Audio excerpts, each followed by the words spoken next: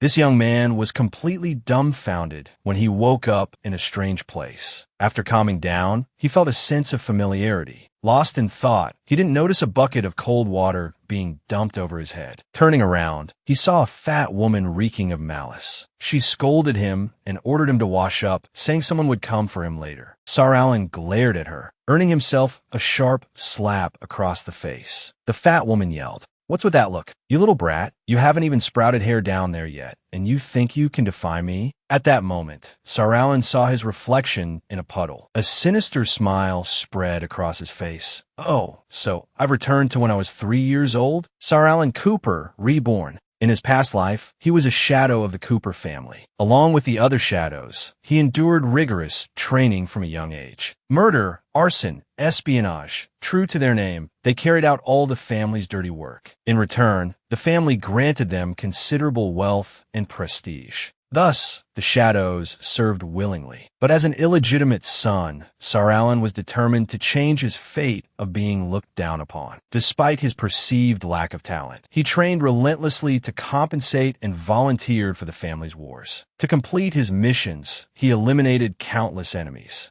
and slaughtered his way through numerous strongholds. Finally, in one decisive battle, he secured victory for the family. He expected accolades and a grand reward, but instead, he was betrayed. The new head of the family revealed the truth about the shadows. From the day they were chosen, they had been bound by a shadow oath spell. "It was all just to blind you filthy fools, ha ha ha." Sar Allen, consumed by rage, unleashed one final attack. His blade grazed the new head's shoulder, but the attack backfired. Despite mastering the blood magic, Shadow Oath Reversal, which restored all the abilities Iron had stolen, his life ended there. Therefore, in this life, Sar Allen vowed never to repeat his past mistakes. Even heroes succumb to hunger. His stomach rumbled, a testament to 3 days without food. Spotting a rat nearby, Sar Allen decided to eat it. On the battlefield in his past life, rat meat had tasted better than human flesh. A sinister grin spread across his face as he prepared to devour the unfortunate rodent. Suddenly, 2 men entered.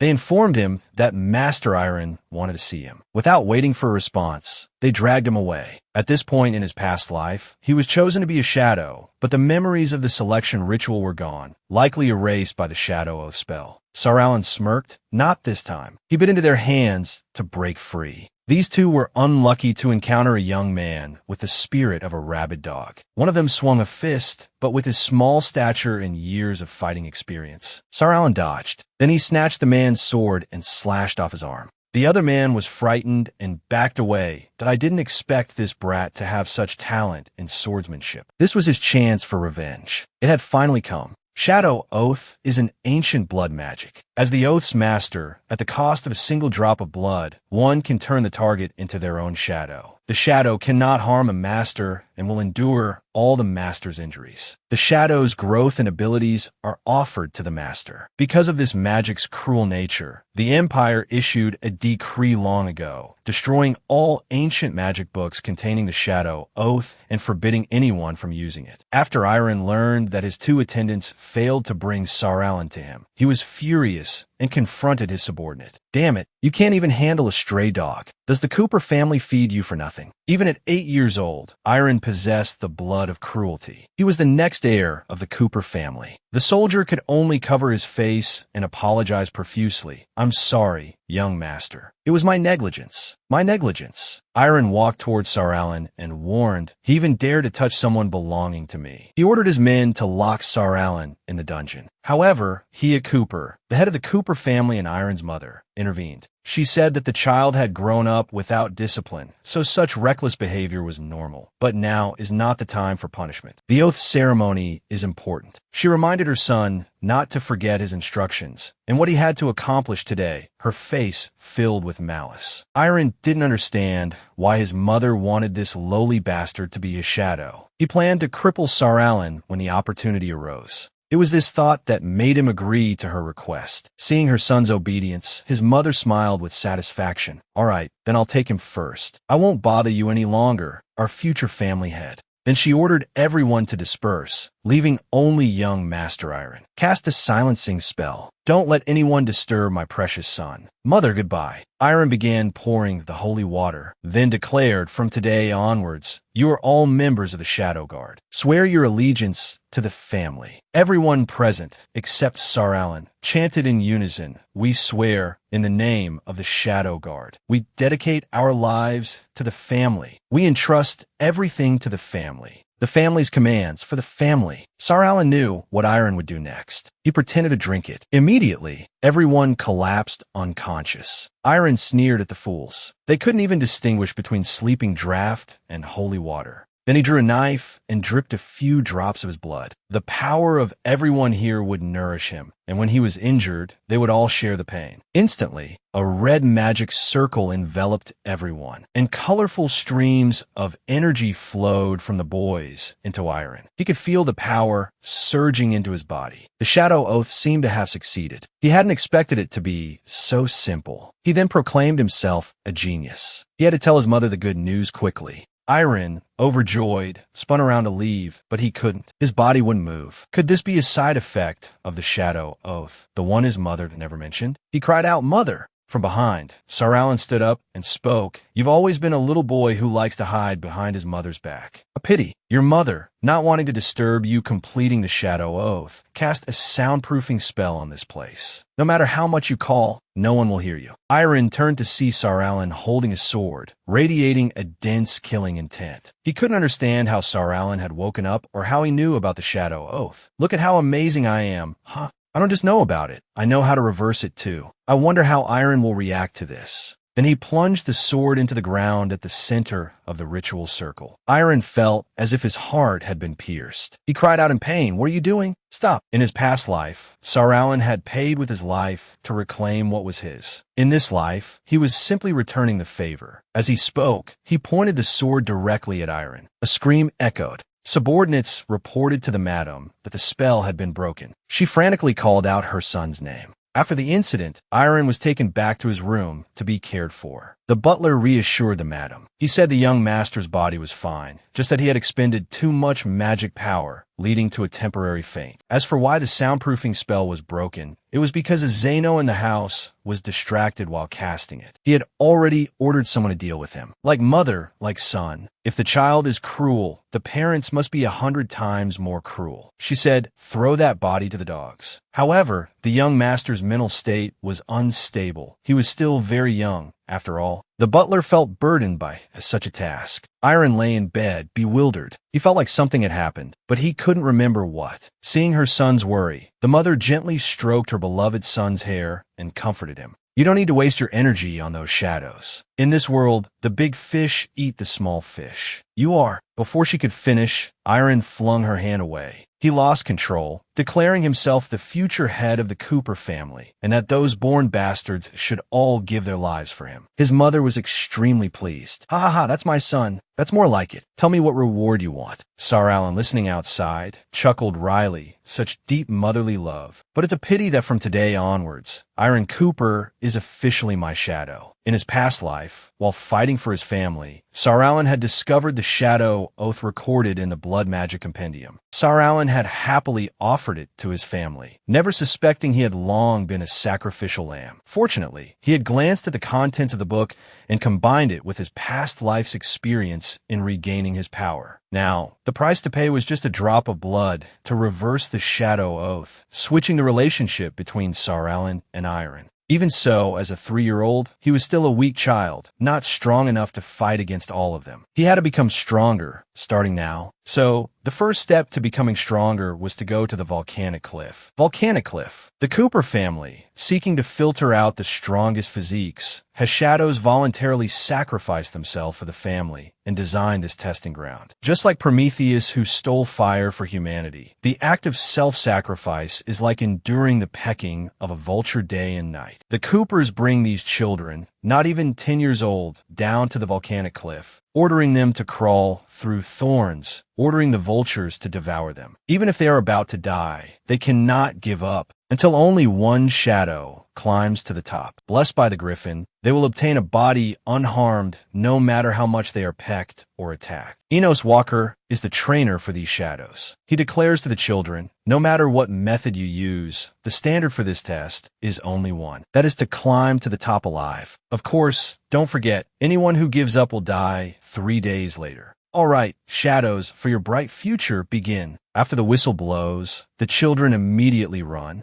Only Sir Alan remains calm and composed. This surprises the trainer quite a bit. There's one who knows he's the illegitimate child who angered the young master yesterday. Sir Alan's choice to climb the steep slope makes the two trainers scoff. Ha ha, he's not taking the gentle slope. He wants to free climb to the summit. He'll probably fall to his death before he's halfway up. Utterly foolish. One trainer confidently offers to retrieve the boy's body, but the other trainer laughs sinisterly and says there's no need. Suddenly, he remembers a very interesting method. It's just about time for the griffin to come out. The griffin begins to appear above the summit, and the children become terrified at the sight of it. Sir Alan climbs to the top of the mountain and sees the pitiful scene before him, the griffin using the children as a snack. The griffin hasn't seen him yet. Their goal is to use the griffin to eliminate Sir Alan for angering the young master yesterday. Then, a trainer aims an arrow at the griffin. Just as the arrow whizzes past, Sir Alan emerges. The griffin, thinking he did this to provoke it, angrily swoops down, wanting to devour the foolish human. But this is exactly what he wants. Sir Alan leaps and climbs onto its back. Having lived a past life, he knows there's only one way to quickly reach the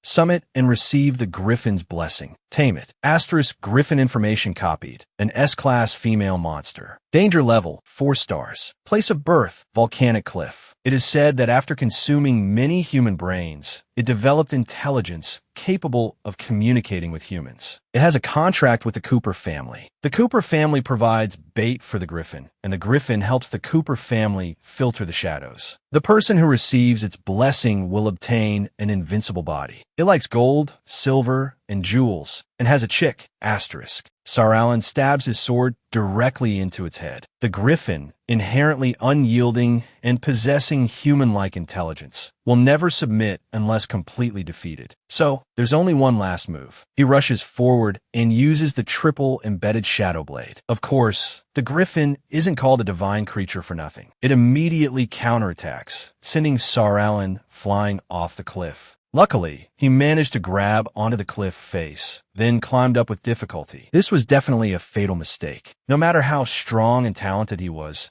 only 3 years old, not 30. Even if he had mastered swordsmanship in his past life, it wouldn't help. With his current body weight, if he got too close to the griffin, he would be snatched away. Fortunately, there was still a way. He saw a cave nearby. As long as he could act, there would be a chance to turn. The tables. The griffin launched a wind sphere. Its wind power was truly formidable. Every time the griffin breathed a wind sphere from its mouth, the wind power would increase from level 1 to level 10. Sir Alan had to dodge back and forth. With a level 10 wind sphere, let alone him, even 100 Saralans wouldn't be able to avoid it. Naturally, at this moment, a thought popped into his head. If he couldn't avoid it, he might as well use the wind power of this attack to reach the cave. No sooner said than done. Sir Alan soared into the air, using the wind sphere as leverage to propel himself towards the cave. To minimize consumption and simultaneously trigger the Shadow Oath, drawing power from it, Sir Alan activated the Shadow Oath. This also affected Iran. He was sitting drinking tea when he suddenly fainted. The attendant standing there was frightened and rushed to the platform, shouting, "The young master has fainted again." Thus, Saralan's plan succeeded. Taking advantage of this opportunity, he quickly went inside to take action. The griffin arrived soon after, eager to catch its small prey. The truth was, Sir Alan had taken its baby as a hostage. The little one cried out in fear for its mother. Few in the world knew that, as powerful as the griffin was, the wings of its newborn were injured and it couldn't fly. It looked at its child in the enemy's hands with great worry, but of course, Sir Alan wouldn't harm it. On the contrary, he could even heal its wings and help it fly. Of course, there was a condition, which he would reveal later. Down below, hearing no dongjung, they grew anxious. The two trainers thought Sir Alan had become a delicious meal for the griffin. They decided to report back to young Master Iran and naturally receive a reward. As soon as they finished speaking, the griffin appeared behind them, its eyes full of murderous intent, with Sal Cooper proudly standing on its back. Then, the griffin used its claws to end the lives of the two unlucky villains. This was the exchange between it and Sal. The matter with the griffin was settled. Now it was his turn. Sal asked it to take him to the mystic mountain range in the north, the land of stone scenery. The plan was for him to retrieve Perseus's sword,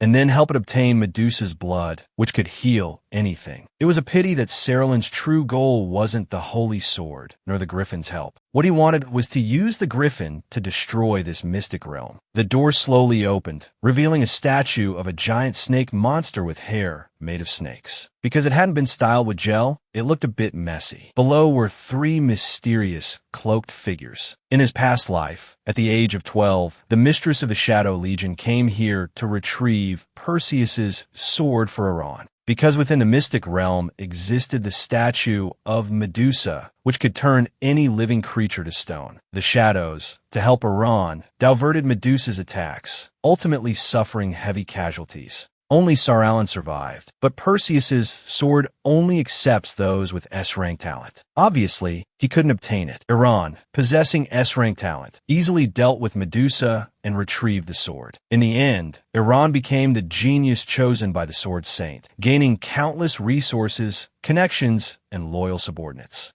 So, in this life, even if Sal couldn't obtain it, he absolutely wouldn't let Iran get his hands on it. Griffin entered, finding neither the sword nor Medusa's blood, only a broken statue. The door suddenly slammed shut. Griffin began to suspect Sal was up to something. At that moment, from behind it, ice statues came rushing forward, each with a terrifying appearance. Griffin didn't know when these ugly stone figures had come back to life. It fought them fiercely. They shattered into many fragments, but those fragments immediately combined, back together, gradually forming a person. Cruel, violent, terrifying. These three stone statues, like the three Grey Sisters, lacked facial features and divinity. They shared a single eye and a single tooth. And they, like Medusa, were sea deities possessing the ability to control seawater. Sal fled in fear. Griffin knew running was pointless. If this continued, the place would collapse, and both of them would die here. The thing to do now was to find the sword.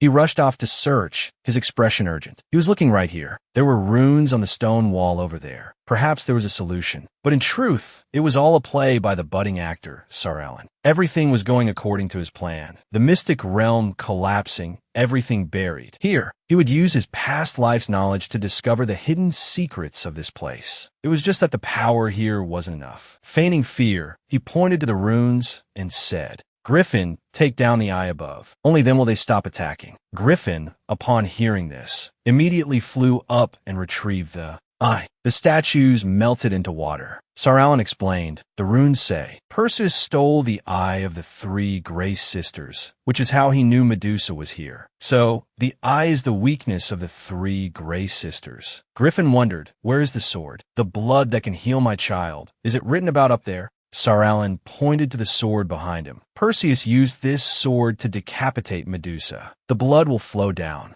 The red blood can kill all living things. The blue blood can cure all diseases. But that's just legend. There's another secret related to the mystic realm. The moment Perseus's sword appears is the day Medusa revives. The Medusa snake statue continued to attack relentlessly. Sal had achieved his goal. Now all he had to do was escape. Once the Medusa stone statue was activated, there was no way to stop it other than by obtaining Perseus's sword and decapitating it. As Sal was about to reach the door, it suddenly attacked, catching him off guard. Now this giant statue was trying to devour Sal alive. No one knew where Griffin was. It turned out she was hiding behind a rock. Anything difficult at first glance would be left to him because it didn't want to die yet. It was only then that he realized the Griffin had the ability to shrink. The monster attacked relentlessly. But fortunately, he had already passed through this secret realm once in his previous life, so he wasn't completely helpless. First, he had to get the shield from the Knight of the Round Table. Using the shield's reflection, he could see Medusa's position and avoid her gaze, preventing himself from being turned to stone. At the same time, it could also defend against Medusa's divine eye attacks. Sar Alan used the shield to protect himself from the monster's attacks. However, with his current physical condition and only a shield, it wasn't enough. He was knocked back,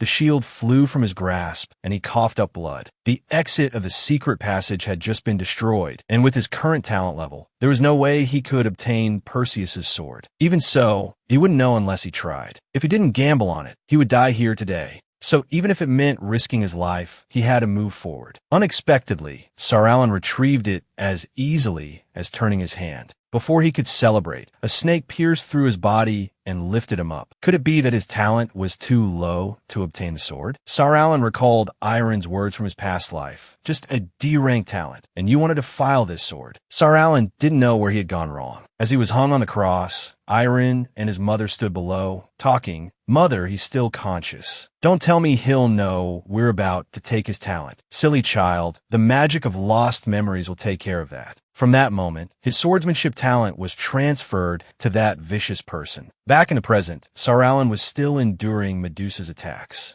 Griffin lurked nearby, unsure of what was happening. It couldn't believe that Idiot could escape without any harm. He even managed to counterattack and take Medusa's head simply because he was a monster. In his previous life, he had S-rank swordsmanship talent, but his mother used magic to steal it for Iron and even erase Saralin's memories. So that was the truth. He collected the blue blood in a glass vial and laughed loudly. Things were getting interesting. Iron, just wait at home and see what happens next. When the kid went crazy, Griffin stealthily slipped away. Being called back startled it. At this point, it couldn't joke around with the Lord's family anymore. It even forgot it was an S-rank monster. Why should it be afraid of this brat? Sar Alan only asked one question. Is your head hard? Griffin was confused.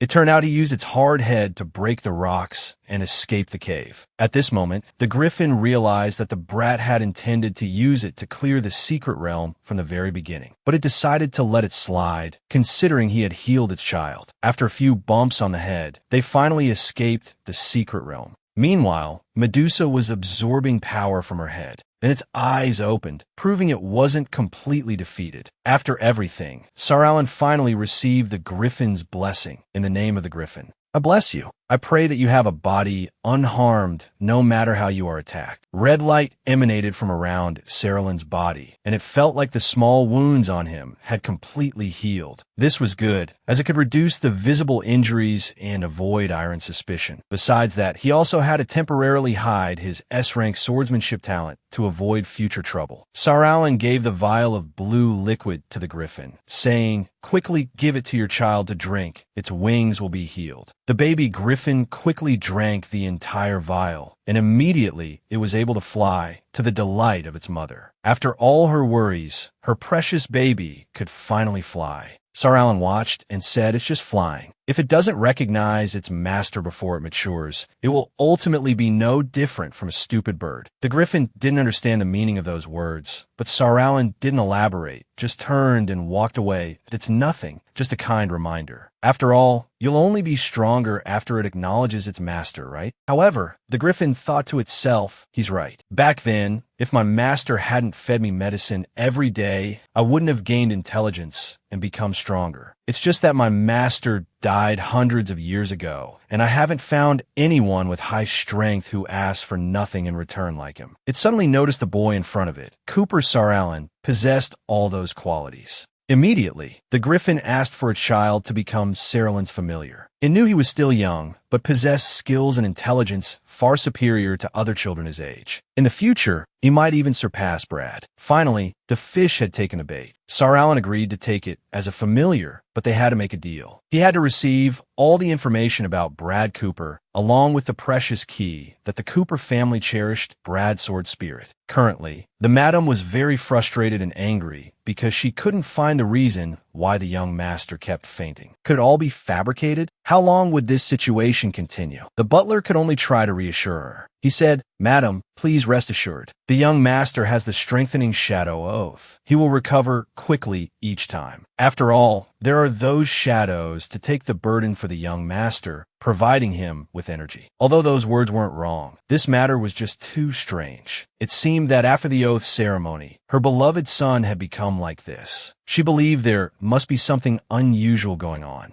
The butler reported that there was still an important matter that needed the madam's attention. It was that Sal Cooper had passed the proficiency test, just as they had expected. However, he had used the griffin to injure Walker's nephew, and then tamed its child as a familiar. Upon hearing this, the madam was shocked. She quickly asked where he was, but there was no need to search. Sal walked in on his own accord. "Madam, do you have any instructions?" She wanted to know why this brat dealt with Walker's nephew. Sal replied with a murderous look, "Isn't it for the family? A shadow warden taken down by a 3-year-old like me is pathetic. The Cooper family doesn't need trash like that. Isn't that right, madam?" Hearing these words from a 3-year-old, the madam's face turned pale. It was an expression of shock, anger, and disgust. "Use whatever tricks you have left. I absolutely won't show an ounce of fear." Faced with this, the madam ordered the butler to quickly reward him with treatment at the Paradise Spring. Sal cheerfully thanked the madam. "Whatever tricks she pulls, I'll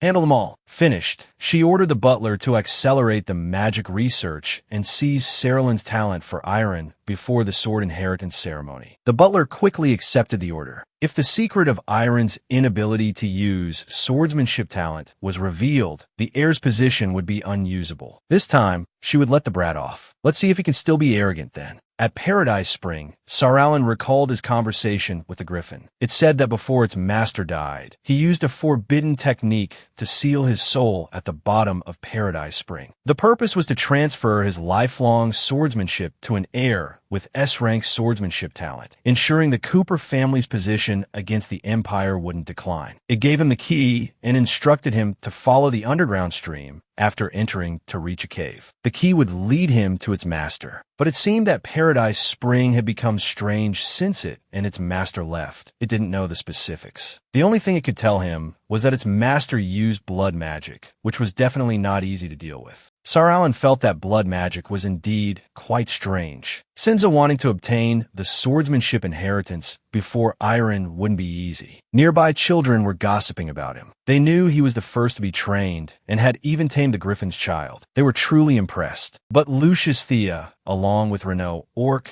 the son of the Cooper family's stable master, showed disdain, and no matter how skilled he is, he's still just the son of a prostitute. The buck-toothed boy taunted, "Congratulations. Didn't expect a skinny monkey like you to run so fast. You're the first to reach the summit." The boy beside him laughed heartily. Sal remembered that in his past life, they were outwardly his subordinates, but in reality, they were pawns placed by Iron, fabricating baseless accusations to frame him for collaborating with the enemy and treason. And because they had Iron's backing, they were used to acting arrogantly. Noticing Sal ignoring his words, Renault decided to use his fists, wanting to test his invincible strength. But that fist was immediately neutralized by Sal, who then twisted his arm back. Renault's face contorted in pain. The fat boy with him immediately drew a knife to save his boss. But the person he stabbed was his own boss. Sal apologized. "Sorry, I accidentally used him as a shield. Once that's done, return him to his lackeys. The spring water can heal those wounds anyway, so the two of you could go down there and cuddle. Go on. I'll still want to use you as practice next time. In this life, I'll give you a reason you can't refuse to be my pawns. I sense dark magic emanating from the water. How can such a cruel, forbidden art, no different from blood magic, appear in the healing spring water? Perhaps this is the strangeness Griffin mentioned. But even if I can't go down into this spring, I have to find a way at all costs. I must go down there without being affected by it." Suddenly, a familiar sound rang out, the cries of a girl. She was being dragged by her hair by a young man. He yelled angrily, "You can't even serve tea properly? You're asking for a beating, aren't you?" The girl pleaded in pain, but to no avail. The madman was about to resort to violence, but Sal instantly split his head open with his sword. The children witnessing the scene were terrified and quickly ran to report it. He extended his hand to check on the girl. From Andrea's perspective,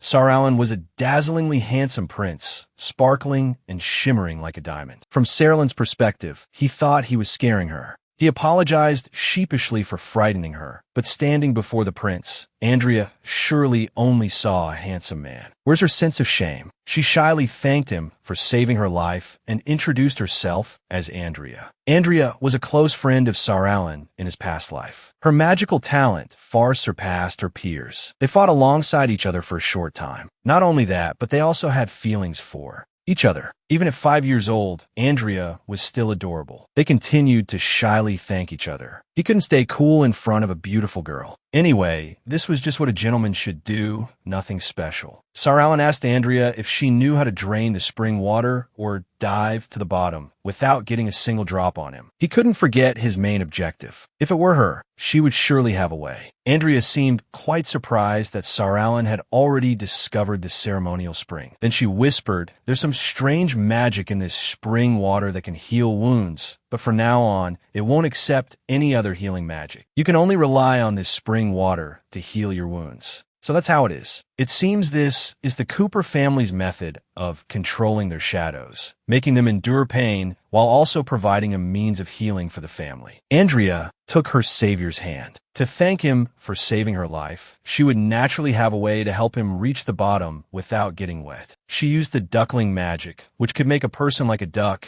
allowing them to be on the water without their feathers getting wet. Saralin chuckled awkwardly. This wasn't a barrier spell at all. Her naming sense was still as whimsical as ever. At this moment, the family's men poured in after hearing that some brat had injured someone. They were about to catch up to the two of them. The two quickly pulled each other along and ran away. They both jumped into the water. The underwater spring at the bottom of the lake must be in that whirlpool over there. Andrea warned him not to go near it and to leave quickly. As soon as she finished speaking, the whirlpool sucked them both in. Saralin woke up, unsure of where he was. He took the jeweled key out of his pocket. It was the key that could open the Spirit Sword Sanctuary. But there was no door here to use the key on. Maybe it needed to be summoned. Although she didn't know what the Spirit Sword was, Andrea said she could try. Then she began to chant, "Oh, key, please heed my call. Find your master. Open the door to his dwelling." Immediately, the nearby flowers transformed into man-eating flowers. They opened their mouths full of sharp teeth and attacked them. Finally, a door appeared. However,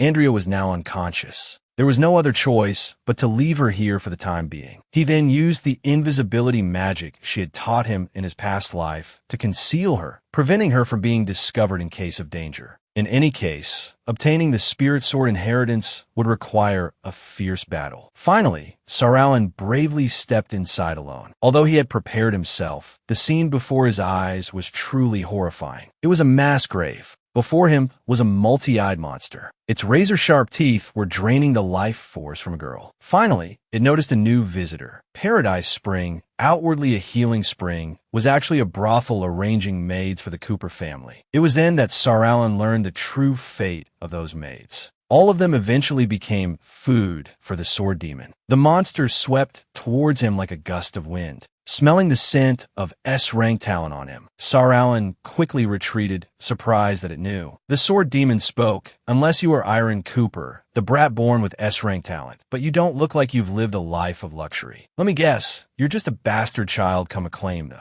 inheritance." As he spoke, he lunged to attack. He wouldn't hand it over easily unless Saralin passed his test. But don't worry, you came here to take my head, not just to yap. Looking at the arrogant brat before him, he declared that Saralin couldn't possibly be his descendant. The two continued to clash, one a giant monster 2 meters tall, the other a 3-year-old boy barely a meter tall. They fought back and forth. And of course to him, Saralin was just a weak little brat. Saralin was beaten repeatedly and couldn't get up. However, the demon suddenly noticed the griffin's blessing on him. He couldn't believe that stupid bird had acknowledged such a weakling. It had been a long time since he and the griffin had last met. Back then, Brad, in order to seal the soul, had sacrificed half of his energy to obtain the inheritance. Based on his current strength, there was still a chance. Saralin stood up as if nothing had happened, power surging through his body. A holy cross appeared beside him. Immediately, the demon's entire body was suspended in the air. It was the forbidden magic blood formation. He's been dead so long that he doesn't know the Empire has researched the secret to countering the blood magic formation over the years. Now, all they need is his heart to forcibly seize the inheritance.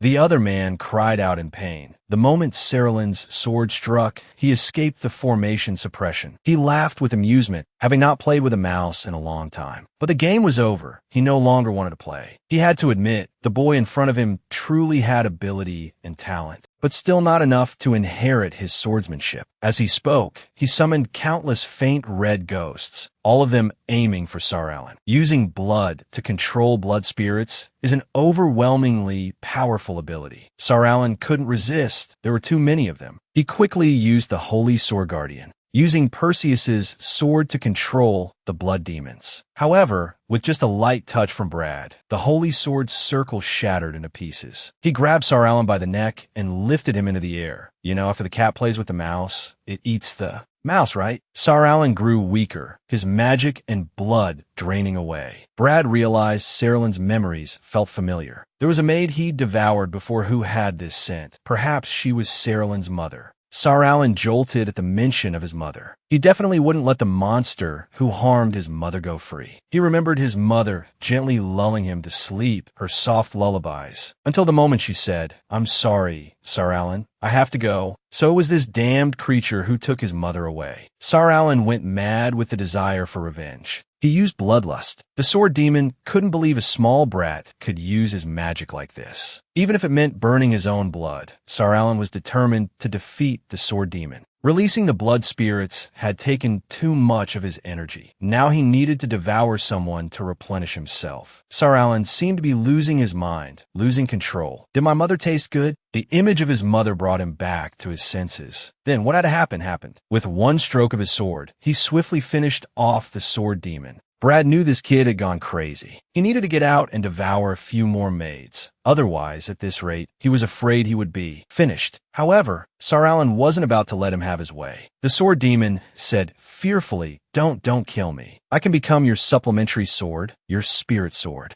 Of course, he didn't survive. Finally, Saralan had won the battle and avenged his mother. Blood sprayed like rain. Saralan absorbed the inherited swordsmanship and imprinted it on his body. He almost forgot that he'd never had a mother since birth. All of that was nothing but a ridiculous illusion. Saralan knew he was a monster, a pitiful monster. Looking at his reflection in the pool of blood, he saw an image of his mother holding her small child. She insisted that her son wasn't a monster and that she would always be by his side. Just then, Andrea rushed in, worried sick when she saw him covered in blood. If he was injured anywhere, she would heal him immediately. With that, she gently touched his cheeks and began to heal him. In her past life, Andrea ultimately met a tragic end, becoming a mere servant. Saralan embraced her tightly and promised that in this life, he absolutely wouldn't let that tragedy repeat itself. He wouldn't let this girl suffer the same fate as his mother. What was that bloodlust that frightened the sword demon so much? It possesses the blood magic attribute. The price to pay is one's own blood, and the requirement is a refined grade sword. By offering one's blood to the sword, before the blood is completely burned away, the weapon's power attributes will greatly increase. The sword demon's spirit dissipated. Disputes arose within the family's lower ranks, and the guards of paradise, Spring, all died. The servants who witnessed Saralan's ruthlessness no longer dared to bully Andrea. Rumors spread that he was the mastermind behind the sword demon's demise, but there was no proof. The madam could only intensify her suppression, imprisonment, bloodletting, and poisoning, but Saralan remained unharmed. 4 years later, at the Cooper family's training grounds, Iron was arrogantly looking down on the soldiers he had defeated. With just that little bit of strength, you think you can beat me? Young master, please spare us. You are truly formidable. At that moment, Isaac II, the Duke and head of the Isaac family, arrived and showered Iron with praise that I've heard that young Master Iron of the Cooper family was born with S-rank swordsmanship talent. Seeing it today, the rumors are indeed true. Cooper Leon, the head of the Cooper family and Iron's father, was pleased by the praise for his son but feigned modesty that you're too kind. Suddenly, something happened on the other side. It was Saralan. He had arrived. Without saying a word, he used Shadow Step, and with his sword wind pursuit, sent all the sprawling soldiers flying. Isaac witnessed everything, knowing that at that age, ordinary people were still at the Iron Sword Apprentice level. but the boy had clearly reached the Silver Sword Guardian level. It was unbelievable. Iron was deeply annoyed that Sar Allen dared to steal his spotlight. Filled with resentment, he challenged Sar Allen. In his past life, Iron's dominance came from stealing Sarallen's talent. So, in this life, his true strength was nothing more than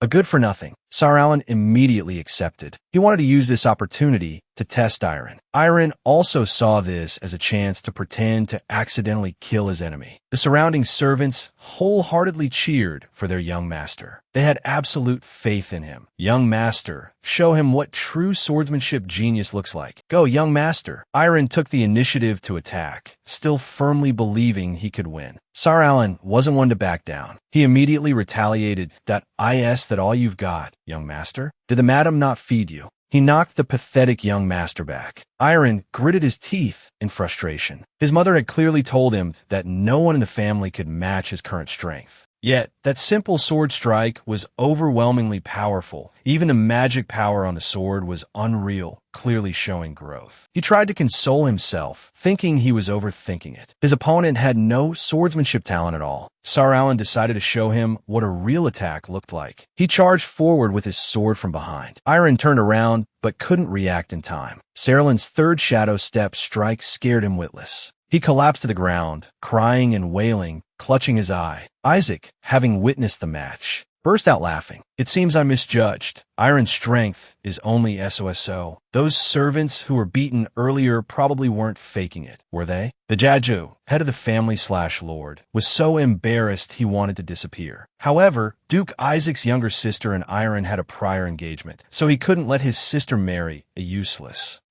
The two men exchanged glares, but outwardly maintained a gentle demeanor. You think too much. This isn't a royal decree. Whether your sister marries anyone is still unknown. Isaac didn't want to bother the lord any longer and reminded him not to forget the joint operation between their two families in 10 days, then excused himself. After Duke Isaac left, Leon felt his son was truly useless. He asked a servant what the small shadow's name was. The servant reported, his name is Sar Allen. He is your son with a maidservant. As for which maidservant, there are no records left. Leon looked at his son. No wonder his tactics were so advanced. He ordered Sar Allen to be brought to his study. Not long after, Sar Allen arrived. However, when Leon tried to probe him with his eyes, he couldn't detect any innate abilities. Is he intentionally hiding his abilities to contend for the inheritance later? Leon thought that he has some cunning, but in the end, he's just a brat who's easily seen through. He told Sar Allen that in 10 days, he would lead Shadow Squad 10, along with the Isaac family's team, to the Lost Crystal City to retrieve a dragon egg for the family. He then gave Sar Allen the sword that could activate the teleportation array to the Crystal City. Sar Allen knew that obtaining the dragon egg would inevitably involve confronting the dragon within the city. He suspected that Leon didn't have good intentions sending him on this mission. But the chance to obtain a dragon egg was too good to pass up. He immediately obeyed the Lord's orders, but he also had a request. The next day, he set off with Andrea and several other members. His request had been to bring Andrea and Mio along. She rode on Mio, Jiffin's child, throughout the journey, which made her feel uneasy. Sar Allen had said she was a maidservant accompanying him, but riding like this the whole way didn't seem right. However, he said it was fine, but they wouldn't mind. The men accompanying them were already terrified of him, so they wouldn't dare speak up. They reached the Crystal City, but no one knew where the dragon egg was. At that moment, a voice rang out. I can't believe the Cooper family's elite troops are so ignorant of even the common knowledge of the Crystal City. It's truly laughable. The girl who spoke was Gloria Isaac, the younger sister the Isaac family had and Iron's fiancée. She raised her hand in greeting to Sar Allen and introduced herself as Gloria. However, he ignored her and turned to tell Andrea and Mio to stay there, that he would be back soon. Then he went in with Gloria. She was unhappy at being so blatantly ignored. Sar Allen spoke, Lady Gloria, if we haven't activated the transport gate together before sunset, I'm afraid this trip will be a waste. He recalled his previous life. He had run into this troublesome girl, even in this life. Well, whatever. He should just pray that the foolish beast Mio could successfully complete the task he had given it. The Cooper family, seeing the glowing altar, were astonished, while Isaac's people sneered at the country bumpkins. This was the splendor the Crystal City should possess, a beautiful sight, but whether the legendary dragon egg was truly here remained unknown. At this moment, a young man suddenly stepped onto the altar, intending to deal with the Cooper family's underlings and bring the dragon egg back to his family. He believed the head of the family would surely reward him. Just as he was about to destroy the altar, Sal was unable to stop him in time, and everything exploded. The cause of the explosion was the light guardian of the Crystal City. Everyone was surrounded, and Gloria was helpless to protect her soldiers. She immediately rushed to use her swift slash to save him. Afterward, she scolded him, but he still believed he was doing it all for his family, though it was more accurate to say he was doing it for himself. At that moment, two guardians attacked Gloria from behind unexpectedly. She thought she was done for, but luckily, Sal intervened and saved her life. He ordered his shadow soldiers to quickly form a defensive formation. The shadow soldiers obeyed and immediately deployed. A purple power enveloped the guardians, and Sal wanted to see whether their light energy was stronger than his shadows. Isaac's people were astonished to see the guardians completely captured, witnessing the Cooper family's signature fusion swordsmanship. They were especially surprised that Sal, still just a child, could be so powerful. Gloria suddenly blushed, admiring what he was doing. Sal successfully absorbed the core energy, directly promoting himself from Silver Sword Guardian to Gold Sword Master. The next step was to use this core to open the secret passage. As soon as he placed the crystal, everything around them shook, and the altar began to descend. Everyone shouted to each other to hurry onto the altar as the secret passage leading to the dragon's lair was opening. Quickly, everyone was transported down to the dragon's lair. The scene below was truly terrifying and chilling, everything covered in fire like flowing lava. Lucian Thea exclaimed, "Great, I can't believe there are so many." Reno excitedly added, "With this many, there's no need to divide them. Won't everyone get one?" Gloria Isaac ordered her soldiers, "Quickly, gather them all." Sal Cooper watched them collect the eggs, amused, thinking, "Idiots, are you in a hurry to feed the dragon?" Suddenly, a dragon roared from behind, startling everyone. What was that? The dragon. The dragon has awakened. Gloria and Sal calmed everyone down, drawing their swords and advancing. "Don't panic. Prepare for battle." Sal delegated, "I'll cover the rear. You all take the dragon eggs and go." Suddenly, a dragon egg was snatched unexpectedly. Gray appeared out of nowhere, holding the egg in one hand and placing the other on the elevator switch. He asked, "What was that noise?" Everyone yelled, "Gray, what have you done?" He recalled Duke Cooper Leon's instructions, stabbed at Shadow to hold back the dragon. After taking the dragon egg, destroy the transport platform. Don't give House Isaac a chance. As for Sal, leave him to his own devices. Gray declared resolutely, "I apologize, everyone, but only one family in the Empire can possess the dragon egg, and that's House Cooper." Then he pressed the button. The elevator took him up and disappeared, leaving behind the parting words, "For the family, sacrifice yourselves." "Huh, I'll go first." Everyone was furious. "You bastard, come back here." The sound of heavy footsteps echoed against the ground. The steps were strong and determined. Gloria Isaac, even while fighting, was still in the mood to joke. The head of the Cooper family is truly cold-blooded. Not only to us, but even you all are treated as disposable. Sal replied simply, "Just as expected." Gloria was puzzled. "Just as expected? Then you're walking into a death trap yourself." He wanted to avoid the issue, so he didn't answer directly that you're overthinking it. Sal followed the fiery breath of the Ma Long to attack, because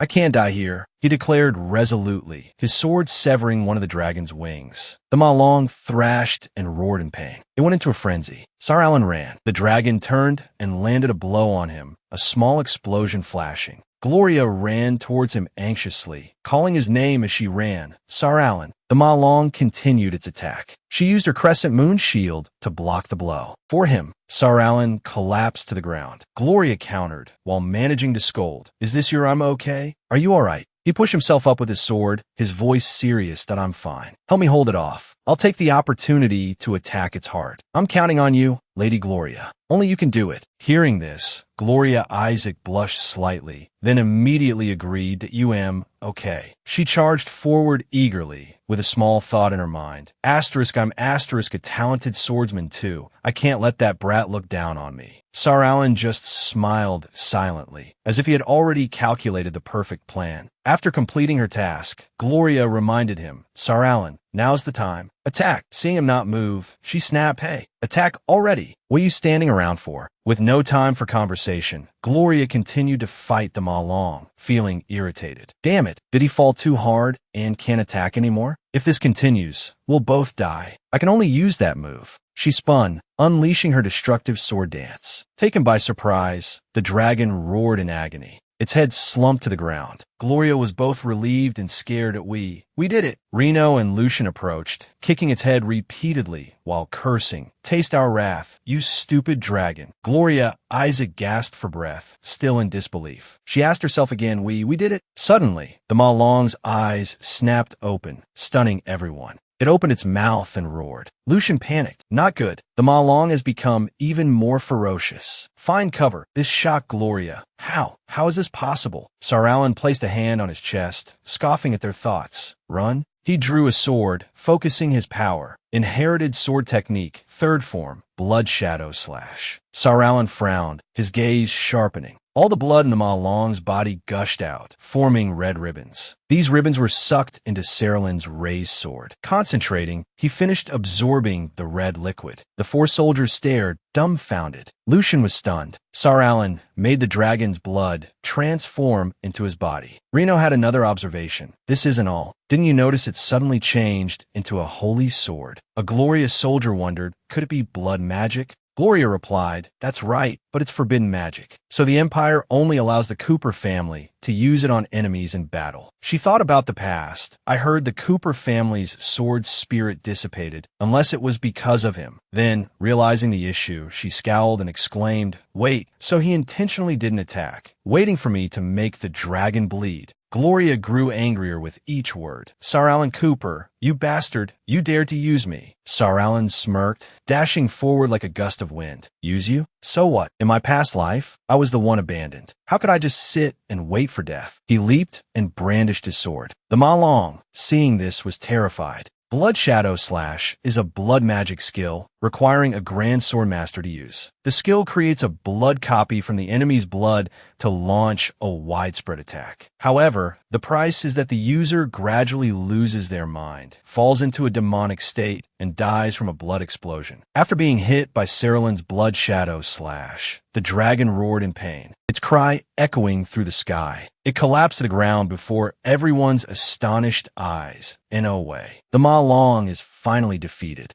Before Gloria could finish her sentence, a crimson blade suddenly appeared before her, blocking her path. Don't come any closer. Sar Alan clutched his convulsing face and coughed. Seeing his vacant eyes and the sword pointed at them, everyone was startled. Sar Alan. At this moment, his soul was seized by the sword demon. It whispered in his ear, you think you can kill me and be carefree? You will become like me, needing to consume much flesh and blood to maintain your energy. It pointed its sharp, black hand towards Saralin's comrades standing before him. The sword demon yanked Saralin's hair back. Go, little mouse. Those are all delicious morsels. Go and enjoy the pleasure of slaughter. As if hypnotized, Sar Alan lunged forward madly, causing everyone to flee in terror. I want more blood. This is bad. He's overused blood magic. He's demonized. Help, run. Just then, a gentle voice suddenly rang out. Sar Alan, stop. Andrea's sudden appearance surprised everyone. Andrea. She quickly used her magic to soothe the demonic energy enveloping Saralin's mind, slowly helping him calm down. Sar Alan. Andrea reached out and flew towards him, trying to penetrate his mind. Her worried face and teary eyes appear before him. Sar Alan, wake up. Sar Alan. He sat by a large rock, looking around blankly. Andrea, thank goodness, you finally woke up. I used a purification spell on you. You won't be demonized for now, and the others are safe. With that, she suddenly stood up and presented something incredibly unexpected. She held a large dragon egg in her hands. Gray's still tied up back there. Zila, huh? The dragon egg is also unharmed. This is the only one left. Andrea kept offering encouragement. Besides, I haven't told the Isaac family about the dragon egg. That red-haired girl has already taken her troops away, so don't worry about not completing the mission. Sar Alan, feeling relieved, immediately spoke up. Thank you, Andrea. I'm not worried about that. He gripped his sword tightly, thinking to himself. He had wanted Mio to take Andrea to a safe place and then lie and say she died accidentally, so she could leave the family. family. Unexpectedly, Sar Alan angrily swung his sword at Mio. You can't even do such a small thing? You useless. Mio fearfully hid behind Andrea, growling a few times as if to say, it's not my fault. She was worried about your safety. You said something about wanting to go into the secret realm. You've grown wings now, haven't you? Learn to talk back. Andrea also hoheitli defendet million. Sar Alan, let's talk things over calmly. Don't get so worked up. Just then, a loud shout rang out. Hey, Sal Cooper. Lucian and Reno, swords in hand and faces full of murderous intent, rushed towards them. Sar Alan smirked. Finally showing your fangs? Huh? Want to snatch this egg from me? But the next scene made his eyes widen in horror. They thrust their swords through Gray, who was kneeling behind him, blood splattering everywhere. Then, both of them suddenly dropped to their knees before Sar Alan. The others quickly followed suit, shouting, Young Master Cooper, please forgive our previous disrespect. If it weren't for you, those of us abandoned by the family would have died here. From now on, we will no longer obey the family's orders. We will only follow your commands, live and die by your side, even unto death. We swear to live and die by your side, even unto death. Sar Alan stammered in shock. Everyone. Just then, Andrea suddenly exclaimed, Sar Alan, look, the dragon egg. The egg shook for a moment, and then cracks appeared. An adorable purple baby dragon quickly emerged, chirping, The Ma Long has hatched. Sar Alan extended his hand towards it and said, A Ma Long only submits to the strongest. Will you accept me as your master? The Ma Long obediently grumbled and rubbed its head against his hand, indicating its willingness. Witnessing this scene, everyone cheered. Wonderful, the Ma Long has submitted. They all said in unison, Congratulations, young master, on subduing the Ma Long. From this day forward, Sar Alan Cooper's rebel army is born. Scene change. Bright sunlight streamed into every corner of Cooper Castle. Irene sat beside her mother, whining, Mother, when can I go to the racetrack? Wait until your father is finished with his work. A man angrily slammed a piece of paper down on the table. Go where? All you do all day is play around. You're not even as good as a bastard child. Do you know that brat Sar Alan not only killed him all along, but also tamed its hatchling? He quickly spoke up in her defense. It's not her fault. Why are you yelling at her? If it were our Irene, she would definitely be able to tame him all along. Exactly. She huffily took her son's hand and walked out. Forget it. There's no point in talking to you. Irene, let's go. Mother will take you to the racetrack today. Yes. The door slammed shut behind them. Irene ran happily down the hallway. Hurry, get my riding crop. Mrs. Hia covered her mouth with a fan and asked softly, How is the magic-stealing research coming along? DAC glanced at her. Rest assured, madam, the research has been successful. We're waiting to find an S-class talent to test it on. Once confirmed, we'll immediately perform it on Sar Alan Cooper. A murderous look flashed across her face as she gritted her teeth and uttered cruel words. Good. This time, we must completely eliminate that brat. 5 years later, the young Sar Alan had grown into a handsome young man. A light flashed above his head, accompanied by a voice. After this time, it could be completely refined. Sar Alan looked up and smiled. You won't be magically restricted anymore. You can freely use your swordsmanship. Thank you, Andrea. Andrea hugged her staff tightly and, oh, I should thank you. You gave me my favorite staff. Just then, a dark shadow flashed past the window. Sar Alan immediately rushed over and, through the window, opened.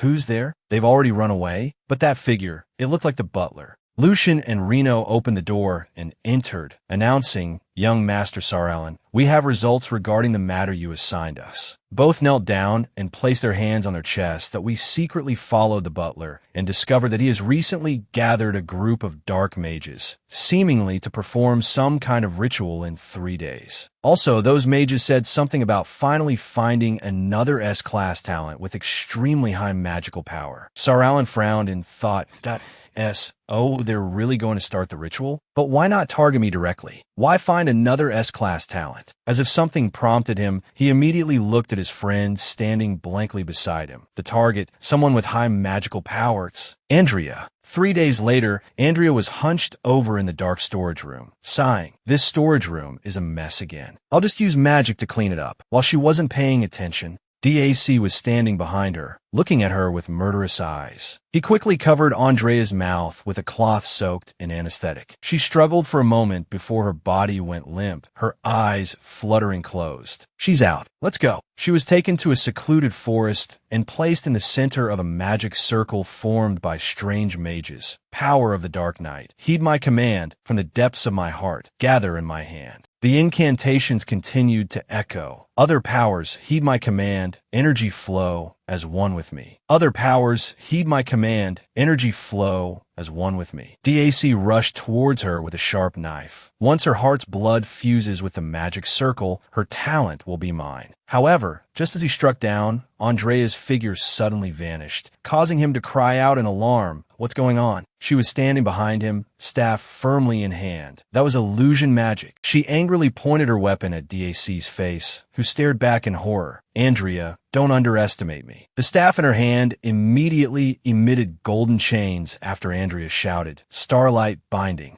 They lunged towards DAC, quickly binding his aged body. Damn it, this bitch is too cunning. He turned and ordered the mages. What are you standing there for? Catch her for me. Yes. Andrea collapsed, her eyes squeezed shut, hands clasped tight, remembering her instructions. Salon had said, next, just close your eyes, don't listen to anything, don't look at anything. At this moment, several dark shadows appeared in the sky, accompanied by a deafening roar, stunning dark. What's going on? What's that sound? The mages, seeing Salon's enormous spirit beasts flying towards them, cried out in terror. Dragons, they're dragons. And a griffin too. How is this possible? Why are there suddenly magical beasts? They swooped down, some breathing fire, others tearing the wicked mages apart with their beaks and claws. Dark began to sweat profusely, his eyes trembling as he watched his subordinates being annihilated. A shadow dragon and a griffin. Could it be? You even dare to touch Andrea. You must be tired of living. From behind, Salon, with his sword slung over his shoulder, strode resolutely forward. It was Sal Cooper. He pointed the tip of his sword at Dark's face, causing the wrinkled skin to start bleeding. Why did you try to harm Andrea? Dark squeezed his eyes shut and trembled, replying, because to steal magic, it can only be used once on a target. To ensure young Master Iron could obtain your talent, we had to find someone to experiment on. So, please spare me. I was only following orders. These words made Salon's entire body stiffen. So it was because of him that Andrea had been harmed. He lowered his head and said in a deep voice, I can spare you. He suddenly slashed his palm with his sword, but Dark, seeing the drops of blood falling onto the ground beneath him, paled and moaned, What is this? Too bad. Salon grabbed Dark's hair and yanked his head back. Go back and report to your mistress as usual. The plundering ritual experiment was a success. She can immediately use it on me. Otherwise, you know what will happen to you. Why? Hearing this question, Salon sneered. Why? Naturally, it's to expose Iron's true colors. Butler AC approached Hia and reported, Madam, the plundering experiment was a success. In another corner, Iron was sweet-talking,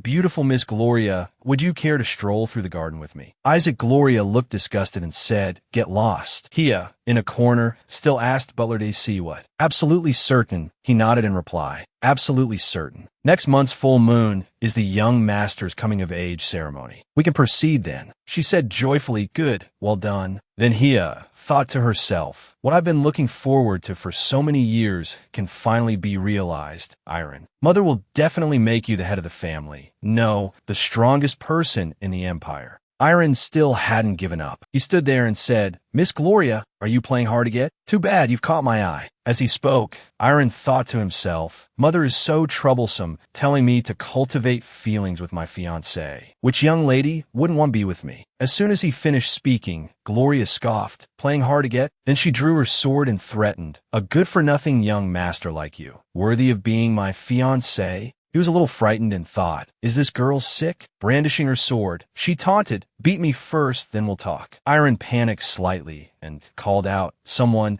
get over here and chase her away. Just then, someone blocked Gloria's sword with their own. It was Salon, who appeared just in time to intercept her attack. Salon turned and asked, Young Master Iron, are you all right? I'm here to save you. Iron angrily retorted, Who asked you to save me? I just didn't happen to have my sword. Mongrel. He was clearly mocking Salon. Gloria's tone changed as she said, Salon, why are you here? She took his arm and said, Perfect timing. Come practice swordsmanship with me. Salon humbly replied, I apologize, Miss Gloria, but I have something to attend to today. Iron stood off to the side, fuming to what's going on. Why is Gloria so close to that bastard? Could it be? Gloria put on a coy expression and told Salon, not everyone has the privilege of sparring with me. I suggest you think it over carefully. Hearing this, Iron was stunned, believing Gloria liked Salon. His hands trembled with rage. Salon, you and my fiancé. Just then, Hia arrived and called out, Iron, come back. He blurted out, Mother. Iron swallowed his anger and thought, fine, I'll deal with her after we're married. He turned abruptly and said, if Miss Gloria isn't in the mood today, then I'll take my leave. Gloria responded cheerfully, be careful. I won't see you out. After he left,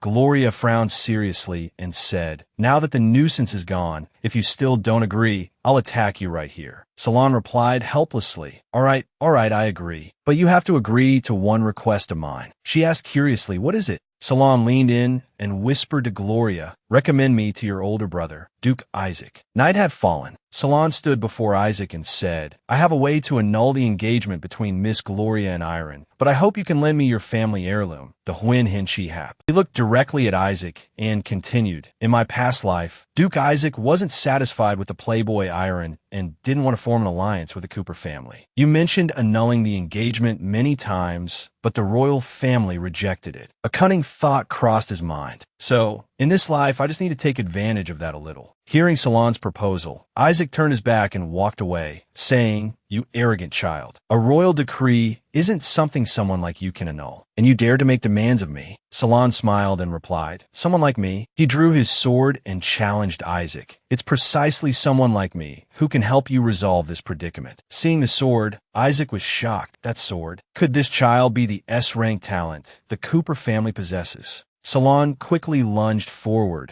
If the engagement can't be annulled, he said, wouldn't eliminating that useless young master achieve the same result? What are your thoughts, Duke? Isaac still couldn't make up his mind. He stared at Salon without giving a concrete response. Time passed, and a month later, at Hia's mansion, Butler DAC approached Hia and reported, Madam, everything is prepared. However, Salon Cooper is currently not among the illegitimate children. The young master has gone to look for him. Hia replied, I know. Go and retrieve the young master. DAC acknowledged yes. Suddenly, the Cooper illegitimate children arrived, looking around restlessly. They muttered amongst themselves, seriously, no idea why we were called here. Emphasizing the heir's status? Telling us to be content as his dogs? I bet. Just because he has swordsmanship talent, Destiny has decided he's the future head of the family. Shoo, keep your voices down. What if the head of the family hears you? A few people followed Cooper Leon and said, head of the family, the guests are all seated. As instructed, we've started the banquet, so they wouldn't have to wait long. He simply replied, Isaac too appeared and said, what a coincidence, Duke Cooper. Let's talk. Seeing him there, Cooper Leon asked with a puzzled expression, Duke Isaac, I don't recall inviting you. Isaac too stood there and replied, after all, it's my future brother-in-law's coming-of-age ceremony. I must come to offer my congratulations. Nearby, outside, Salon overheard the conversation and said, enough. It's time to activate the Huin Ti Hap. The man beside him nodded in agreement and replied yes. Suddenly, he was left standing alone. However, somewhere not far away, someone was casting a spell on a treasure, chanting, Abyssal Gate, Shadow, Bamboo, Sky Profound. The Cooper illegitimate children drew their swords, pointing them towards the treasure, and said, Huin Ti Bao Hap, activate the illusory image. Soon after, a surge of magical energy appeared, taking the form of a mystical and intriguing matrix. While Salon was observing, someone approached and said, finally found you. Suddenly, Iron appeared unexpectedly behind him and said, what are you doing hiding here alone? Suddenly, a pitch-black door in the basement opened. Salon was bound and standing with chains, looking tormented. Iron stood before him and said, I'm sorry. He laughed sinisterly, lunged forward with his sword, and said, your swordsmanship talent is mine now. Bright red liquid quickly flowed out. Iron's voice still echoed with a hint of mockery. This is your end, Salon. Elsewhere, Andrea suddenly cried out in alarm. Salon. She woke up from her nightmare and called out, R8 dash. Before she could finish, the girl nearby said, all right, stop dozing off. Get up and work. Andrea replied groggily, okay. However, she still felt a sense of unease and thought. Asterisk, spiritual power, this wasn't a dream. It was the truth of my past life. Spiritual power, the time system, is one of the talents awakened by magic users. Magic users who awaken spiritual power can see fragments of time from the past and future. Asterisk, Andrea quickly ran off, thinking, asterisk, Salon is in danger. Asterisk, she quickly ran into a desolate and dark place, surrounded by dense trees. Andrea, with a worried expression, thought, asterisk, I have to hurry and stop everything before Iron acts. Asterisk, just then, she heard someone say, this is the wine your father rewarded you with. Andrea followed the voice, thinking, asterisk, found him. Asterisk, when she found him there, Andrea quickly launched an attack, saying, tranquil mind light, by the power of spiritual energy, fall into a deep sleep. Having finished, she muttered to herself, asterisk, I'll make Iron sleep for a few months and then figure out what to do next. Asterisk, suddenly, someone appeared from behind and shouted, Andrea. It was Hia. Seeing her, she quickly ordered, take her away. Be quiet. The man quickly rushed forward and replied, yes. Andrea was quickly immobilized. The man covered her mouth tightly, causing her to let out a few muffled cries. Hia stood in a corner, thinking, asterisk, didn't DAC say the talent-snatching experiment was successful? Why could she still use magic? Asterisk. After a moment of wondering, she quickly dismissed the thought, thinking, asterisk, never mind, now's not the time to think about that. The ritual is more important. Asterisk, very quickly, the glass of blushing red wine was poured into Salon's mouth. After drinking it, the glass involuntarily fell to the ground. Iron stood there, laughing at him. Fool, you fell for the same trick twice. Then, he became somewhat resentful and yelled, why do you have an S-rank talent? He swung his hand, hitting Salon and shouting, why do you have a magic dragon?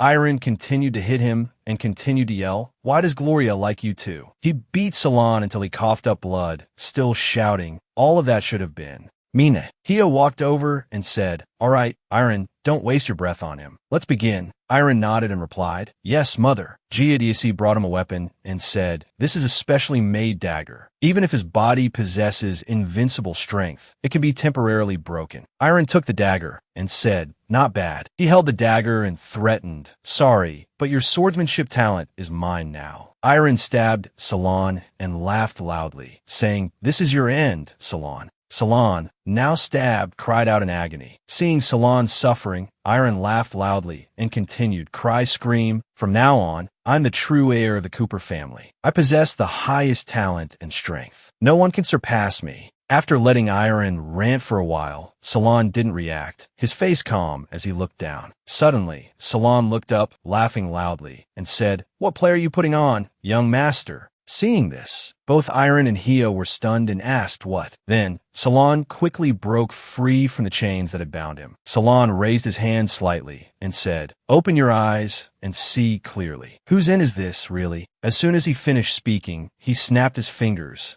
and suddenly, everything around them shifted. Hia and Iron stared, murmuring, where is this? Looking more closely, Hia exclaimed in alarm, the banquet hall. The distinguished guests were all shocked and murmured, are they crazy? Doing such a thing in front of hundreds of people? Is this the kind of person the Cooper young master is? Does this mean the rumored S-rank swordsmanship talent he possesses is fake? It must be. How disgusting. How can someone like him be worthy of being the heir? I could do a better job. Hia held someone back and thought, impossible. How could that brat know we were going to make a move on him? Wasn't the experiment successful? Would it go wrong? No. The most important thing now is how to turn this around. Then, she and Iron quickly explained, no, everyone's been tricked. It's that bastard who set us up. That's right, that guy's always been. At this moment, someone walked over, clapping dramatically and praising. What a wonderful play. It was Isaac Tuesday. He turned to Cooper Leon and said, isn't that right, Duke Cooper? Leon, seeing this, became enraged and growled. Iron stammered, father. Hia hurriedly explained, I told him to do it. If you want to blame someone, blame me. Cooper Leon didn't waste any words and directly knocked Iron to the ground. Seeing this, Hia cried out in alarm, Iron. Salon, standing nearby, muttered softly, oh, how brutal. Iron yelled indignantly, what did I do wrong? He's just a bastard. What's his should be mine? Hia sternly reminded him. Iron, shut up. The surrounding people began to gossip. I remember Duke Cooper's background wasn't exactly .um. Back then, the Duke rose through his own strength, although he's never shied away from it. How could his son point it out in front of outsiders? The Duke is very concerned about his reputation.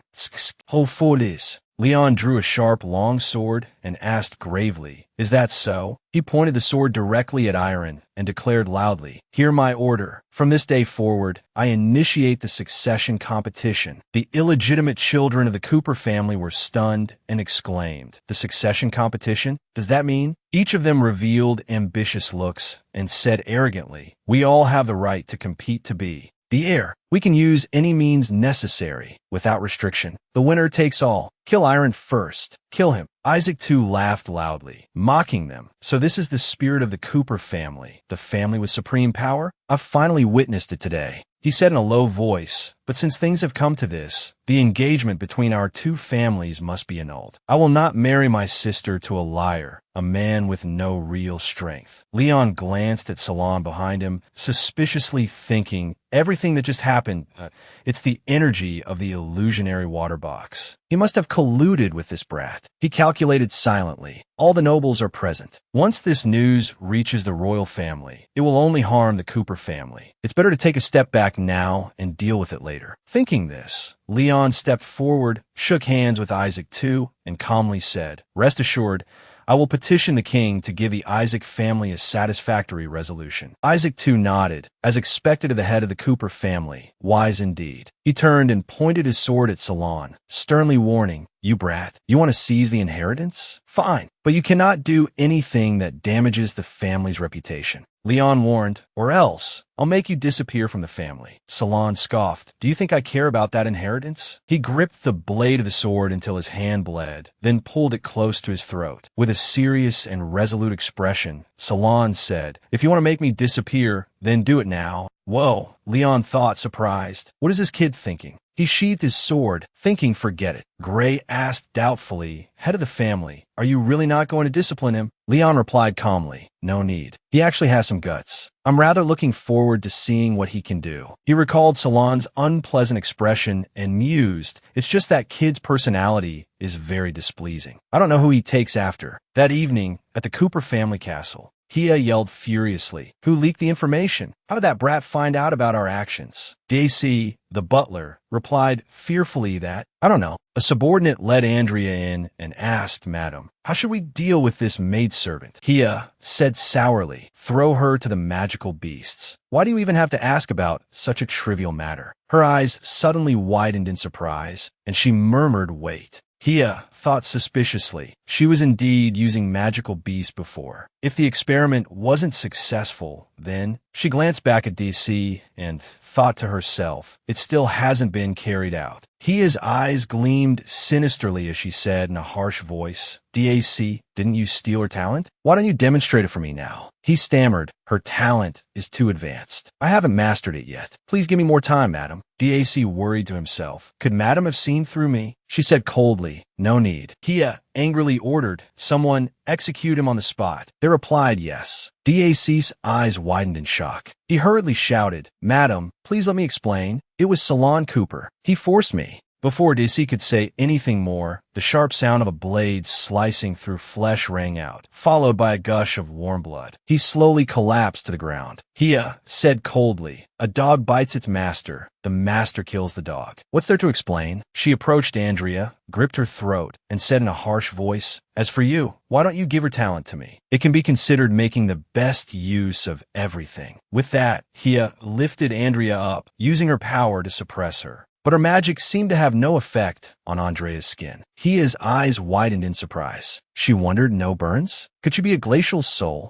She pondered, women with glacial souls can become onsangs after they mature. Men who become partners with onsangs can enhance their own strength through them. Hia looked at Andrea's beautiful, pitiful face and secretly calculated, if that's the case, Meanwhile, in a room within the castle, Salon was deep in thought. Unexpectedly, even after completely exposing Iron's trash talent and despicable personality, it couldn't make the head of the family resolve to eliminate him. Is it because he's wary of the power behind Iron's mother? He pursed his lips and thought. Furthermore, last night, they arranged for me to stay in the castle. Do they want to control me? Are they afraid I'll run away? To make Iron suffer the same pain I went through before, I won't leave this place. Suddenly, there was a knock at the door. He turned his head, suspicious, thinking to himself, this early, could it be Andrea? Salon softly said, come in, the door's unlocked. Isaac Gloria immediately walked in and spoke excitedly. He said, you have to return that item today. It just so happens we have some free time, so we came here directly ourselves. Salon looked at her, frowning thoughtfully. If I can get the Isaac family's help, perhaps even if I directly kill Iron. It won't. Gloria interrupted loudly and irritably. Hey, what are you thinking? I'm still standing right in front of you. Salon walked over and returned the box to her, then replied in a low voice, I'm thinking the Isaac family is on par with the Cooper family. Why do they treat an artifact that can only control illusions and has very strict conditions for use as a family heirloom? She took it and spoke with amusement. Want to know? I won't tell you unless. Gloria thought to herself, that legend isn't believed by anyone anyway. The nobles already know about it. I can use this to get Salon to agree to my condition. He didn't say much, but immediately made a gesture to see her out, saying,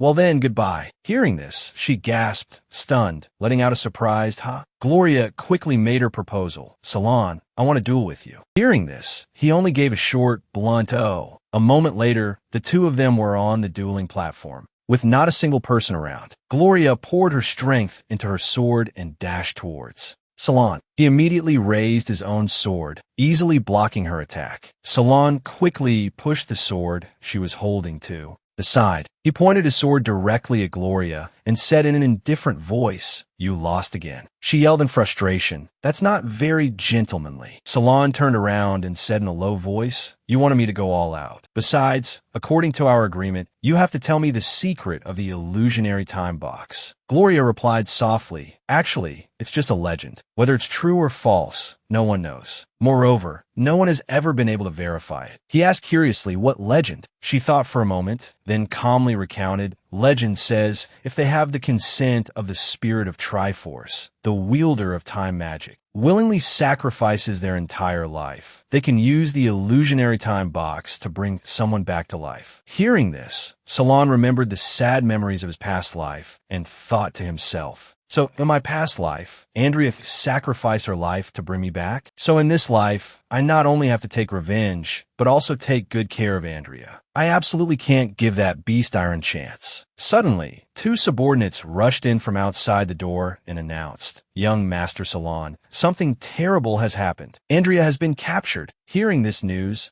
a flat Gloria, hearing this, added softly, if that's the case, I think I overheard two maids talking in the hallway this morning, saying that Andrea was taken in by the young master to be a personal maid and would become his concubine after she grew up. She stroked her chin thoughtfully. At the time, I thought that young master they were referring to was Salon, but it seems I was wrong. He hurriedly ran off, fuming with rage. Irene, you're courting death, Gloria warned. What are you two still standing around for? Hurry up and follow him. That look in Salon's eyes isn't one of rescue. It's one of murder. They both replied in unison, oh yes. Meanwhile, in Irene's room, he was in a fit of rage, cursing, damn Salon, making me lose face in front of so many nobles. I'll definitely make him die a horrible death. His attendant tried to Chanwei him. Young master, please calm down. Hasn't madam said everything will wait until you come of age? He ignored him, kicking him and yelling, get lost. Another attendant came forward and lifted the curtain. Inside, Andrea was shackled and chained by the neck. He suggested, young master, I heard that Salon is quite fond of Andrea, whom madam captured. Wouldn't you like to have this girl pay the debt for Salon? Hearing this, Irene laughed with delight. You're quite clever. He quickly rushed towards her with a lecherous expression and said, Andrea, my future concubine, I will definitely train you to become a proper, wanton woman. Andrea thought fearfully, what should I do? My magic is sealed. I have no way to resist. Salon, where are you? Come save me. Irene looked at her with disgust and said, "Just look at you. I wonder what his expression will be like when he sees you serving under me." He reached out to grab Andrea, his voice hoarse. "Be obedient and accept your fate. Be a good concubine for me." Suddenly, a voice filled with hatred rang out, "Irene," followed by a powerful punch straight to Salon's face. As if unable to vent his anger, he landed another blow, sending him crashing to the floor. Seeing him, Andrea cried out joyfully, "Salon." He showed no mercy, kicking Irene hard in the groin and snarling die. Irene immediately clutched his groin and screamed. In agony, Salon didn't stop, continuing to pummel him, repeatedly cursing Die. The sound of cracking bones echoed from Irene's shoulder blade, and his ribs were also struck with agonizing force. Salon's expression was terrifying, a dark aura quickly enveloping him. Seeing this, Irene trembled and pleaded, "Help! Help!" His attendants shouted, "Hurry! Save a young master!"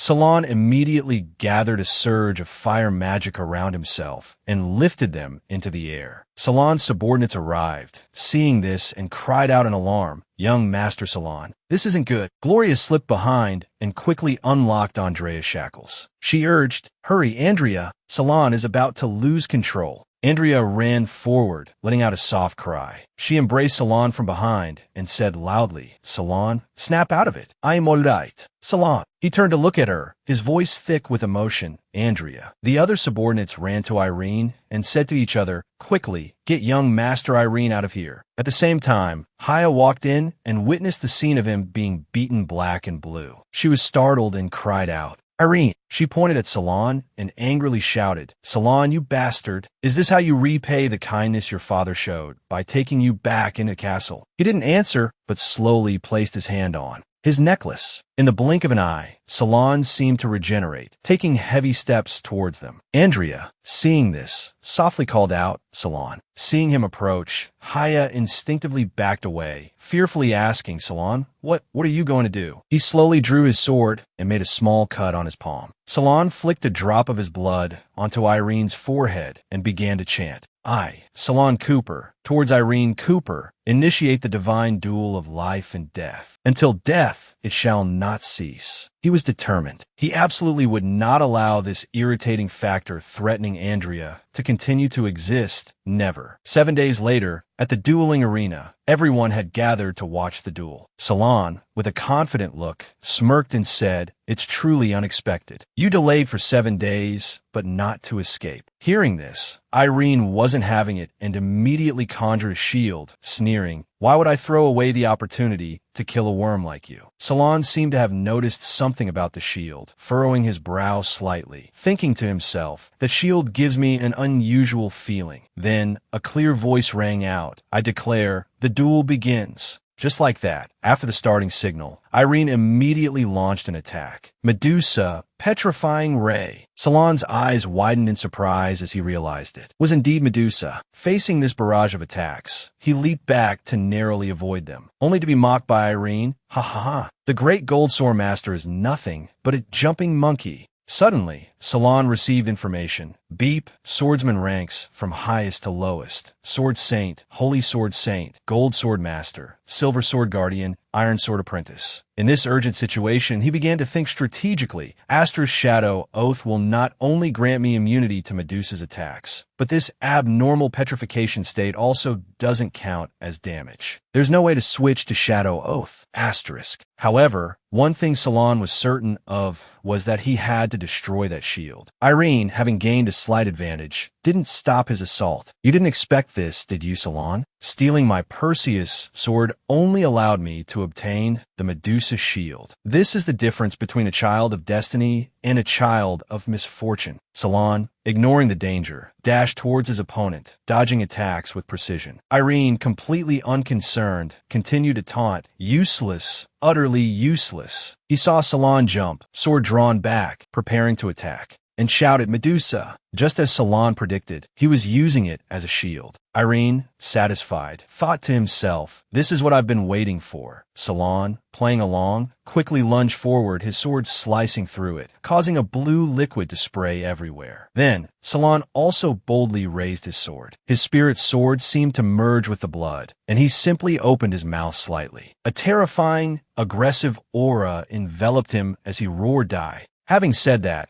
Salon immediately lunged at him with astonishing speed, slashing across Irene's body, shattering a ring on Irene's finger. At this, the corner of Irene's lips curled into a sardonic smile that I almost forgot. I'm a supreme sorcerer now. Next, Irene roared, "Devour everything, vengeful spirits. They are dark magic, cursed techniques, defilement." Isaac Gloria was also enraged by this despicable tactic. "You monster!" Isaac Gloria, not understanding what was happening, asked, "Brother?" He immediately explained, "That's evil dark magic that requires 1,000 souls of commoners who died in agony to cultivate." She exclaimed in shock, "What?" Hearing this, Cooper Leon frowned and said, "I demand an explanation. This is a secret of our family. Please don't disregard Isaac's attention to noble tradition," he retorted coldly. Faced with the onslaught of the vengeful spirits, Salon calmly confronted them, further fueling Irene's mockery. "Idiot, you didn't even try to dodge. Well, suffer then." Irene's smug expression quickly turned to astonishment. He shook his head in disbelief. "Useless? Impossible. How can this be? I experimented hundreds of times this afternoon. No one could dispel them so easily without being tainted." Irene, even more convinced of his own power, roared, "Insects."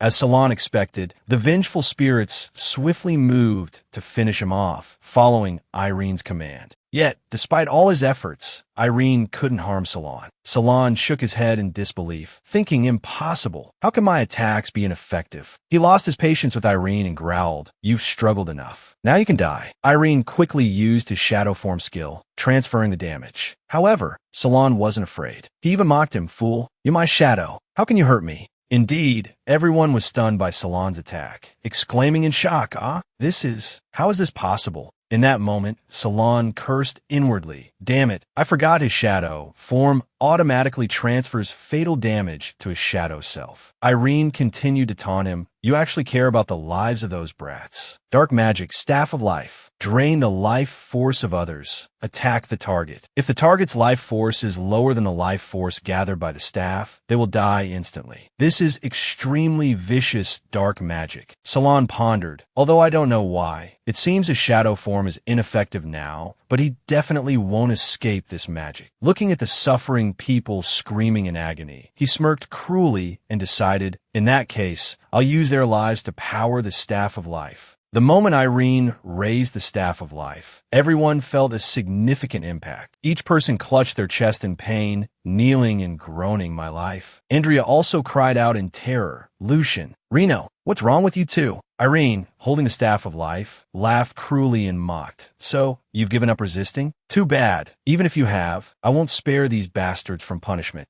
Salan frowned. Irene's arrogant and dismissive nature fueled his rage to the point where he slammed his sword into the ground. Finally, before the tens of thousands of people present, he declared powerfully, "I, Salan, refuse to become a monster like you." He then closed his eyes, focusing on calmly casting the forbidden blood magic array. Moments later, bursts of blood-red energy, demonstrating Salan's overwhelming power, clashed directly with Irene's, causing her to gasp in surprise. "What?" The surrounding crowd, witnessing his impressive display of power, cheered enthusiastically with admiration in their eyes. "Ah, he's back. He's really back. Salan Dam, our leader, long live. All hail." But just as they began to chatter excitedly, the clear blue sky suddenly shook violently. A jet-black dragon, exuding a majestic and imposing aura, tore through the air, spreading its wings as it flew towards them. It roared powerfully and majestically, then stood behind Salan, looking at him as it calmly declared, "Enjoy your last breath, Irene." The dragon roared continuously, breathing fire, and placed a hand on Salan's shoulder, causing him to chuckle and ask, "So you're this angry too?"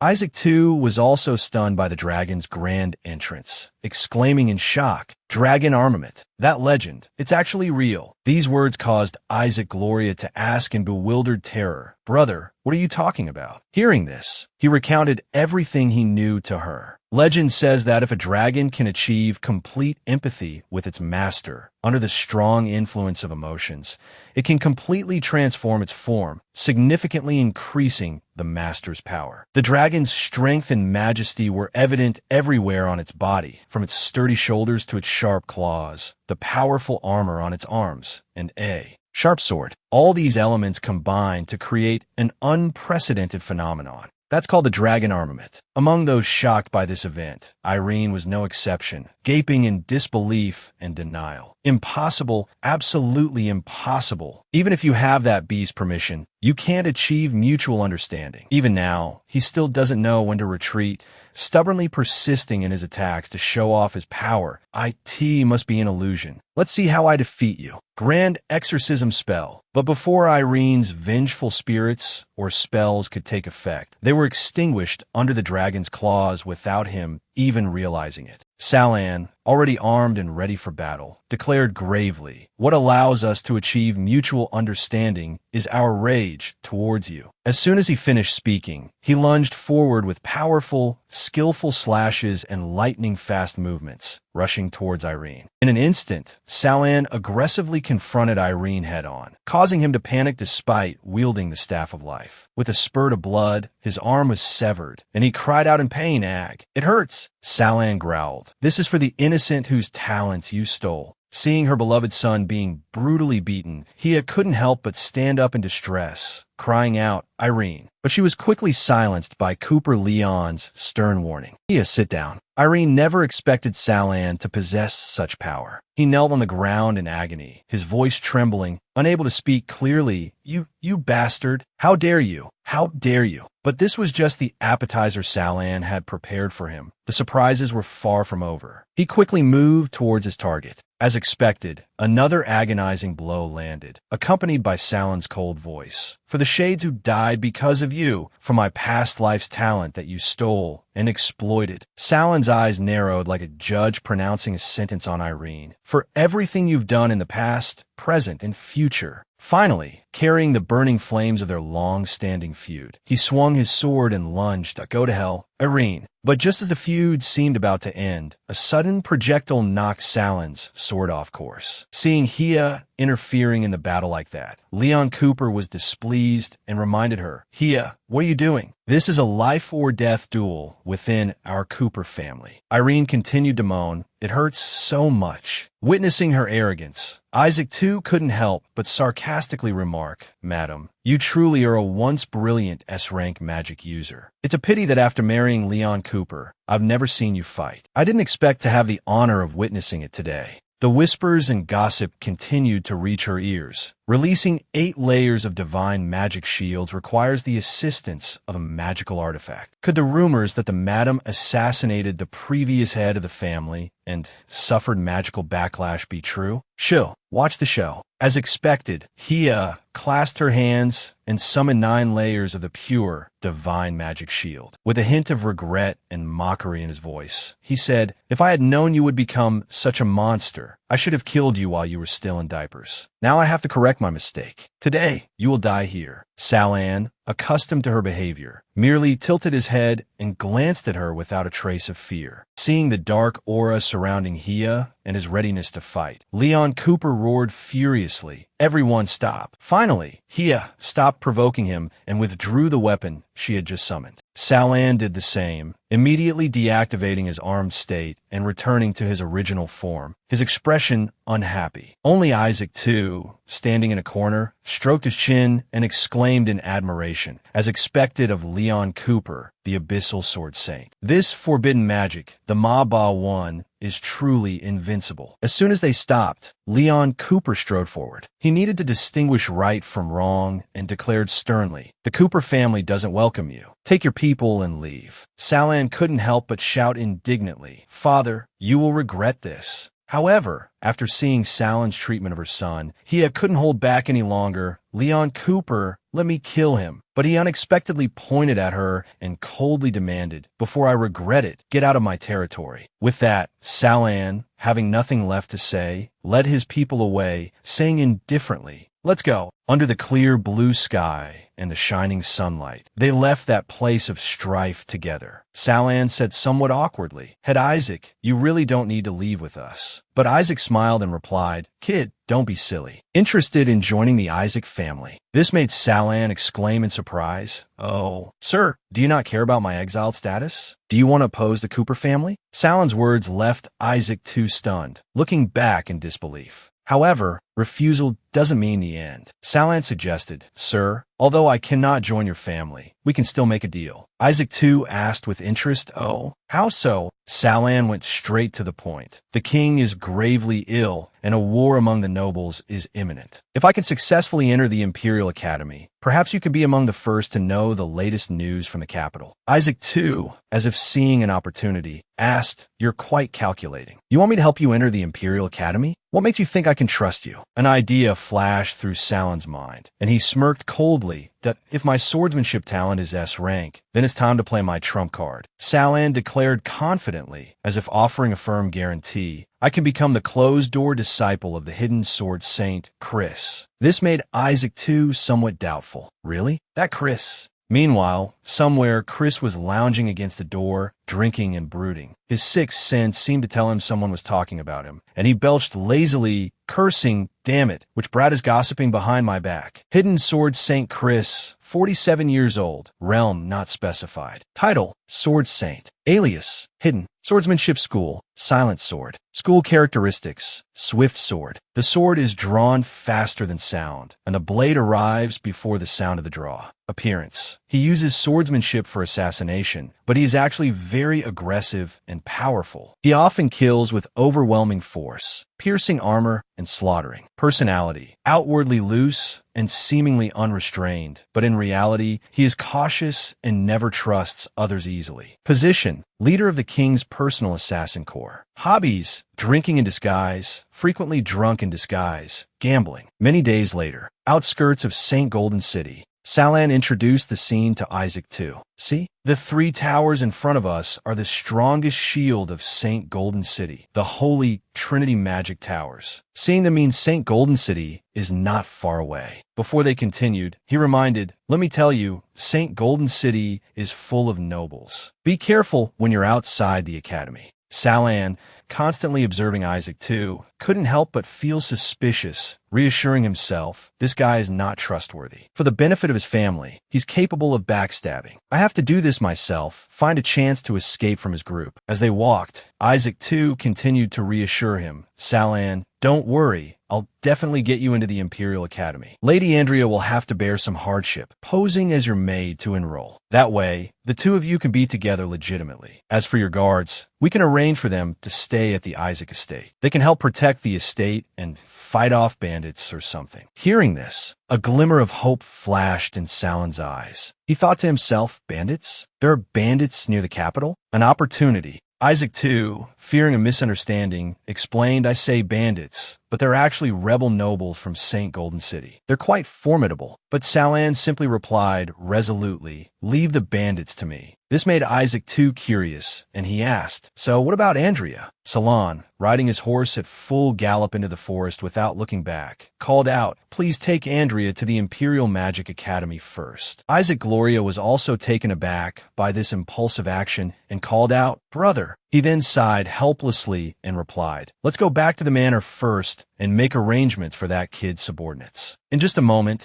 Salan had arrived deep within the forest and stood there, lost in thought. Based on his vague memories, he rested his chin in his hand and thought. According to Angela's own description in her past life, she's only about 7 years old now and is being held captive in secret in the bandits' hideout. Her father, Chris, has been searching for her, willing to pay any price to find her. Then Salan jumped down. With this valuable information, he was even more convinced that as long as he rescued Angela, he could smoothly become Chris's disciple. Thus, he became even more determined to carry out this plan to the end. He quickly changed into his combat gear, preparing to fight the arrogant bandits. Not far away, the bandits were also actively training, improving their combat endurance. Suddenly, a huge shadow appeared in the sky above them, causing them to look up in wonder. But everything happened in a flash. Before the bandits could react, Salon had sent them to their deaths with a single sword strike. This was one of his ultimate techniques, the first form of the legacy swordsmanship, Bloodlight Flash. Facing another group who were aggressively gripping their weapons, Salon charged forward, using the second form of the legacy swordsmanship, Blood Serpent Frenzy. His swift and powerful sword strikes were like a giant serpent opening its jaws wide, devouring them. At this moment, the bandit leader, Pu Long, appeared, looking at him with eyes full of hatred and shouting, "Who is so arrogant?"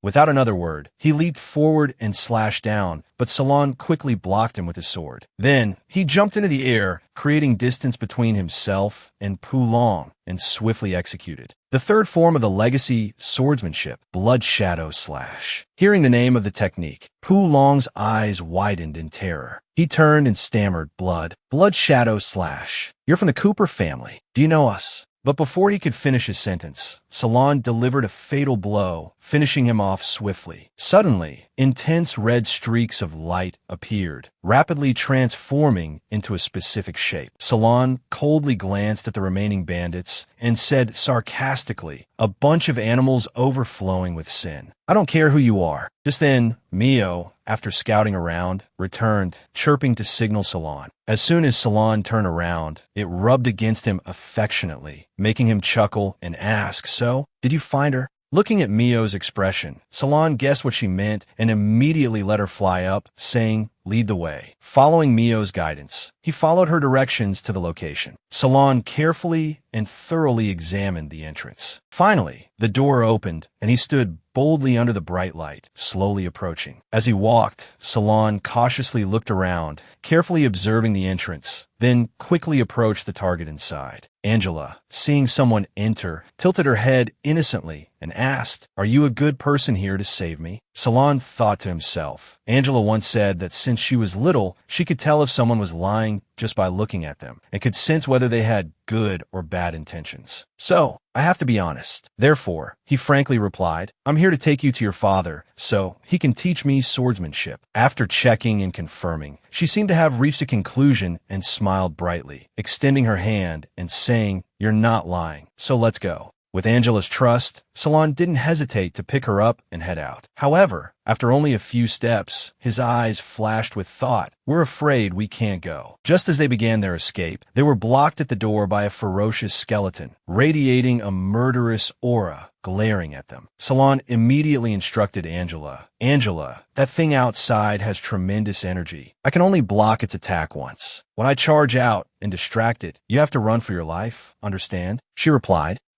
He observed the skeleton and thought. The 4-meter giant skeleton had attack power equal to a sword saint. This one must be close to 5 meters. Salon then taunted Ma Long. "This time we really have to risk it all." He drew his sword, took a stance, and instructed, "Angela, get ready." She responded, ready to make her escape. "Don't worry, brother, I'm ready." Salon sighed, and immediately he and the skeleton clashed. The skeleton swung its massive hand with sharp claws forward. Salon blocked its claws with his sword and shouted, "Now, Angela, run." Seeing the skeleton, she turned around in fear and screamed. Salon smiled calmly and said, "The Ma Long equipment has one more trick. Let's test its power." Then he shouted, "Ma Long." A powerful aura emanated from Salon's sword, creating a large blast that pushed the skeleton back. He then called out the technique. Reappear. A notification appeared. Ma Long reappear forcibly cancels Ma Long, detonating remaining magic power, creating a powerful shockwave. Salon straightened his back and declared boldly, "A giant skeleton? How can it stop my path of revenge?" He looked at Angela fleeing and thought, "Now, I just need to get Angela out of here." The skeleton chased after Angela, firing a lightning bolt and yelling.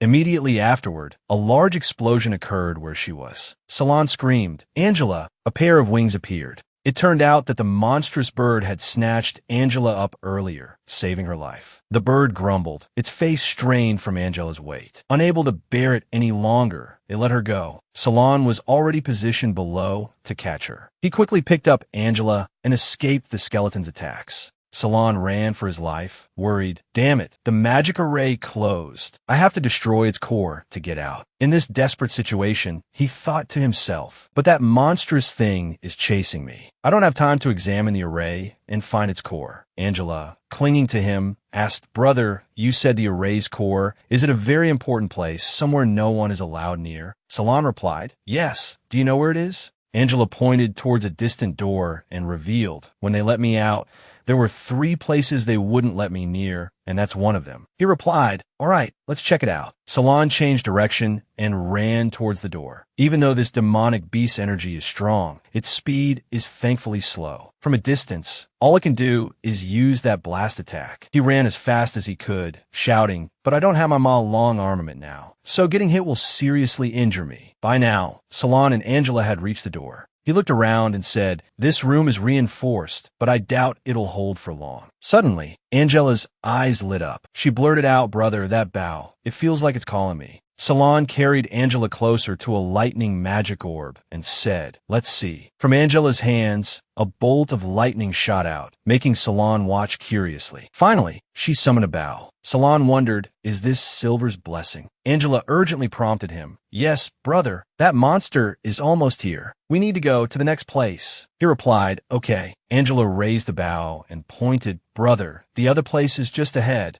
Behind them, the skeleton was still in pursuit. Salon ran into a room. His footsteps created sparks of lightning that traveled towards a large black gem inside. He exclaimed, Found it. This is the place. Salon looked at the black gem with purple flames inside, levitating above a circular formation. His eyes widened in surprise. And oh wait, this is... A fragmented skeleton appeared, radiating an intense demonic aura. Salon finally realized what was happening and shouted. The mage who set up this array activated this giant skeleton to self-destruct. He put Angela down and gave her serious instructions. Angela, after I use this technique, I might lose my mind. If I try to attack you, you absolutely must protect yourself. She replied, Okay, don't worry, brother. I trust you. Salon drew his sword and used the 4th form of his inherited sword technique, summoning a spectral sword behind him. He thought, I can only use that move. Salon swung his sword at a textured egg. His strike created thick streams of fire. He shouted the name of the technique, Tin Fong Huyet Vu. The textured egg emitted rays of light through cracks in its shell. Suddenly, the spectral sword grabbed Salon's wrist. Then it grabbed his other wrist. It lifted the now unconscious Salon into the air. It declared, Now you are mine. Angela looked on in stunned disbelief. Hey, at the Imperial capital, St. Golden City, Imperial Academy, Chris sat casually in front of the main gate, cradling a bottle of wine. A mysterious person approached and asked, Sir, the second Prince Sanru's candidates have left the city. Should we send someone to follow them?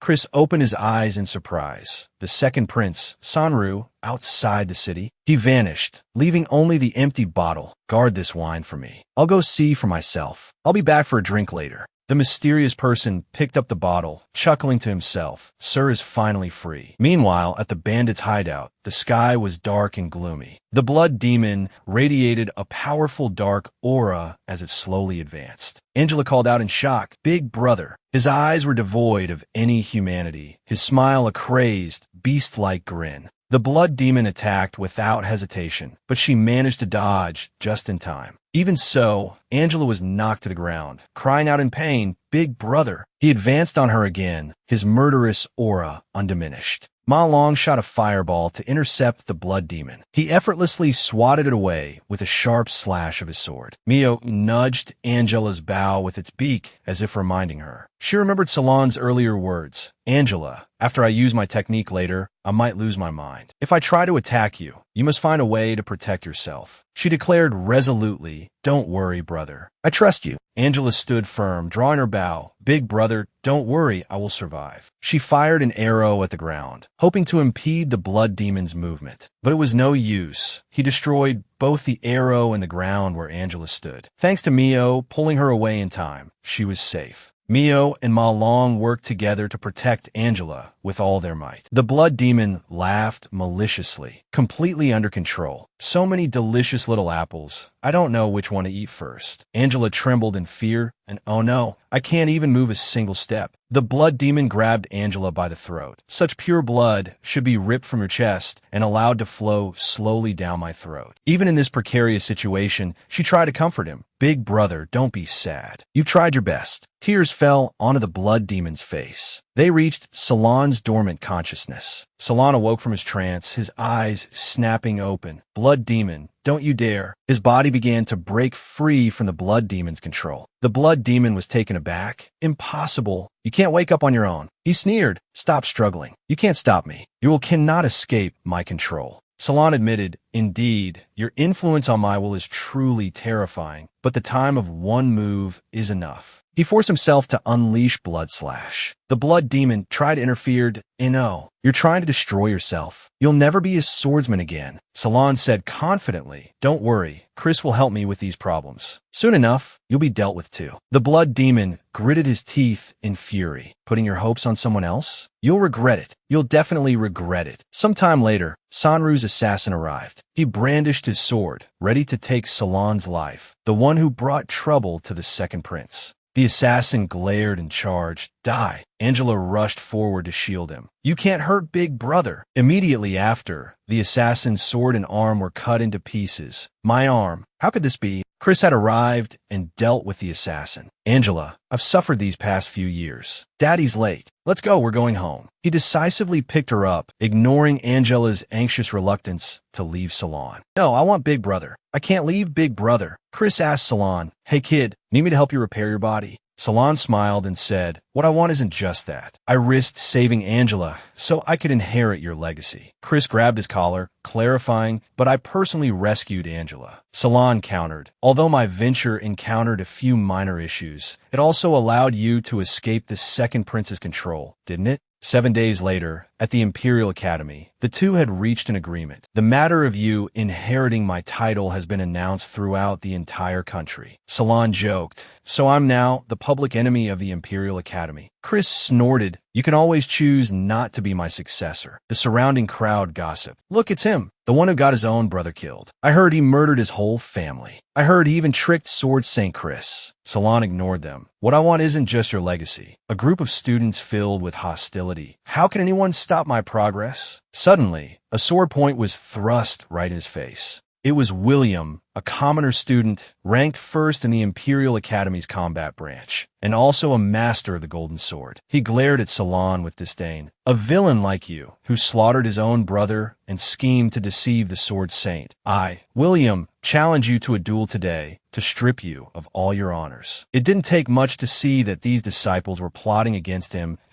So much hostility can't suppress the killing intent. I'm afraid this is the work of the bandits behind Second Prince Sanru. Is this your arrangement? Using William's righteousness to deal with me. William brandished his sword. Hey, if you don't dare accept my challenge, then obediently leave the Sword Saint and abandon your noble status. Salon thought to himself, William, in my past life, the first time we met, you were used by others to duel me. I didn't expect that after I was reborn, it would still be like this. Then let it be like before. He drew his sword. William, I accept your challenge. But if you lose, I want your eternal loyalty. The students urged him on. William, go. Kill that brat. William, teach him a lesson. Let him know the Imperial Academy isn't a place for just any stray dog to enter. As if empowered, William fiercely charged. Salon, take this. This is a battle between Imperial Assault Heavy Strike Swordsmanship and Blood Demon Swordsmanship Blood Shadow Force. Clearly, Salon completely overwhelmed his opponent. William, concede. You're no match for me. William's face paled at the terrifying aura, but with the strength of the top student in the academy, he immediately used Imperial Swordsmanship, Explosive Chi. Salon was also pushed back slightly. Not good. Having just used Bloodlight Phantom, he needed to adjust for at least 10 seconds before he could use it again. Taking advantage of that moment, William quickly closed the distance. The blade grazed Salon's throat. It was William's continuous severing strike. Had he already mastered this move back at the Imperial Academy? William leaped off the ground, preparing to unleash another killing blow. Sword reversal. William's righteousness is truly admirable. He can overwhelm quite a few other talented swordsmen. Repent for your wicked deeds. But Salon wasn't among them. He inwardly chuckled, recalling Chris's words. Blood demon magic is different from other magic. With your current physical condition, you can at most use the second skill of Silver Sword rank blood demon swordsmanship. He knew for sure that using the third skill would not only potentially trigger the blood demon illusion, but also risk collapsing your recently recovered, frail body again. But Salon had to gamble. I'm sorry, but William's loyalty is something I must risk my life to obtain. So he activated his blood sword power again, dodging the seemingly decisive blow that William unleashed. It's over. Salon unleashed crimson hidden weapons, blood demon swordsmanship's heart, 1,000 blood shadow swords. The attack formed dozens of sharp swords that hurtled towards their target. Other students hurriedly warned, William, look out for the swords. William was astonished. Swordsmanship can it actually do something like that? Salon's blood-red blade was already at William's throat. Oh, my honest and reliable William. Finally seeing this interesting expression of yours again truly makes me nostalgic. Suddenly, Salon laughed maniacally. It seemed the blood demon was taking over his body again. William was frightened. The killing intent on Salon is very unsettling. What can I do? Sensing danger, everyone backed away, keeping their distance. Mages immediately launched ranged attacks. Fierce fire magic blazed, and chilling ice magic restrained Salon. Powerful lightning magic continuously struck him. They all agreed, it's blood demon magic. He really is a shameless person who uses that magic. All the students took up their weapons. Such dense magic power. This person must be a villain who commits indiscriminate slaughter. Everyone must kill him. However, they encountered William's opposition. William, get out of the way. This is none of your business. Don't throw your life away for that villain. But William was resolute. He has earned my loyalty. Even if he truly is a heinous criminal, I will protect him and fall before him. But no bloody battle erupted. Chris intervened, knocking Salon unconscious with a single blow. He clicked his tongue. Oomph, just like when I was young. Such a nuisance. Chris carried Salon away, not forgetting to warn them. Taking advantage of someone in their time of need is not the conduct of Imperial Academy students. When Salon's condition improves, there will be opportunities for you all to spar. Just one glance from him was enough to chill them to the bone. That's terrifying. It felt like I was about to die in that instant. I feel like I died once. The second son of the Sawat family, Moran, anxiously asked, Your Highness, what do we do now? Sanru sneered. I recall he enrolled through a noble's recommendation, right? Follow me to the trial mission hall. He thought to himself, blood demon magic again? That truly is a good school of magic to die by. Andrea worried. Miss Casadin, I want to help Salon. The blood demon illusion on him. Only I can handle it. She scolded. Don't be silly. It's better to stay away from him. He cultivates evil blood demon magic. Andrea was confused. But didn't you say the school of magic isn't related to the good or evil of the mage? Casadin understood the student's feelings and patted Andrea's head comfortingly. That's right. Most schools of magic aren't related to the good or evil of the mage, but blood demon magic is different from other magic. Chris was berating Salon. Blood magic is different from other types of magic. If you want to perfectly execute blood demon swordsmanship through blood demon magic, you must have absolutely perfect mental strength, willpower, and physical condition. He recalled his own hardships with a headache. For 7 days, I've painstakingly devised ways to heal your body. I taught you how to use bloodline magic power to replace physical strength in executing blood demon swordsmanship, how to control and strengthen your body. Chris was clearly furious. And this is your reward for me? Using your still recovering body to do something stupid? Who will settle the feud between you and the Cooper family? He sneered, as if challenging Chris's patience. I certainly won't be that naive. But there are always some things worth doing, no matter the cost. Isn't that right? Chris pressed him, his voice strained. Even if it means death? Even if it means killing others? Salon reasoned. I believe you wouldn't allow your own disciple to go mad and start a massacre. The principal of the Combat Academy, George Brandon, suddenly entered and immediately expressed his displeasure. George, what are you doing here? You're not welcome here. George replied calmly. I was outside the door. George then turned his attention to Sal Cooper, you are a student nominated by the nobility. According to school regulations, please complete the trial mission within a week and prove that you are qualified to stay at the Combat Academy. After speaking, he left directly. Chris, don't let personal grudges affect the order of the school. The principal will tolerate you, but I won't. Salon was bewildered. Teacher, do you two have a feud? Chris snorted. He's just a stubborn old man who was lucky enough not to die by my hand. You haven't violated any school rules, so don't mind him. Salon asked, then should I quickly complete that trial mission? Chris sighed. If that stubborn old man arranged it himself, I'm afraid you won't have an easy time. That night, at the entrance to the wilderness secret realm, Sanru ordered Moran that George gave Salon a trial mission right in this secret realm. Go in early and pour this bottle of medicine into the secret realm's water source. The demonic beasts inside were affected, immediately becoming aggressive. He smugly waited for the show. As for how crazy Salon would become, it depended on when Mr. Chris couldn't hold back from killing him. The next day, Salon exasperatedly dismissed someone. William, I told you I'd find you after receiving the mission. William stubbornly continued. Salon, I'm afraid this mission of yours won't be easy to complete. Salon sighed. I've known that for a long time. George dislikes my teacher, so he's deliberately making things difficult. William continued to provide information. It's not just that. The situation is a bit complicated now. Everyone is gathered in the hall. They're waiting to see how you make a fool of yourself. Just as he said, all eyes were on Salon the moment he appeared. Philip, the student on duty and George's disciple, was already there waiting for him. Andrea wanted to speak up, but was immediately gestured to stay back. Both sides maintained a polite distance. Salon arrived at the reception desk. I'm here to undertake the trial mission. Philip gave a professional smile. Name and academy, please. He replied curtly, Salon, Combat Academy. As expected, George was making things difficult. Philip announced, I'm sorry, Salon, but your trial mission has been upgraded to high-risk difficulty. The secret realm has changed. A team of at least 4 people is required to complete it. William immediately spoke up. Then change it to a normal mission that can be done solo. Philip calmly replied, trial missions suitable for solo players won't be available until next week. However, according to school regulations, you, Salon, must complete a trial mission within 3 days before you can officially register. Someone spoke up, get lost. The Imperial Academy doesn't welcome you.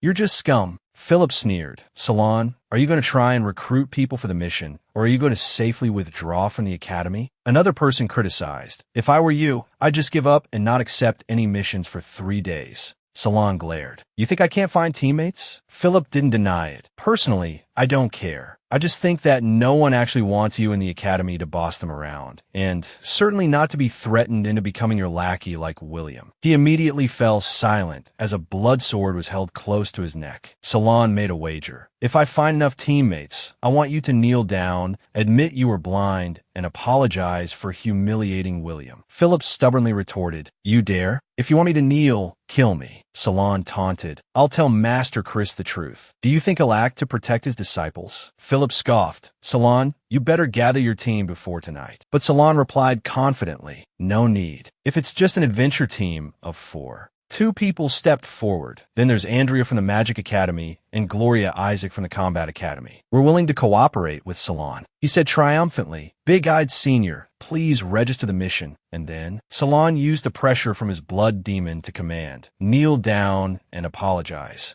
He walked away proudly. Try and make things difficult for me? Are you ready to risk your life? The students murmured. How could he be like this? Senior Philip was just following the rules, but he's using Master Chris's name to bully others. William spoke up. Salon, you really didn't have to do this for me. He lectured him. William, remember, as long as we haven't done anything wrong, we can't let any bastard stand above us. And I, Salon, will never make a mistake. Philip knelt on the floor, humiliated. Master, I want to kill him myself. George reminded him, behave yourself. Remember the humiliation you endured today. Turn it into strength. Only then can you use the rules like death itself to take his life. He forced himself to endure. Yes, Master. The scene at the Misa Forest was magnificent. Salon's group had arrived, and were preparing to accept the mission. William said, "This is the Misa Forest." It said that the legacy of the ancient mage Misa is hidden here. However, the Academy has owned this secret realm for hundreds of years, but no one has been able to find this so-called legacy. He explained further, "The exit is at the lake on the mountaintop. The area below the mountain is the most dangerous. Nightmare-level magical beasts roam there. The area near the peak is the safest, with only low-level magical beasts. If you stay near a lake, even if you encounter magical beasts, they won't attack anyone. The mountain forest fog is poisonous. A great sword master can survive for about 10 hours with their physical strength. If a mage doesn't have the corresponding magic, they can only rely on their magic power to resist, and a golden staff mage will completely lose their combat effectiveness after nearly 6 hours. Salon noticed unusual activity. Everyone, prepare for battle. Something's coming. A group of people rushed over, screaming, "Help! Save us!" William prepared to protect them. "Those are Misa bugs. They're troublesome and offer no benefits. We just need to avoid them." "It's useless." The girl insisted that we've been running for 20 minutes, changing direction 5 times, but they're still chasing us. Andrea cast a defensive spell. "Chubby cat, hooray." A strong shield formed. He sighed. "Chubby cat, hooray? What kind of magic is that?" Salon scoffed. "It took you 20 minutes to escape, but you didn't even have the courage to draw your swords? Do you even deserve to be called geniuses?" He swung his sword, summoning a blood serpent. The large snake lunged towards the bugs. They were wiped out in a few short seconds. He was surprised. Not even a slight increase in bloodline magic power? These truly are worthless and disgusting magical beasts. The adventurers sighed in relief. "Phew, we're saved." Salon mocked. "You don't seem to feel any shame being saved by your enemy." She snorted. "Country bumpkins have no sense of honor." She continued to rant. "No noble would truly acknowledge a bastard like you, let alone grant you a title or territory. You're an enemy, unless it amuses them. If you have any sense, escort me out of here, and I might even give you a position as a servant." She flinched in fear as magical beasts surrounded them. They warily raised their weapons. It must be the magical beasts attracted by the insects. "Everyone be careful. Something's very wrong with these magical beasts. Its feet are abnormally large." A large bear aggressively charged towards them.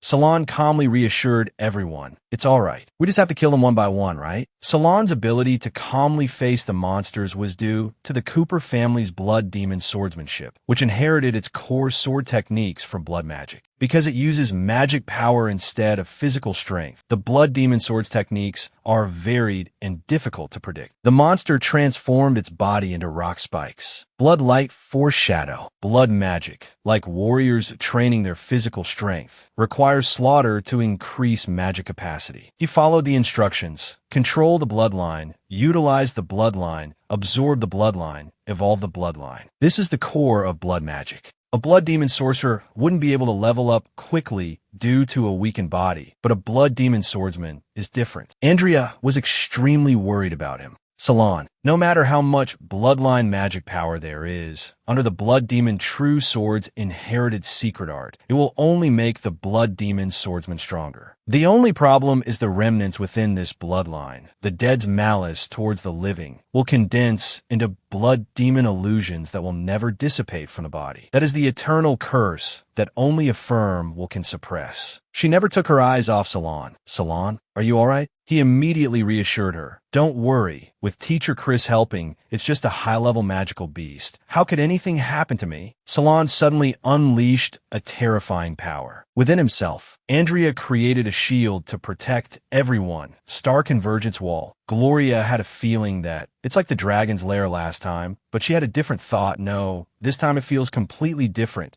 It seems like she spoke in a long rant. What kind of interesting barrier is this? After cultivating blood demon arts, everyone ends up going crazy. Isn't this basic knowledge by now? The first and second heads of the Cooper family both went mad because of the blood demon arts. I heard that the reason the current head became the Silent Sword Saint is to suppress the influence of the blood demon arts on the family bloodline. Andrea was still determined to save him no matter what. "Starlight, please create a connection for me." Star linking art. The girl with glasses having contributed nothing, chimed in, using soul resonance magic with a madman. She's clearly not worried about her life. She was utterly astonished by the scene before her. Inside Salon's soul world, the sword demon couldn't believe his eyes. TSK. Someone is actually willing to risk their life to save him? Andrea had only one question. What did you do to Salon? They hurriedly explained, it's not what we did, it's that brat who ate something he shouldn't have. The first Cooper who created me was killed by this demonic thing. In reality, the sword demon was trying to use her .so. Little girl, want to save him? Let me plant the blood demon seed in your heart, and then I'll tell you how to save him. Andrea didn't hesitate. I agree. They laughed loudly. Having achieved their goal, as expected, kind-hearted people like you are always the most foolish. In her mind, there was only one thought, Salon, I will definitely save you. Finally, Andrea was able to use her power to help him regain his senses. Starlight, purify, flowing light art. The girl with glasses, being a relaxed person, was prone to commenting on others that so young, yet using seven-ring starlight art. She probably spends all her time cultivating. Typical commoner, doesn't know how to enjoy life. This provoked Gloria to snap at her. Hey, little Miss Noble over there, either come over here and help, or shut your mouth and obediently hide behind us. Got it? The girl with glasses was immediately embarrassed.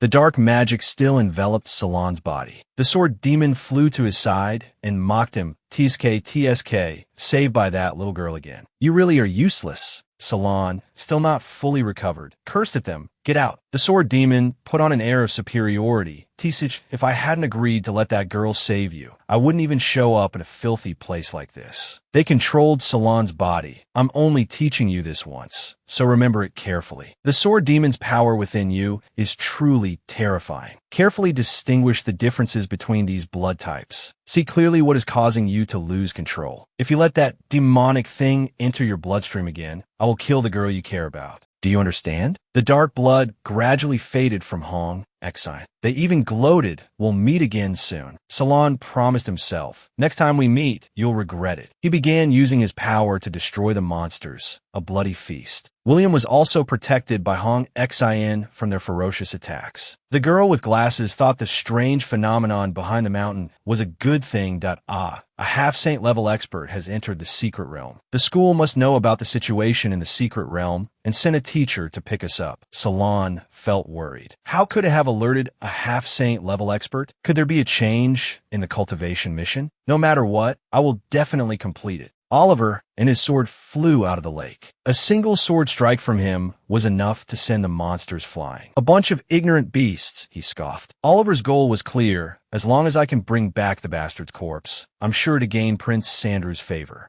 William was lost in thought. There's a special tool designed by the Magic Academy to locate blood magic users. I can easily find that brat and finish him off. Suddenly, someone called him from behind. William, do you know why there's a half-saint rank? Is it just a self-proclaimed title for the sake of face? William saw the crowd around Salon and didn't want to cause chaos.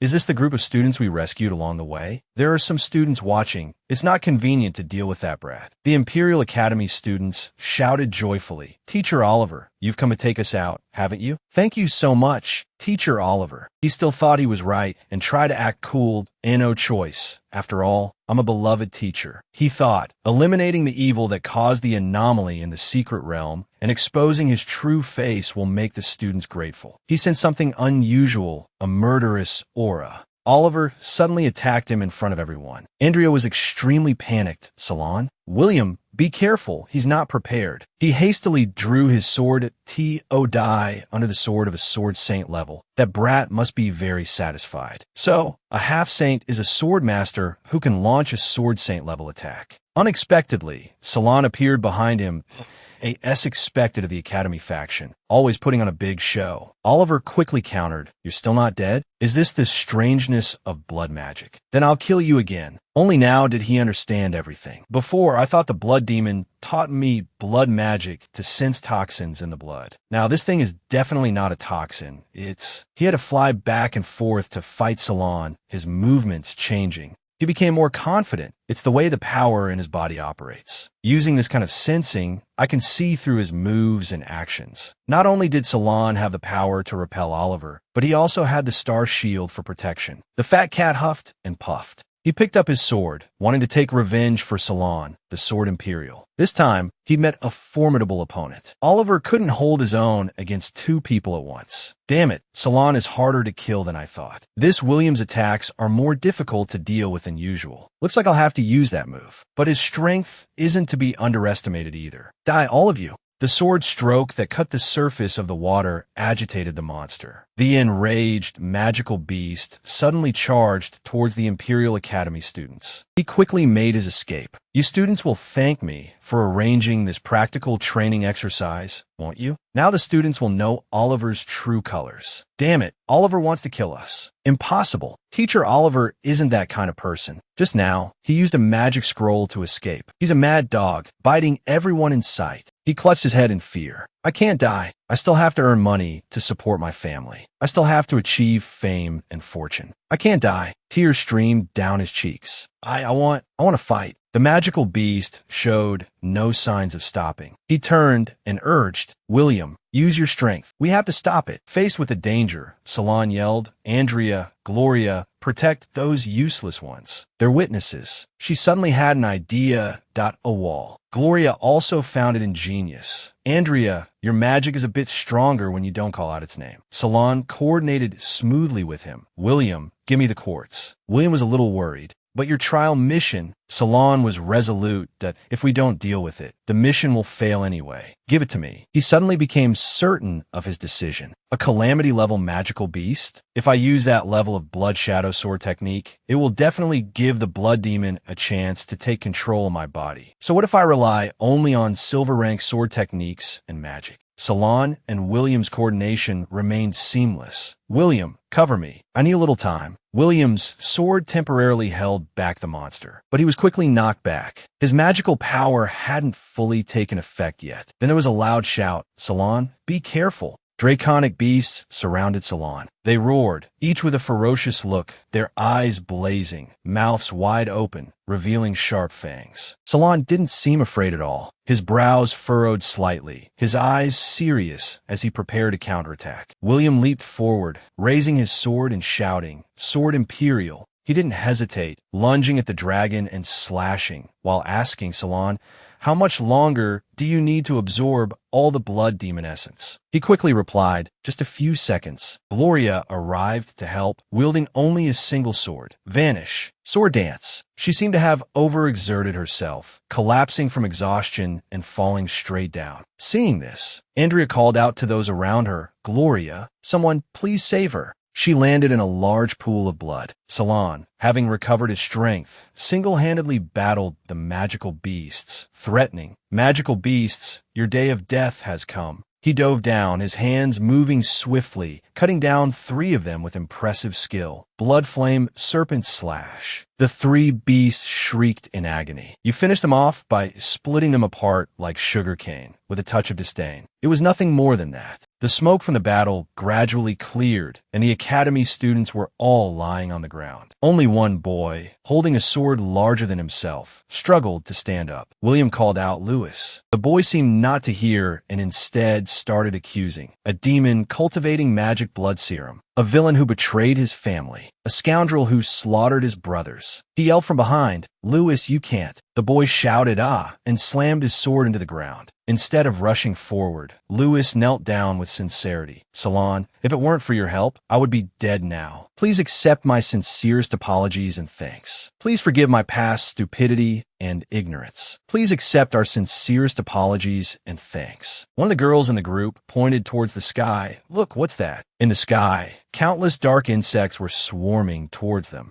Salon's eyes widened, bloodline vision. These insects must be hiding some kind of secret. He instructed Andrea before leaving. Andrea, protect yourself and look after these students. Bloodlight flash. Sure enough, the insects were mainly targeting Salon, because when they saw him jump into the water, they quickly followed S.O. That's how it is. These so-called Mysa insects are just a tool to harvest life force. Their real purpose is to revive the mage named Mysa through the heart within that magic formation. Another damned, crazy magic demon. This kind of chaotic battle, wanting to harvest the life force of others in exchange for their own continued existence. It's better to just die quietly. I'll go get it. Blood Phantom, Furious Swallow. He unleashed a punch, scattering the insects. Outside, the students' magic power and spirits were also restored, and everyone became invigorated. Why magic power has returned. My strength is back. Look, isn't that the secret realm gate? We unexpectedly found the exit. In another corner, Oliver leaned against a tree, sighing thoughtfully. What happened in the secret realm must not be revealed. Otherwise, not only will His Highness the Prince's plan to infiltrate the academy be affected, but I'm afraid I won't have a place in the academy either. He took a sip from his flask. As expected, things always take a turn for the worse, don't they? The secret realm gate opened first. Who survived? This time, I must go all out and ensure there are no loopholes. Seeing Salon emerge from the rippling water, all the students cheered. The gate is open. Once he's fully recovered, we can leave. Great. I don't want to stay in this hellhole a moment longer. Andrea approached and asked, Salon, you're back. Are you all right? He didn't seem tired. Just like everyone else, my physical and magical strength has been restored. And I also found these two things at the bottom of the lake. Here, seeing the beautiful blue crystal bottle, she observed it thoughtfully. This crystal bottle smells of toxins. It belongs to those strange beasts from before. It must be a bottle used to hold poison. This kind of crystal bottle is rare. When we get back, I'll ask the teacher to examine it. He agreed. All right, thank you for your trouble. William held the core in his hand and commented, judging by its size, this is likely a calamity-level magic crystal left behind by the five-headed dragon. Unfortunately, the power within these crystals has been depleted. We can't stay in this poisonous fog for much longer. Salon, I'm afraid your mission is... He was interrupted by Lewis from behind. Here, this is the power-infused crystal I collected earlier. Take it and complete the mission, Salon. Seeing this, the others chimed in. Take ours too. Thank you, Salon. Everyone felt relieved. Salon was finally accepted by everyone. It was wonderful. As they rejoiced, preparing to return, a strange voice echoed from behind. Why won't you brats just die obediently in the secret realm? Salon quickly recognized the voice. Danger! A menacing figure emerged from the blood-red light behind them. That you're going to die? Gloria and Andrea rushed forward anxiously. Salon, are you all right? Salon, we're here to help you. Spreading his wings, Salon calmly declared, Bloodline vision. Oliver, I've seen your death. He won't leave you alone and keeps trying to attack. You damned poisoner, go to hell. Oliver retorted, you're the one who's going to die. He unleashed his power, his golden wings flashing as he launched a series of attacks toward Salon. During the fight, the crystal bottle on Salon fell to the ground. George Bardon jumped between them, shouting, everyone stop. That's enough. He turned and berated Oliver. Do you know what you're doing? The headmaster was already furious. Because of Oliver's impulsiveness, he could only curse inwardly, the reckless fool who ignores the rules. As long as the second prince's mission is completed, the lives of a group of students are irrelevant. Oliver argued back. I'm pursuing a criminal, the one who poisoned everyone and caused chaos in the secret realm. The students panicked. Poison? Am I poisoned? Headmaster George, do you have any proof? Of course. He pulled out a gleaming magic scroll and explained, this is a magic scroll made by the headmaster himself. It can detect the scent of poison. If the poisoner is among us, it will definitely find them. The fallen crystal bottle suddenly glowed brightly. The students became suspicious. Was it really Salon who poisoned us? But he just saved us. Maybe he used forbidden medicine for his own mission and took the opportunity to save us and improve his reputation. Is there really someone so shameless? Having achieved his goal, George gloated inwardly. A bunch of gullible fools. Your destinies are nothing but pawns. He stood before Salon, feigning compassion. Now, do you have anything else to say? Salon sneered, you're grasping at straws. But if you think I'll surrender, you're dreaming. Enraged, Headmaster George lunged forward and choked Salon, his mind racing. How can he be so fast? Is this the power of a true, holy sword? Damn it, after being captured by him, I can't use any strength. I can't even control my magic power. He feigned understanding and then pulled out some absurd rule to threaten me. According to Rule 367 of the Academy, if anyone attacks a teacher without cause, said teacher has the right to kill them directly. Chris's disciple, huh? Accept your punishment. Just as he swung his sword down, he was stopped by an invisible force, frozen stiff. The headmaster arrived at this moment and warned him, Wait a minute, George, it's not time yet. Seeing the headmaster, he pulled out the crystal vial to argue his case. Headmaster, you see, this is the magic scroll you gave me, and I found it on Salon. The headmaster used high-level appraisal magic to observe. So it's the royal family's secret poison used against blood magic users? Chris is really just asking for trouble. But not wanting things to end quickly, he acted indifferent. Oh, this doesn't prove anything. We still need to put them in jail first, and then investigate slowly. With a wave of his hand, both Salon and Oliver were tied up. He sighed in relief. It's best to lock them all up first. Otherwise, that kid could become a constant target for those with murderous intentions. George still seemed somewhat dissatisfied, but the headmaster interrupted him. All right, we'll go back and investigate further. Let's not be the laughingstock of the students. The students had a new topic to discuss. So, is Salon really the bastard who poisoned everyone? Of course. The teacher used a magic scroll made by the headmaster to find it. But Teacher Chris said no, and the headmaster didn't punish Salon on the spot. I think Salon is the one who poisoned everyone. I think he was framed by Teacher Oliver in the secret realm. We saw it with our own eyes. He didn't care about our lives. Scene change. At the Academy prison, Chris is applying medicine to Salon. This is the royal family's secret poison used against blood magic users. According to my investigation, this poison came from the second prince, Sandro. You, he growled. I won't let him go. I'll kill. Before he could finish, Chris went outside. Shieldish. Just stay here and think. You can't kill all the enemies in the world. What a fool. My job is to protect the members of the royal family. But you actually said in front of me that you want to kill His Highness. Oliver gritted his teeth in pain as he continued to listen. I can't believe you're still trying to protect your master at a time like this. He doesn't care about your life at all. He lowered his head. To be able to serve His Highness is truly my honor. To be a shadow of the Cooper family is my greatest honor. I will truly be loyal until death. Salon, seeing Oliver's confession, asked, have you never wondered if it's worth it? Your talent and hard work are just to satisfy that complete desire. You're not resigned to being treated like a sacrificial pawn who could be discarded at any time, are you? He seemed to agree, remaining silent and listening. Don't you have anything else to care about? What about your family? If you're willing to confess everything that happened in the secret realm to Headmaster Umbooze, I promise to help you escape the second prince's control. He flew into a rage at the mere mention of the second prince. Shut up, you scum. Don't you dare try to turn me into a beast like you, a traitor to the family. Salon shrugged. Oh, really? I'd like to see how the master you're so loyal to will treat you. The voice of another soldier came from outside. Oliver, the soldier announced, His Highness has arranged a duel for you and San in the arena. This is your last chance. He tossed Oliver a mysterious vial. This precious vial of the life tendril will grant you ultimate glory. Upon receiving it, Oliver gritted his teeth with determination. I will carry out His Highness's orders to the death. The soldier outside cheered. Good to know you understand. His Highness acknowledges your loyalty. The soldier continued. After using the life tendril, you will surely die. Oliver pondered. What good is glory brought by death? He looked back on everything he had done for the royal family. He had dedicated his life to the family, only to become a sacrificial pawn. It was all a lie. Then Salon's words echoed in his mind. Asterisk, is glory really that important? Is it worth throwing your life away? Asterisk, the time had come. At the Imperial Arena, the referee began the proceedings. All right, let's begin. The crowd roared with excitement. The referee explained the rules that tonight's match will use the oldest rules. The two warriors will fight under the assault of magical beasts. Whether by killing your opponent or joining forces to destroy the beasts, the last brave survivor will receive our cheers and a reward from the second prince. The magical beasts have awakened. Below, the duel began. Oliver struck first. I've seen through your blood demon sword technique. As long as my attack range is wide enough, your blood transformation trick is useless. But in an instant, he was knocked back, stunned. How is this possible? San grinned wickedly.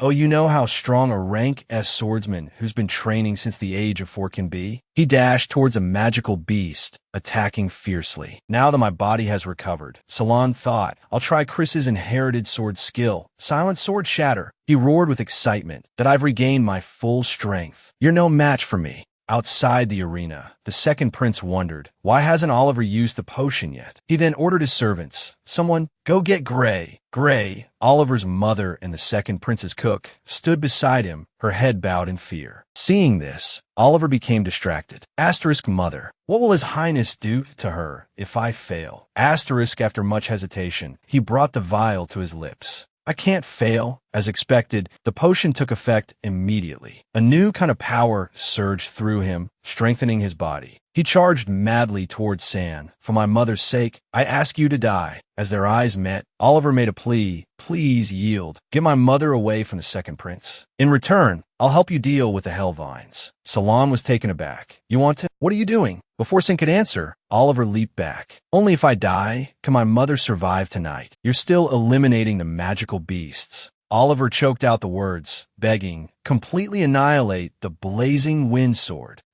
After a tremor, everything fell silent. Only Gray's, Oliver's mother, cries remained. Oliver, my son, where's my son? The second prince sneered. Trash is still trash. He can't even handle something like this. Pierced through by the magical beast's tentacles, Oliver thought to himself, I hope my death can appease his highness's anger. I hope Sin can see this death as my apology and save my mother. The Hellvine's core emitted a light that pierced Oliver's heart, causing him to groan. San, please save my mother. San asked him, is this why you work for Sandro? San's face was filled with delight. If you die, I won't be able to help you save anyone. His sword swiftly pierced Oliver, accompanied by a reminder, take care of your family yourself and repay what you owe me in your next life. Control the bloodline of rebirth. Oliver died under San's sword. San sighed in relief. The Hellvine's bloodline can counteract the negative effects of the rebirth potion. You need to rest and recover first. Then wait for Teacher Chris to come and save you. The second prince, seated on his throne, feigned regret. Unexpectedly, this magic is so powerful that it can defeat the calamity poison and a semi-saint level swordsman simultaneously. Sandro laughed triumphantly. As the victor in the arena, you can request a reward from me. What do you want? Treasures? Or for me to pardon your family's crimes? Sam pointed at Gray. I want her. Sandro asked. Her? A servant? What do you like about her? Oh, do you want to avenge Oliver and torment his family? Gray's hair was grabbed, her whole body trembling. Sandro was amused. I was right about you, San. You truly are a natural-born magic practitioner. He looked at San, his voice firm. Greed, bloodlust, and a raging intent to kill are deeply ingrained in your bones. Become my subordinate, a new sharp blade in my hand. Sin was unmoved by the meaningless words. He simply said, Your Highness, does your attitude towards your subordinates change so easily? Oliver was controlled by you. After his death, his family immediately lost their support. He stood up, facing Sandro with a sorrowful expression.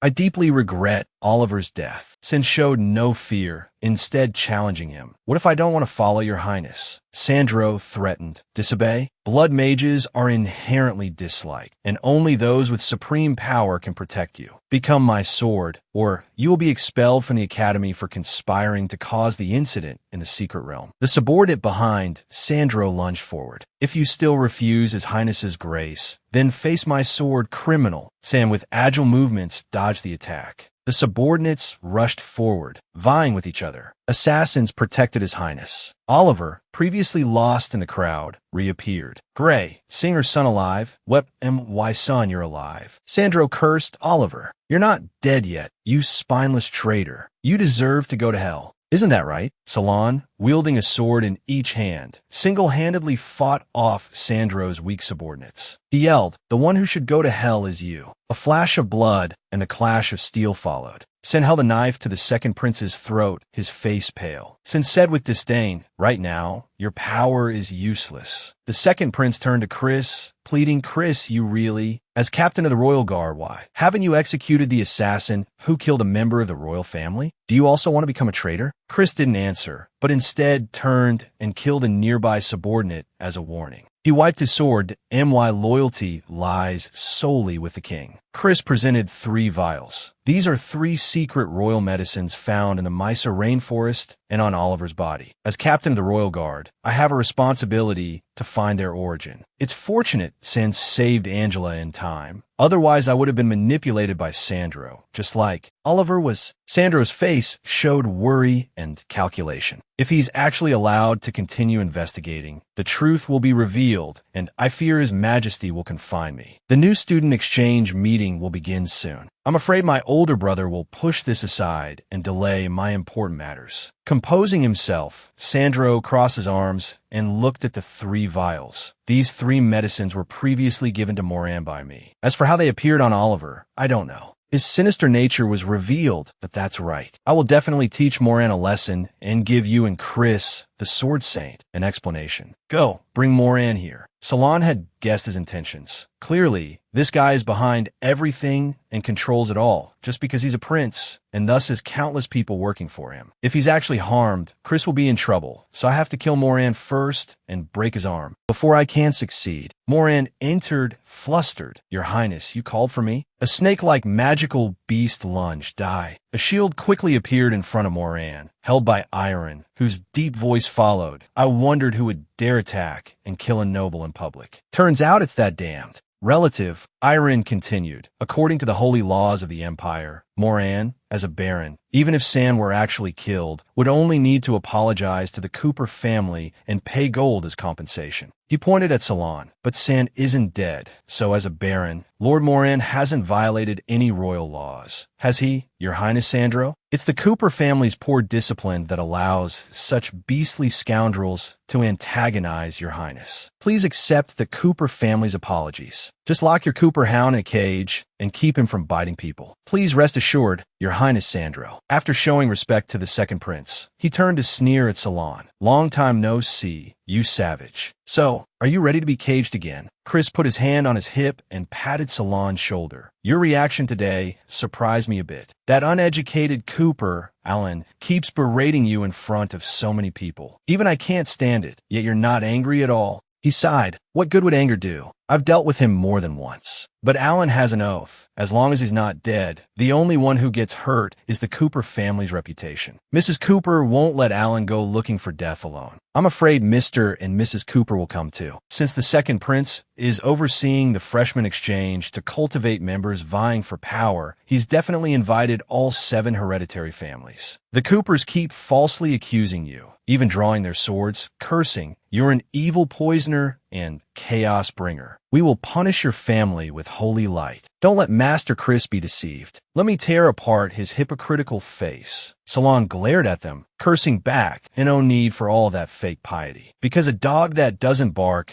is the one that bites the hardest. At the freshman exchange, there will be many S-rank contestants far more talented than you, waiting for me to win and finish this. I don't have time to squabble with you. Every sentence was accompanied by a blow, sending the Coopers flying. Chris, standing beside him, admired, well done. You've grown wiser with age. After everything was settled, the 2 sat under a tree. Chris told Salon about his preparations. I've arranged a meeting for you with Dean Albus. He's even more interested in you than in the legacy of the first blood demon sword saint. He might even teach you a few new tricks. At the Imperial Academy training grounds, the dean was already waiting. As soon as he saw Salon, he called out, San, come here. Use your strongest move against me. Salon hesitated. Dean, this isn't very appropriate. The dean unleashed his power as a prompt.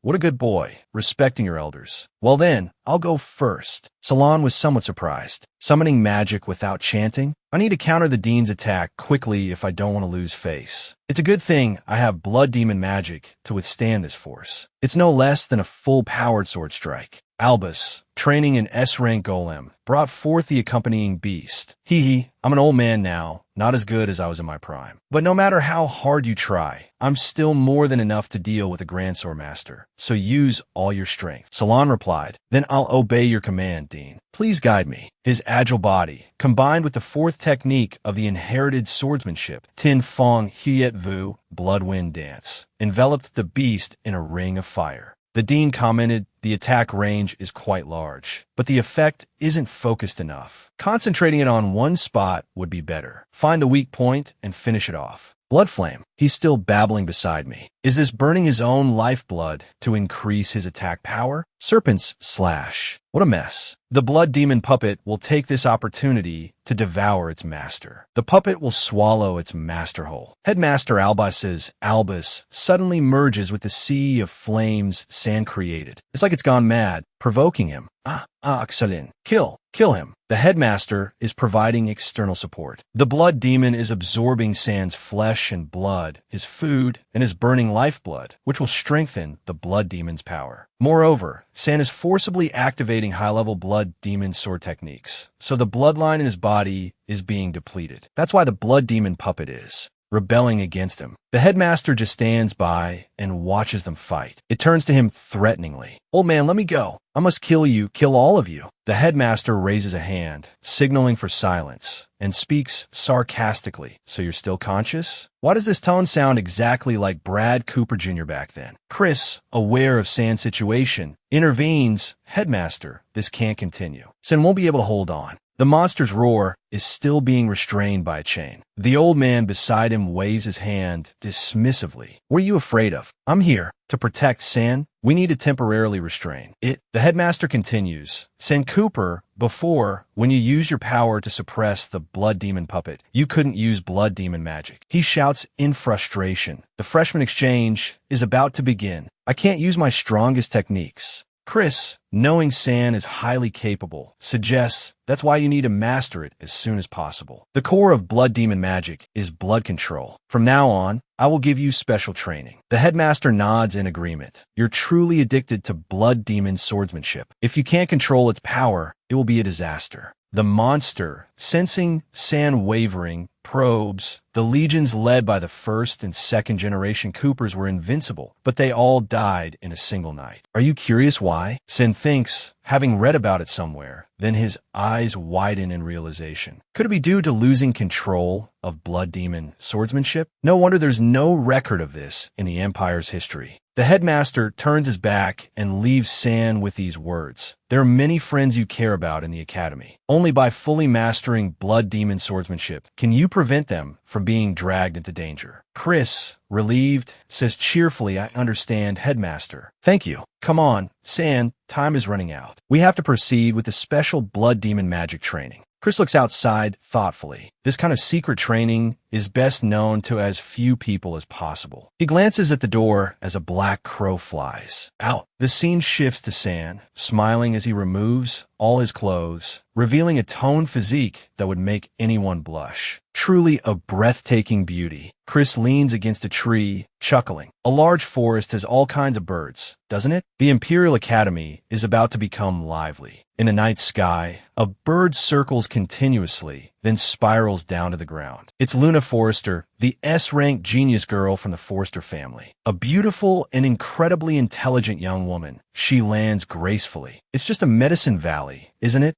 Her face clearly showed annoyance. That old geezer Grinnell must have done that on purpose. Damn it. The second prince keeps emphasizing not using blood demon swordsmanship. That's like cutting off my own arm. If that's the case, I'll definitely be able to defeat him in this freshman exchange tournament. The MC's voice echoed throughout the vast stadium. The annual freshman exchange tournament of the Imperial Academy will proceed as scheduled. This is a rare and grand event in St. Golden City, with every seat filled. The audience will not only be able to admire the unique styles of the freshmen. Moran Sawad, standing at the MC's podium, held the microphone and shouted, but also have the opportunity to meet the esteemed Grand Dukes and heads of the various noble families. These distinguished judges are seated together in the highest stands. Moran Sawad enthusiastically introduced the second prince, His Royal Highness, the second Prince Suinru, representative of the esteemed Duke's family, along with all of our outstanding individuals at the Imperial Academy. Today, we gather to witness the talents and potential of our freshmen. He gestured towards Suinru and continued. This grand event is under the direct supervision of His Highness, the second Prince Suinru. The victor will not only receive priority guidance at the Imperial Academy, but will also be granted a wish by the second prince. Salon stood among the crowd, stroking his chin as he looked up at Suinru in the distant stands, thinking the second prince isn't wavering at all. This wish comes at a convenient time. If I win this tournament, the Cooper family might decline even faster. Immediately afterward, Moran began explaining the rules. The freshman exchange tournament will be divided into the preliminary round and the team competition. 8 qualified students will participate in the preliminary round, engaging in one-on-one duels in the arena until a winner is determined. The preliminary round follows the old rules. The top 8 students who sever ahead from the Hydra will advance to the next round and then compete in the arena. The enormous serpent with countless heads is the immortal beast, the Hydra. As soon as the MC's shout rang out, the match began and all the participants excitedly rushed towards the monster. Just a minute later, the Hydra's first head was pierced by a bolt of purple magic, though not completely severed, surprising Moran so quickly. The Hydra's first head has been cut off. It seems that wasn't a type of magic commonly seen at the Academy. Who is this person? Indeed, the one who easily dealt with the Hydra's first head was a wild-looking girl. The magic bolt had been fired from the crossbow in her hand. Salon observed from a corner and silently assessed her. At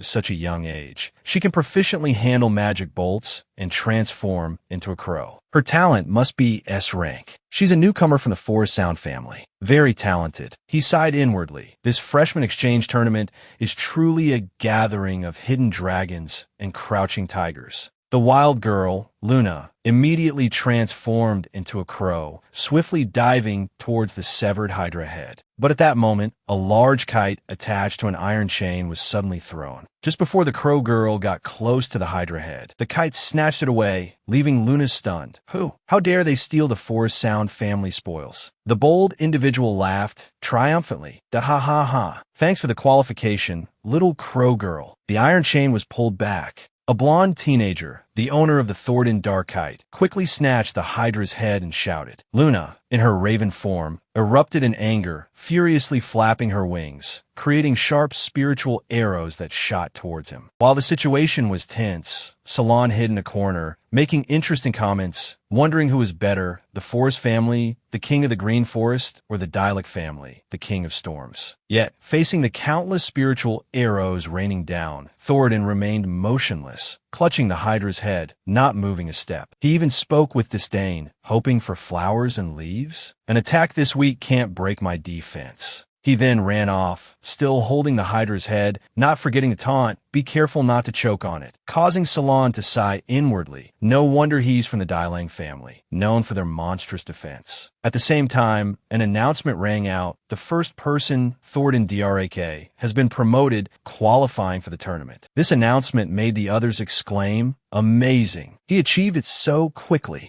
This guy seems much more dangerous than the 9-headed dragon I encountered in the previous secret realm. Fortunately, there are restrictions suppressing him. Otherwise, he would be very difficult to deal with. Just then, a large axe with dark green spiritual energy was thrown into the air, startling the Hydra's head. Along with it came an arrogant voice. That was just a sneak attack. Watch this. Green spiritual energy surged around a woman with fiery red hair. Gloria effortlessly swung her scythe, severing one of the Hydra's heads. She declared proudly, "Don't let those barbarians from the north underestimate the soldiers of our empire." This made Salon think in surprise, as expected of a member of the Isaac family, known as the king's right hand in the previous life. Her words spurred William to charge forward, shouting, "Kill! This is the home turf of our Imperial Academy. Let's go, everyone!" He loudly reminded everyone, "The Hydra is getting angry. Defend yourselves immediately."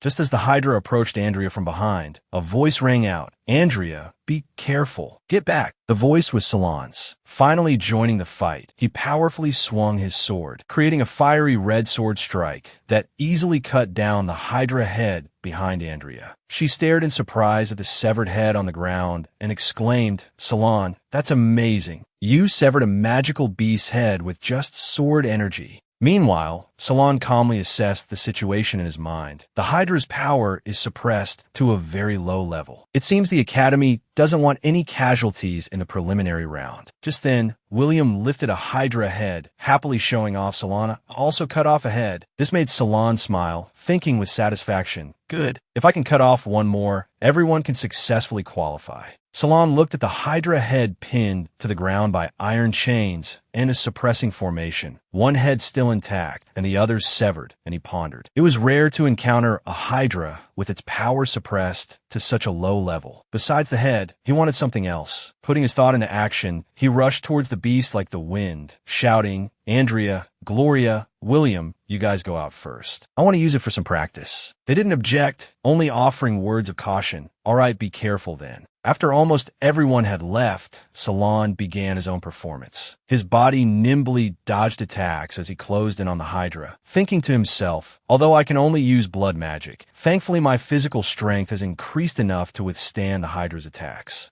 Meanwhile, the beast opened its mouth, creating a purple magic sphere to counterattack. However, before it could complete the spell, Salon leaped, grabbing its head, mindful of the Hydra's fire magic attack. "Well then, you can keep that for yourself," he muttered, then swiftly twisted the Hydra's head, causing its own magic to blast into its remaining head. Landing on the ground, Salon quickly assessed the situation. The Hydra's rapidly regenerating shield had been broken by its own strongest attack. He didn't hesitate, charging towards the Hydra, knowing that when all 8 heads were severed, the central head's energy would be immediately consumed to regenerate the others. Imbuing his sword with fire magic, he swiftly cut off another remaining head. Now, Salon affirmed mentally, the Hydra will enter an extremely weakened state. Gripping his sword with both hands, he raised it high, aiming directly at the Hydra's central head, his strategy carefully calculated. "Now, if I can just hit the Hydra with this sword," he thought, "I can use the blood magic Chris taught me to absorb the Hydra's rapid regeneration ability." But just as Salon's flaming sword descended, a towering column of water erupted from the lake, blocking the blow. Taking advantage of his momentary shock, countless black strands of hair flew towards Salon, binding his limbs. A triumphant laugh echoed. "Fool, you're still as stupid as ever."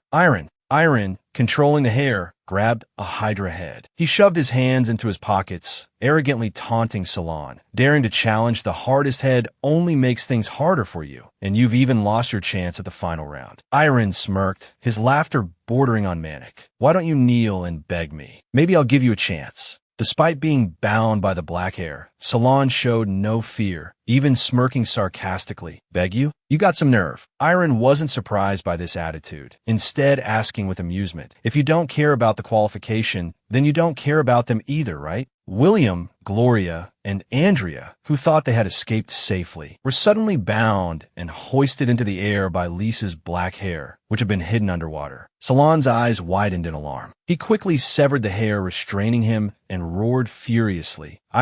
At that moment, the chains on the Hydra's central head suddenly shattered. The Hydra regenerated instantly, sprouting countless heads and mouths filled with sharp teeth. It surged from the water behind Salon, pointing his blood-imbued sword forward. Salon snarled, "Are you looking for death?" San, with his legs crossed and chin resting on his hand, sat observing the battle from his seat. Excitedly, he commentated, "Whoa, the Hydra's barrier has been broken. Is the Cooper family's bastard really looking for death? Seeing these toys in front of me, I hope more of them die. That would be more entertaining." Amidst a cluster of monstrous heads, facing Salen, who was furiously charging towards him, Iron simply stood still. Calmly, he declared, "Salen, today I will return all the humiliation you inflicted upon me before, using your blood for revenge." He suddenly roared, "Lisa, go!" Lisa, who was concealed underwater, swiftly manipulated strands of jet black hair to shoot upwards. Salen effortlessly severed the hair strands, but Iron gloated, "What I brought here is the Sanaa family's most vicious dog."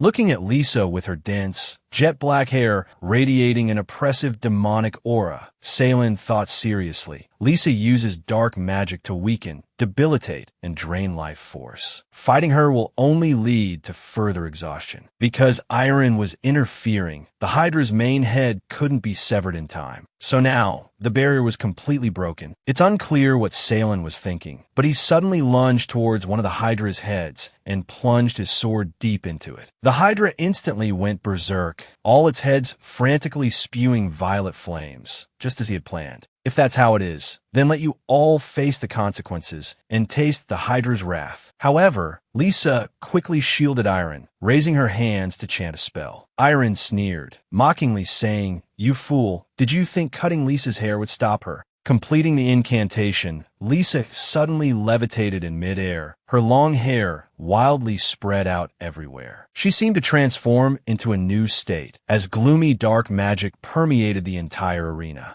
Immediately afterwards, Lisa landed, summoning 4 ferocious dark hellhounds, causing Salen to marvel inwardly, swallowing the Hydra's flames and transforming them. That's actually quite interesting, but what a pity. He leaped high into the air, unleashing a fiery sword chi attack that sent the hellhounds flying towards the Hydra. Salen carefully calculated. After provoking the Hydra and borrowing its power, this is clearly a challenge to it. The Hydra will definitely retaliate. The Hydra has just broken free from the barrier, so its burst of combat power is limited. I need to quickly deal with Iron. Thinking this, he seized this golden opportunity and charged towards Iron, startling him. At this moment, the sharp-eyed Lisa noticed and quickly directed the hellhounds to attack, while loudly warning, "Young Master Iron, be careful." However, Salen only needed a few swift sword strokes to tear apart the hellhounds. Swinging his sword towards Iron like he was cutting through bamboo, he snarled, relying on these half-baked things. "You want to stop me from killing him?" Yet, Iron used his old trick, damage transfer, directly causing Salen's terrifyingly powerful attack, meant for him to pierce through Lisa instead. She collapsed to the ground, and William, thus freed, hurriedly shouted, "Salen, do you need help?" Lisa convulsed on the ground, her body thrashing and sobbing. Salen replied, "No need. You should leave the arena as soon as possible and take her with you." William responded loudly, "All right." He swiftly scooped Lisa up under his arm and ran, ignoring her frantic biting at his bicep. He couldn't help but groan, "Ow, that hurts." A series of announcements followed. Third place, Gloria Isaac, promoted and qualified to participate in the arena. Fourth place, Andrea, promoted and qualified to participate in the arena. Fifth place, Nameless Knight, promoted and qualified to participate in the arena. As soon as they were out of the arena, William pinned Lisa, who was desperately biting his arm, to the ground and yelled, "Calm down. Don't you see Salen doesn't want to kill you?" The announcement then rang out. Sixth place, William, promoted and qualified to participate in the arena. He placed a hand on Lisa's head and gently explained, "But if you stayed inside, it would have made it impossible for him to settle the score with Iron." William suddenly asked, "Was it worth risking your life for such scum?" This question made Lisa abruptly come to her senses, her cheeks flushing red. In her eyes, William's handsome face held a sincere smile. A dazzling light seemed to radiate from him. William gently comforted her. "When we grow up and become stronger, we can protect ourselves better." He sat down beside Lisa, sincerely happy for her. "This is the qualification you've earned. I hope that in the next battlefield, there will be a chance to have a proper fight to decide the winner between us." Immediately after, the announcement came. Seventh place, Lisa Sanaa, promoted and qualified to participate in the arena. At the same time, inside the arena, Iron dodged Hydra's attacks with difficulty while cursing furiously. "You damn bastard. This dog actually dared to betray its master." Salen, while parrying Hydra's multiple heads, coldly asked, "Now that no one is protecting you, Iron, are you ready to die?" Iron, truly audacious, tossed the Hydra head in his hand into the air and boasted, "Want to kill me? It's a pity you won't have the chance today. I will be the last member promoted, and you are only fit to be Hydra's food." Hearing this, Salen swiftly struck. With a single sword stroke, Hydra's secondary heads were severed. He calmly said, "Is that so? I really couldn't easily cut off Hydra's heads like this. Luckily, you helped me deplete a large amount of Hydra's strength." Salen immediately leaped high, plunging his blood-soaked sword into the center of Hydra's main head. He leisurely continued, "Only then can I complete the final rituals while Hydra is extremely weakened." Hydra collapsed to the ground, its blood flowing profusely. and at the same time, the crimson magic circle beneath his feet suddenly appeared and glowed brightly. Salen, standing in the center of the magic circle, slowly revealed. Chris said that there's an ancient blood magic ritual recorded in ancient books. That is, by mixing one's own blood with the blood of a magical beast, a shared magic frequency is formed. A system notification also appeared. Obtained S-level ultra-fast regeneration ability. Can quickly complete healing upon injury and avoid being affected by the side effects of pain. Salen lifted the monster's heart and continued to explain. At this point, one can achieve super high blood synchronization with the monster, not only controlling the monster's actions, but also obtaining its special talents and skills. As soon as he finished speaking, before Iron could react, one of his arms was severed from his body, causing Iron's face to turn pale. He collapsed, clutching the severed limb, and screamed in agony, "How dare you cut off my arm again?"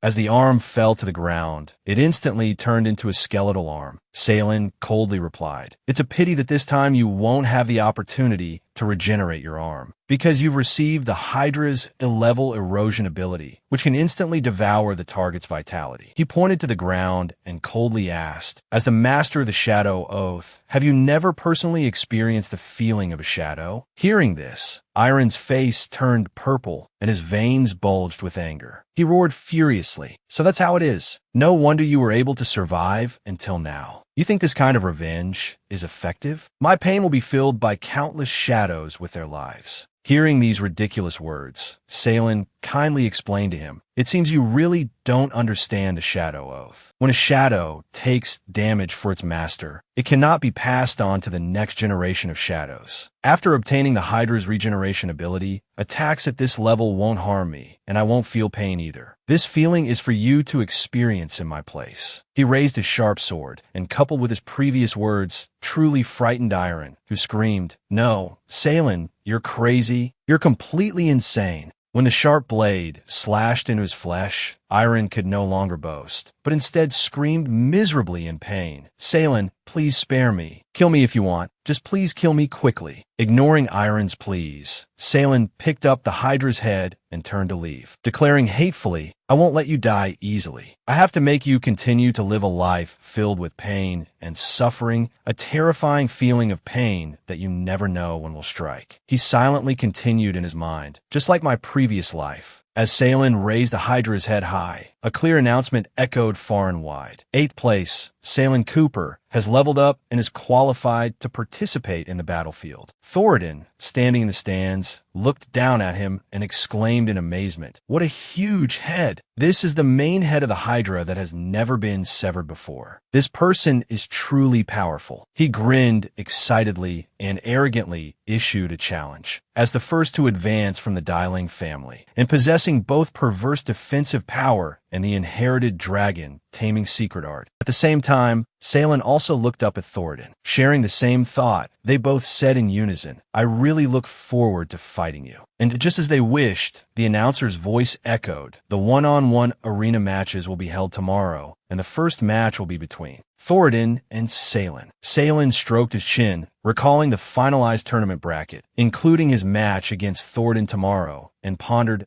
in the first match, I have to face a strong opponent like Thoradin. The second prince's intentions towards me are crystal clear. On the arena floor, Salen quickly turned his head and saw Thoradin leaping towards him, an axe in each hand, but Salen thought without fear. Right on time. If I want to achieve final victory, I'll have to face him sooner or later. Thoradin swung his axe down with imposing force, roaring, "Brat, take this!" But Salen nimbly dodged to the side, causing the axe to crack the arena floor. Salen quickly analyzed in his head such powerful force and incredible speed. I can't confront him head-on. Without pausing, Thoradin, quick as lightning, swung his axes at him, attacking relentlessly and without rest. But Salen was no pushover, agilely dodging every blow. He jumped back, creating distance between himself and Thoradin, causing him to roar in frustration. "You don't dare face me directly? Just jumping around like a loach." Yet, Salen stepped directly onto Thoradin's axe. His weight made Thoradin tremble, unable to lift the axe. Salen calmly removed the ring, emitting purple magic from his finger, and retorted, "Who says I don't dare fight head-on? The Drank family has long been known as warriors of the sea, and a real man doesn't just hide and use ranged weapons, right?"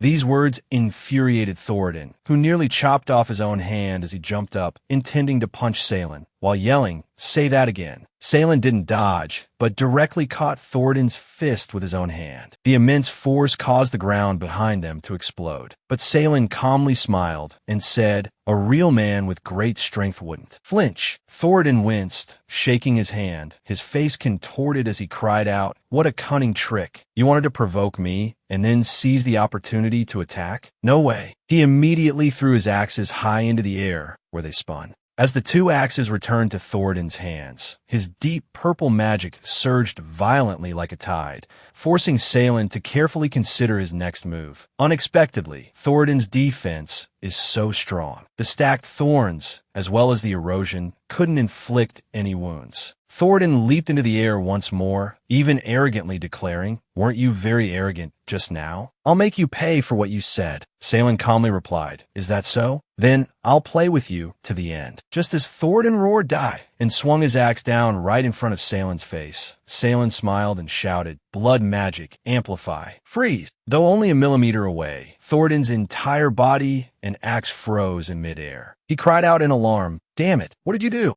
Under Thoradin's axe, Salen smiled gleefully and taunted him, "All's fair in love and war, kid. Even when your fighting spirit and rage are high, you still have to maintain your reason. Otherwise, I, a cunning hedgehog, will find every opportunity to establish a blood connection with you." Having said that, he swung his sword, unleashing a magical slash that knocked Thoradin's weapon away. "Just accept it," he declared. Along with his axes, Thoradin was sent flying, landing face first on the ground, his feet in the air. But at this moment, he hurriedly shouted, though. Grayish-white magical streams instantly appeared in the sky. A large white dragon quickly flew out from the magic formation. It was Fiza, an A-rank elite dragon capable of using two types of magic attributes: wind and ice. At the same time, Salen quickly analyzed in his head, Fiza, famous for its speed and freezing abilities, seems a bit mismatched with Thoradin, whose personality is quite different. Fiza immediately spewed a column of ice, and Thoradin seized the opportunity to quickly mount it, saying triumphantly, "You actually forced me to summon though. But unfortunately, your luck ends here." Seeing this, Chris frowned and said, "The Academy rules state that summoned magical beasts are not allowed in the arena. This is really unfair to Salen." Hearing this, Moran quickly spoke up in defense. Rules are rules, but Thoradin, as a dragon knight, is entitled to an exemption. If Salen is Bufu, he can also summon one. Sanru, with a satisfied expression, silently applauded this ironic justification. Back in the arena, Thoradin, while controlling Fiza to spew a column of ice magic, arrogantly shouted, "Let's see how you can escape now." Large ice pillars surrounded Salen. His face was worried as he tried to calm down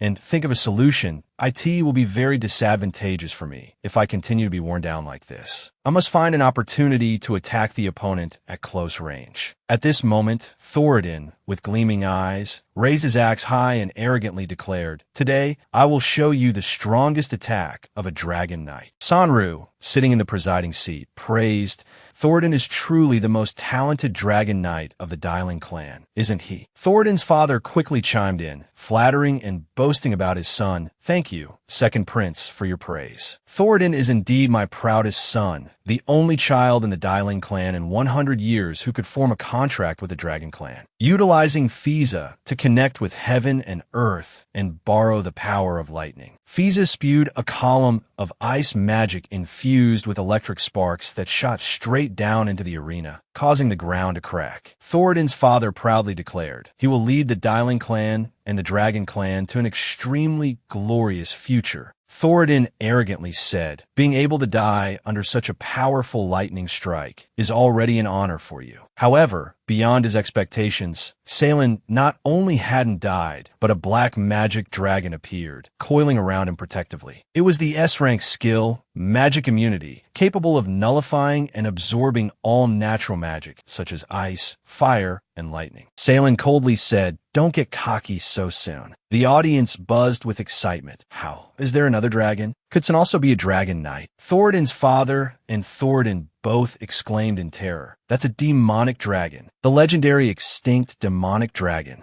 Salen, hands on his hips, smirked, thinking to himself, asterisk, only a natural disaster could help a demonic dragon upgrade its abilities. In my past life, Iron obtained a demonic dragon, but couldn't evolve it. A Thunderflame demonic dragon, an SSS rank rare species, can use 3 magical attributes, wind, lightning, and fire, simultaneously. It's a stroke of luck that this demonic dragon has acquired the lightning attribute. Its future potential is immense, asterisk. Salen commanded, "Go. Show me your new power." The demonic dragon quickly spewed a torrent of icy lightning breath, instantly striking Thoradin, who collapsed and yelled, "Impossible. This can't be." The demonic dragon stomped the ground. Salen instantly appeared in front of Thoradin. The demonic dragon has the S-rank skill, Lightning Dash, allowing it to use lightning's power for short-range teleportation. He declared, "Thoradin, I win this duel." Salen swung his sword, and the demonic dragon opened its mouth, creating a magic sphere. He firmly asserted, "Victory can only be mine."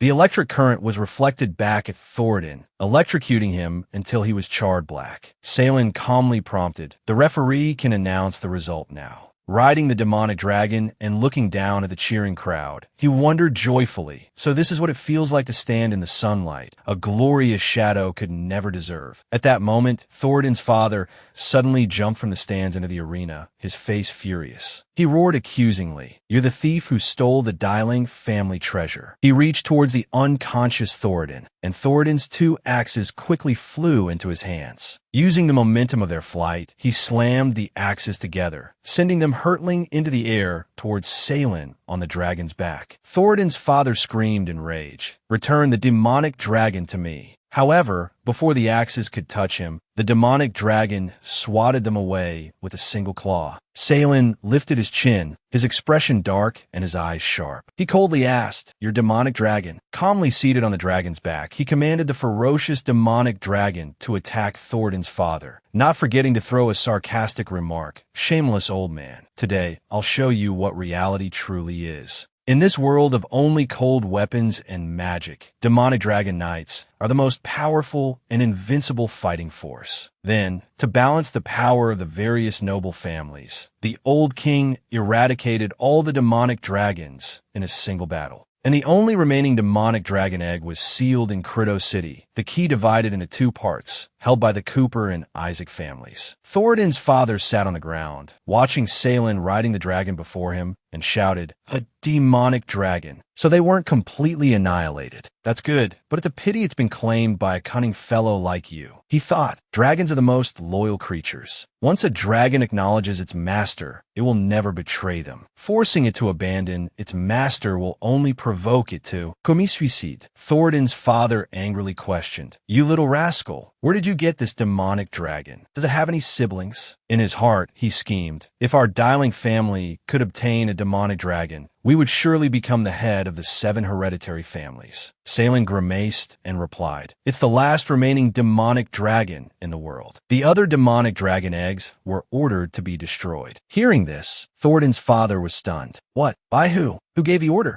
He approached, beckoned him closer, and whispered in his ear, "Who wouldn't want to see the Durank family return to its peak?" Sometimes what you receive in exchange for subservience isn't necessarily protection. He realized something. The second prince? Why would he? Salen explained, "Only a dragon that has completely lost its wings and fangs is the easiest to control, right?" At the same time, he landed beside William and said, "William, your opponent is from the Forest family of the Sylvan lineage. They excel at setting traps in the environment and hunting efficiently. So, you must quickly close the distance and use your strongest moves. A swift victory is key. Otherwise, you'll be put on the defensive." Luna immediately jumped down into the arena with him. William raised his sword and attacked. Imperial swordsmanship. Impact, he roared. Luna, take this. Luna nimbly responded with ice arrows. This surprised Salen, who watched the match intently and commented, I didn't expect Luna to deploy her defenses so quickly. William's attack is powerful, but his opponent easily predicted it. Right now, it's best to use Luna's attack to escape the vines and take advantage of the pause in her reaction after the attack to quickly close in and counterattack. William continued with another move, Imperial Swordsmanship, Explosive Force. Salen felt quite disappointed. William actually chose to counter this attack, although the explosive energy can also break free from the vine's restraints. But before he could finish his thought, William used another special move, Imperial Swordsmanship, Swallow Return. William attacked continuously. Imperial Swordsmanship, Assault. Imperial Swordsmanship, Awakening. Observing his fighting style, Salen concluded he's expending too much stamina. Luna was very agile, easily dodging William's attacks. She continued firing arrows. He used Imperial Swordsmanship to block them. Salen realized something. If William can't defeat his opponent with this move, he'll be in danger later. William swung his sword, creating a flash of light resembling a bridge across the horizon. He watched up to this point and completely knew the outcome. William lost. The attack ended, leaving behind an empty space. Where'd he go?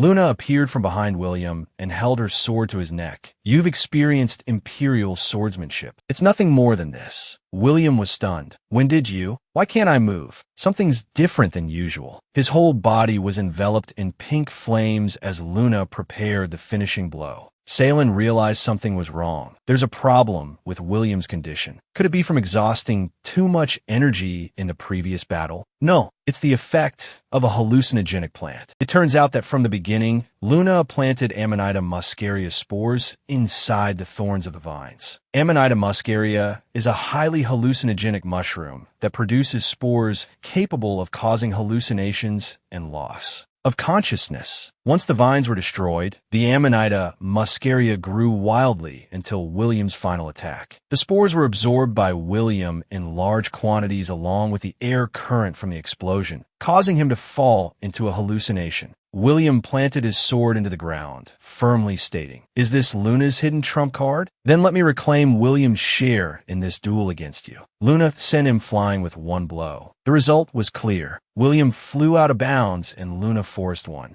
The match. Salen worriedly ran over. "Who are you? What do you want to do with William?" William was lifted by the ghost accompanying him, and in his delirium, he muttered, "Save William." Salen was puzzled. Since when did their relationship become so good? Did Lisa really reach William faster than him? Strange. Why did she run away after saving him? Andrea, who was treating William, angrily scolded. "That Miss Luna, her methods are too cruel. There's a strange hallucinogenic energy in William's body. I can't wake him from that kind of energy." Salen turned to Lisa. "I have a way, but I need you to use dark magic to give William a small electric shock. He needs to wake up as soon as possible." A moment later, William woke up and everyone cheered. "Great! William is awake." Everyone subtly hinted, "It's thanks to Lisa. Why don't you thank her?" He turned to Lisa. "Thank you, Lisa." This made her blush. She ran away, and Salen teased, "Why did she run away after seeing you?" Andrea suddenly spoke. "Just now, when Lisa's and my magic entered William's body, I caught a glimpse of Lisa's memories. Lisa couldn't protect Alan before, and now she's saved William. I'm afraid the Master will punish Lisa.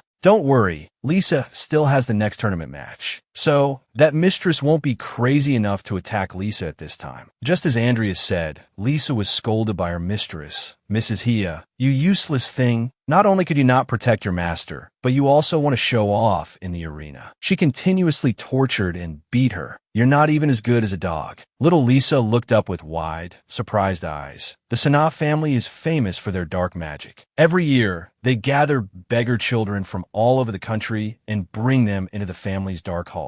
The little girl, leading a golden retriever, followed Hia along with the other children. Afterward, she had to witness her dog being hung on a cross and crucified. The Sanaa family's dark magic stems from the deepest pain and despair of humanity. The Sanaa family will relentlessly destroy their last psychological defenses and obliterate their humanity. Some children went mad and attacked each other physically. Lisa used her Medusa hair to deal with the other children. Only the fortunate souls who survived this despair were worthy of being branded with the Sanaa family name and becoming terrifying instruments of eradication. At this moment, Lisa was tied up with ropes, kneeling on the ground with numerous cuts on her body, but Hia still wasn't satisfied and continued to berate her. You're the Sanaa family's loyal dog, and you've forgotten how much Sanaa has spent raising you? She held a weapon resembling an iron chain, her voice booming. Your body, your soul, everything about you must be ready to be offered to your master at any moment. One end of the weapon pierced Lisa's shoulder, and Hia continued her tirade. If you can't protect your master, then this arm of yours should be removed. Looking up with clear eyes, Lisa whispered, I neglected my duty and failed to protect young Master Allen. Then she knelt down, admitting her guilt. Please, Master, punish me. Suddenly, a sword-carrying red energy flew in, accompanied by a shout. Stop! The Perseus sword grazed Hia's hand, causing her to drop her weapon, and then embedded itself in the wall behind her. Salen stormed in, his teeth gritted in anger. Beside him, Andrea, seeing the situation, covered her mouth in shock. Madam, this is the Imperial Academy. She's not someone you can bully. But Hia raised her hand, revealing a skull ring, and declared, Salen, I couldn't find an opportunity to attack you, but I never expected you to be foolish enough to offer yourself up. Then, clenching her hand, she pointed the ring on her ring finger forward. At the same time, a green mark appeared on Lisa's neck and chest. Hia yelled, You'll be just like this dog,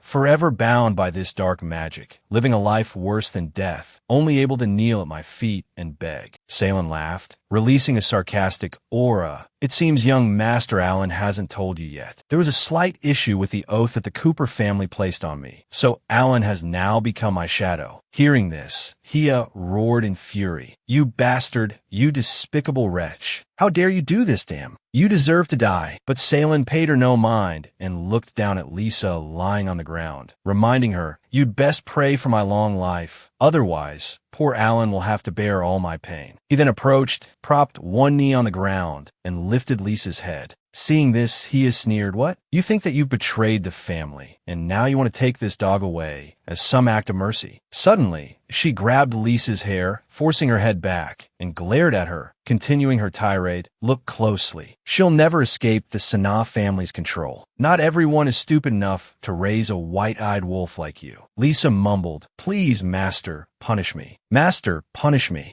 At the same time, Hia raised her hand, conjuring a sharp, red energy weapon. Behind her, a red demon with sharp claws declared, You people never care about the lives of others. Then she continued, Salen, don't be impulsive. If you dare to lay a hand on a noble, the second prince will use this opportunity to strip you of your commoner status. Suddenly, Andrea, who had been standing behind Salen, swung her staff, launching a burst of yellow energy towards the blue magic on Lisa's neck. Angrily, she said, I've seen Lisa's memories, and I just need to awaken her warmest memories to help her break free from the control of this dark magic. A moment later, Salen saw Lisa open her eyes and quickly asked, Lisa, can you hear me? He reminded her, You still have the arena competition. If you win this competition, you can stay at the Imperial Academy. Suddenly, an image of William smiling appeared. Lisa murmured, I'll have the chance to fight him fairly and decide the victor. Her eyes slowly focusing, Lisa mumbled the match. Then, clutching the magic circlet on her neck, she trembled as she heard a voice in her ear. If you successfully escape this prison today, from this moment on, you will be completely free. Beside her, Hia, enraged, used her skull ring to unleash a surge of green energy, roaring, You celestial brat, how dare you dream of escaping your shackles? I will make your soul suffer, and you won't dare disobey even half a word. But at this moment, Lisa was also radiating jade green energy, fighting against Hia's magic with determination. I can't die here. Then, Lisa stood up, stretching her arms and legs, her hair transforming into Medusa's, and with a scream, she used her hair to knock Hia away. Staggering towards the door, she cried out, I promised him, I can't die here. Lisa, dazed, continued to stumble forward, muttering, I can't die. Suddenly, she collapsed into William's arms. He closed his eyes, sighing with relief. Thank goodness, my life-saving young lady. I'm so glad you're all right. At the same time, someone asked suspiciously, William, why are you here? Wasn't the headmaster helping you with your treatment? Meanwhile, Hia, on all fours on the floor, looked at her shattered skull ring. Don't get cocky. Even if Lisa escapes the dark magic's restraints, she is still the Sanaf family's property. None of you can take her away. Suddenly, the headmaster, accompanied by Oliver, appeared at the doorway. Lisa is the winner of the competition. She is not the private property of any family. Hearing this, Hia, with a disdainful frown, retorted, "Unfortunately, once the freshman exchange tournament ends, the academy will no longer be able to offer her protection." This angered the headmaster, who radiated a murderous aura as he asked, "What if she becomes my student? Will the Sanaf family offend me, Lady Cooper, a married-out member of their clan, for her?"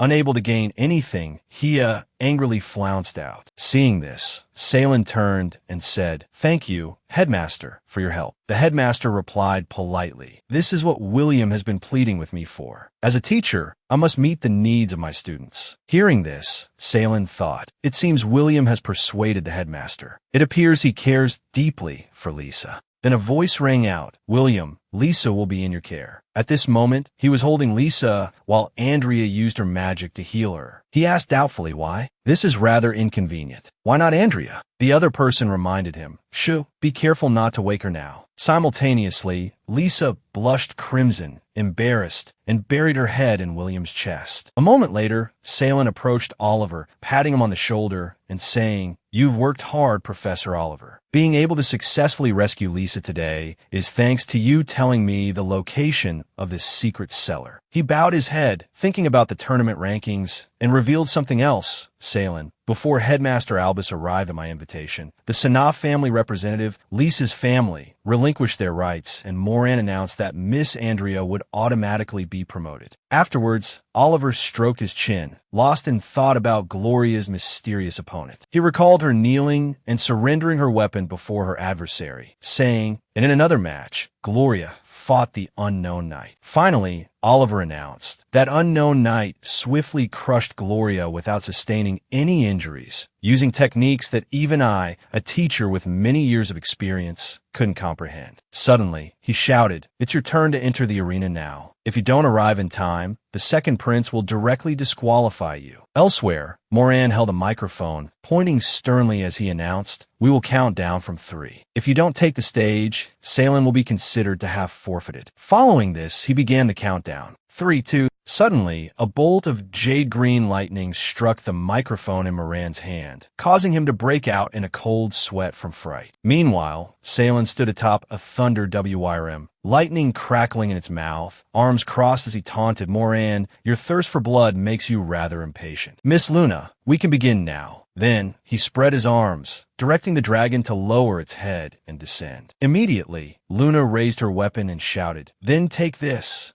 She fired a magic arrow, glowing blue. In response, the thunder WIRM opened its maw and unleashed a thunder flame roar. It struck Luna directly, accompanied by Salen's shout, "I'll make this quick, not giving you a chance to repeat your old tricks. Forgive my rudeness." Knocked to the ground, Luna, her face flushed with shame, used her hands to cover the exposed parts of her body where her clothes had been burned away by the dragon's flames, stammering, "Damn it, but that move was pretty cool." At the same time, Moran's voice boomed, declaring, "Luna has fallen out of the arena. Salen wins." Meanwhile, Salen stroked the dragon's head, listening as it informed him, "Due to the overwhelming power of the Thunder Flame WIRM, the second prince and the Academy leadership have unanimously decided that contracted magical beasts will be banned from the arena." He thought to himself, "The Academy always treats me so fairly." After that, Moran looked at the tournament rankings and announced the next match, Andrea versus the Unknown Knight. Salen, meanwhile, strolled leisurely, whistling as he approached Andrea, who was listening to Cassidy's advice. "Andrea, the opponent you face has incredibly strong defenses. Gloria couldn't injure him at all, so don't show any mercy." Seeing Salen approach, Cassidy turned away in annoyance, grumbling, "That rotten brat." Seeing this, Andrea had to mediate Professor Cassidy, but Salen simply offered words of encouragement. "Andrea, be careful. If you're in any danger, just surrender and leave the rest to me." He then looked at the masked man wielding a large saber, listening to her reply, "Thank you, Salen. I'll go up then." He thought suspiciously, "Who is this guy? I've never heard of such a character in my past life." Then, Andrea simultaneously summoned blue lightning and red fire, shouting, "Take this! Ice Charm, Thunder Toto, Rumbling Stone." Seeing this, Cassidon, sweating, narrowed his eyes and exclaimed, "I can't believe Andrea can use 3 high-level attack spells at the same time now." Though, those spell names are quite cute. At the same time, all 3 energy sources simultaneously surged towards the unknown knight. However, they only passed through a thin protective membrane and disappeared before reaching him. Leonard Richard frowned and commented, "Your attacks are useless against me." Salen muttered suspiciously, "How can the attacks disappear without a reason? If all these elemental magic energies were swallowed then?" Suddenly, he slammed his saber into the floor, creating a small explosion, explaining, "The balance of power will give you corresponding feedback." Suddenly, someone shouted a warning, "Andrea, be careful. This guy is about to use his ultimate move." On the other side, Leonard pointed his saber towards the sky, creating a massive whirlwind heading towards Andrea in the air, accompanied by Salen's shout, "Retreat." He thought, so it's wind magic. Not only can it swallow attack energy, but it can also use the power of the wind to launch a counterattack. Salen caught Andrea and landed, staring ahead, silently assessing. He can also achieve a swift victory. This person's strength is even greater than the other participant. At the same time, Moran commented, "Andrea has been blown out of the arena." The unknown knight wins. Inside the arena, the whirlwind had completely dissipated. Moran announced, in the final match, Salen will duel with the unknown knight to see who can claim the final victory. The winner will become the new top student of the Imperial Academy. Whether commoner or noble, the students will follow that person throughout their studies at the school. Moran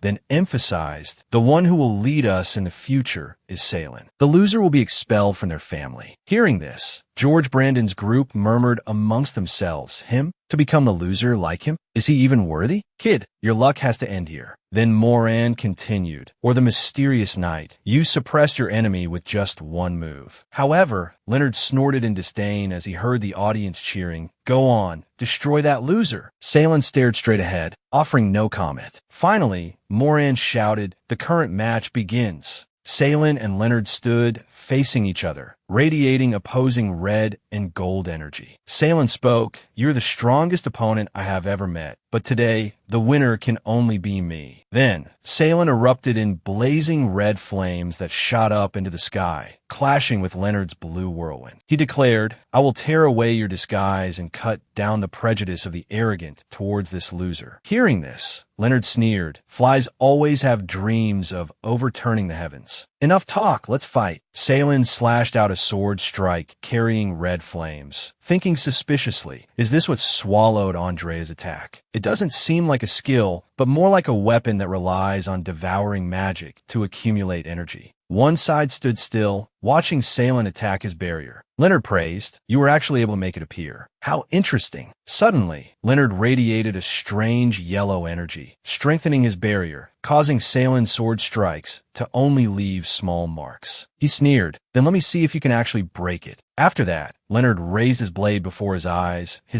flashing red, and said, "Don't struggle in vain. You can't break my absolute defense." Suddenly, a whirlwind enveloped Salen's body. Leonard taunted, "The scales will punish you for your own arrogance." But Salen just smiled, his eyes sharp and cold, and beckoned with his finger. Simultaneously, the red blood droplets floating around him dispersed Leonard's whirlwind. Salen laughed loudly and questioned, "Do you really think you're some high and mighty judge? Look closely. The passion in my body wasn't blown away by your wind. There's no such thing as absolute defense. Only dead things have blind spots or weak points." Then he stomped on the floor, causing the red liquid to boil. It was blood-soaked lava. Using blood to construct a lava domain doubled the blood demon swordsman's power and speed. The blood droplets, as if alive, flew up, converging on a single point. Salen declared, "Others couldn't penetrate your defenses, either because their attacks weren't strong enough, or their assault wasn't dense enough." Then, Salen thrust his sword at the yellow barrier provocatively. "I want to see how much more of my blood demon magic you can devour." But moments later, the barrier began to show signs of cracking. Seeing this, Leonard laughed excitedly. Truly a battle maniac. You're qualified to be my opponent. Then, he swung his hand, conjuring golden blue magic like a storm on the eastern sea. Come, let's have a proper fight. His eyes flashing red, Salen sneered, a proper fight? How laughable. I told you all already, you high and mighty nobles. Don't underestimate the blood demon swordsmen who live in the shadows. When Leonard pulled his sword from the ground, the surrounding blood streaks shattered, spraying onto him and his blade. Standing within a yellow protective sphere, Leonard was stunned.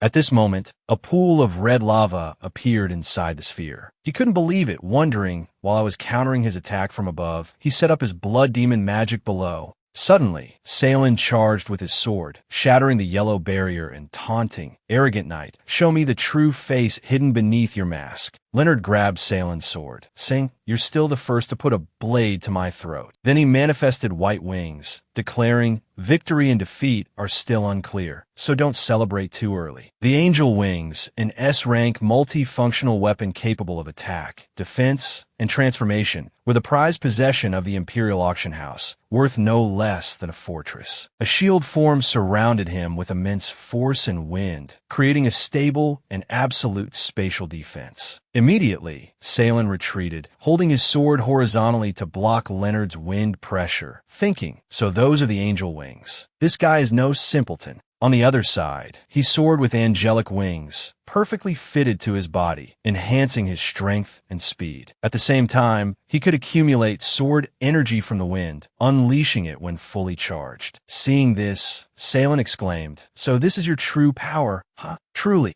a pity." Then, he too manifested a pair of blood-red wings and flew up to attack Leonard, taunting, "Well then, I won't give you a chance to breathe." But Leonard effortlessly blocked Salen's slash with his sword, scoffing, "Arrogant brat, it's time you learned some manners." He then knocked Salen's sword away and yelled, "Come on." Salen grinned back, "Bring it on." Then, the two clashed, their red and gold wings radiating opposing energies. Leonard laughed excitedly. "This is exhilarating." Observing from the side, Grid furrowed his brow in confusion, thinking, "Asterisk those weapons and techniques, are they the ones I taught him back then? But why is he here? Asterisk." Down in the arena, Salen flew up and slashed down at Leonard, the force of their attacks shattering the ground beneath them. On the second prince's side, Moran approached and whispered something that made him laugh with delight. "I can't believe he actually came here. Moran, the group we secretly trained, they're ready. Today is the day this nameless knight dies." Meanwhile, Leonard held his sword out in front of him with both hands, praising, "Your swordsmanship is actually on par with mine, and it gets stronger with each clash." "How is that possible?" Looking down from above, Salen explained, "Did you think my blood demon magic was just a trap to hold you back?" At the same time, his wings transformed into crimson tentacles that plunged into the ground, its ultra-fast regeneration. The crimson lava of my blood energy creates a spatial domain constantly connected to me. The blood energy senses every movement in the arena and provides me with power. Hearing this, Leonard spread his wings, conjuring blades that slowly materialized from golden energy. He exclaimed, "So that's how it is. Then wouldn't draining all your blood energy be enough?" His storm sword absorbed the sword energy from the wind, transforming it into countless blade shadows for long-range attacks. Salen crossed his arms, his fingers creating a net of blood in the air. He sneered, "I told you not to underestimate the power of a blood demon swordsman." As Leonard raised his hand to command hundreds of swords towards Salen, a gigantic blood monster appeared, bearing its crimson fangs and looking down. Seeing this, Leonard laughed with amusement. "All right, let's see who's stronger in this battle between light and darkness." The swords pierced through the giant blood creature and flew towards Salen behind it, along with Leonard's taunt, "Are you still struggling even now at death's door?" Hearing this, Salen furrowed his brow and smiled. At the same time, the blood monster exploded, spraying Leonard with gore, startling him. Salen yelled, "That struggling person is you." Then the blood transformed into a cage, trapping Leonard. He angrily cursed Crafty, "How dare you use blood energy to bind me?" Salen manipulated the blood into tendrils that wrapped around Leonard's wings, saying, "It's useless. Blood energy is a living thing. Struggling will only tighten the bonds." He thought, "Let's see how many more tricks you have up your sleeve." Suddenly, Leonard pulled out a gray bone arm. It was the necromancer's hand, originally a weapon of the Sana family. A natural counter to all living skills. An S-rank dark magic artifact, a classic imperial treasure. He immediately used its skill, Deathly Wither, which could drain the target's life force and turn them into a corpse. Leonard declared, "You've actually forced me to use this weapon." As the blood energy above him solidified in a black earth, Leonard stepped out and approached Salen. "I end this battle," he said, "based purely on strength. You've already won." Seeing this, Salen, sweating and frowning, worriedly thought, "No, he's clearly trying to act kindly towards me. But why do I sense an even more dangerous aura?"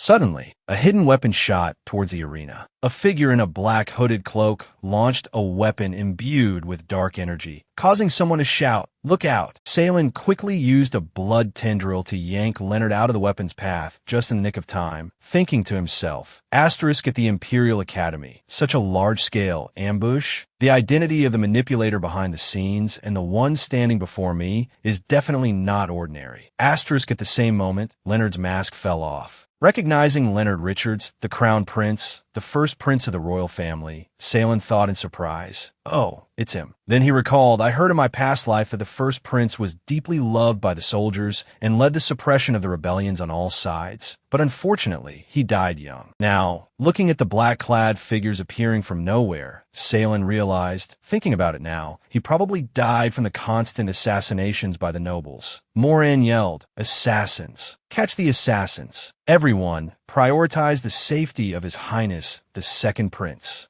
Meanwhile, Leonard calmly raised the necromancer's hand, radiating blue-black energy towards the black-clad figures. "These relentless wraiths again," he said. In a blink, they were turned into crumbling earth and stone. Leonard scoffed. "Once they get a whiff, they latch on and won't let go." Then he activated his angelic wings, treasury form, connected to the Imperial Treasury, allowing him to quickly exchange for any weapon based on reputation and return it at any time. Dozens of sharp weapons materialized above Leonard's head, pointing forward at his command. Leonard roared, "Rebels! Those who dare to plot the assassination of members of the royal family shall die." Meanwhile, Salen also summoned his demonic dragon, which opened its maw and unleashed lightning towards the people below, causing smoke and dust to billow. He thought if he could quell this assassination attempt, he could befriend the first prince and, from now on, wouldn't have to worry about the second prince using his power to bully anyone. Salen swung his arm, using magic to turn the men in black into white bones, muttering to himself, "After being reborn, I haven't had a chance for a proper massacre. Today, I'll show you how fearsome the god of slaughter from my past life truly was." Then, half of his body manifested fiery red energy, while the other half radiated blue lightning. His eyes glowed crimson with rage as he roared. Azura appears. Blood flows like a river. Salen glared and yelled, "Kill them!" On the other side, Leonard was equally ferocious, shouting, "Annihilate them!" Salen and Leonard stood back to back, surrounded by the assassins in black. Suddenly, Leonard levitated into the air, holding his orb-tipped staff emitting a violet light. Looking down at the assassins writhing on the ground, he shouted, "The light of fireflies dares to compete with the bright moon." He used the eternal starlight, the staff of many first-generation family heads, capable of unleashing magic that could destroy the stars. Meanwhile, Salen controlled his demonic dragon, unleashing bolts of lightning, roaring, "I'll show you the might of the Thunderfire dragon." Suddenly, 3 people tried to attack him from behind, but Salen launched red blood whips, sending them flying. "Such despicable assassination tactics. Truly a rabble," he scoffed. On the other side, Leonard pulled out a scythe imbued with violet energy, cleaving 2 people in half. "You will pay with your lives for the crime of treason," he roared. The blood moon scythe of the first-generation Isaac family head, capable of wide-range attacks that ignored defenses. Suddenly, an arrow whizzed towards Leonard's back. Blood and flesh splattered into the air, accompanied by a cry of pain. However, Leonard was unharmed, shielded by Salen's blood magic just before the arrow struck. He frowned, warning, Be careful of attacks from behind. He clenched his fist in anger as Leonard replied, "Thanks for the warning. Let's finish this quickly." Simultaneously, a person enveloped in jade green energy turned into a white skeleton. Finally, Salen stood facing Leonard, the assassins nowhere in sight. Elsewhere, the second prince, holding a knife, cut his arm, letting blood drip onto a yellow magic circle. He thought, "Leonard, you will die today." "Alchemic sacrifice," he muttered, sacrificing a large amount of flesh and blood to refine creations capable of shaking heaven and earth. At the same time, a strange phenomenon occurred beneath the arena floor, causing Salen and Leonard to exchange puzzled glances. Then, the bodies of the slain assassins began to smoke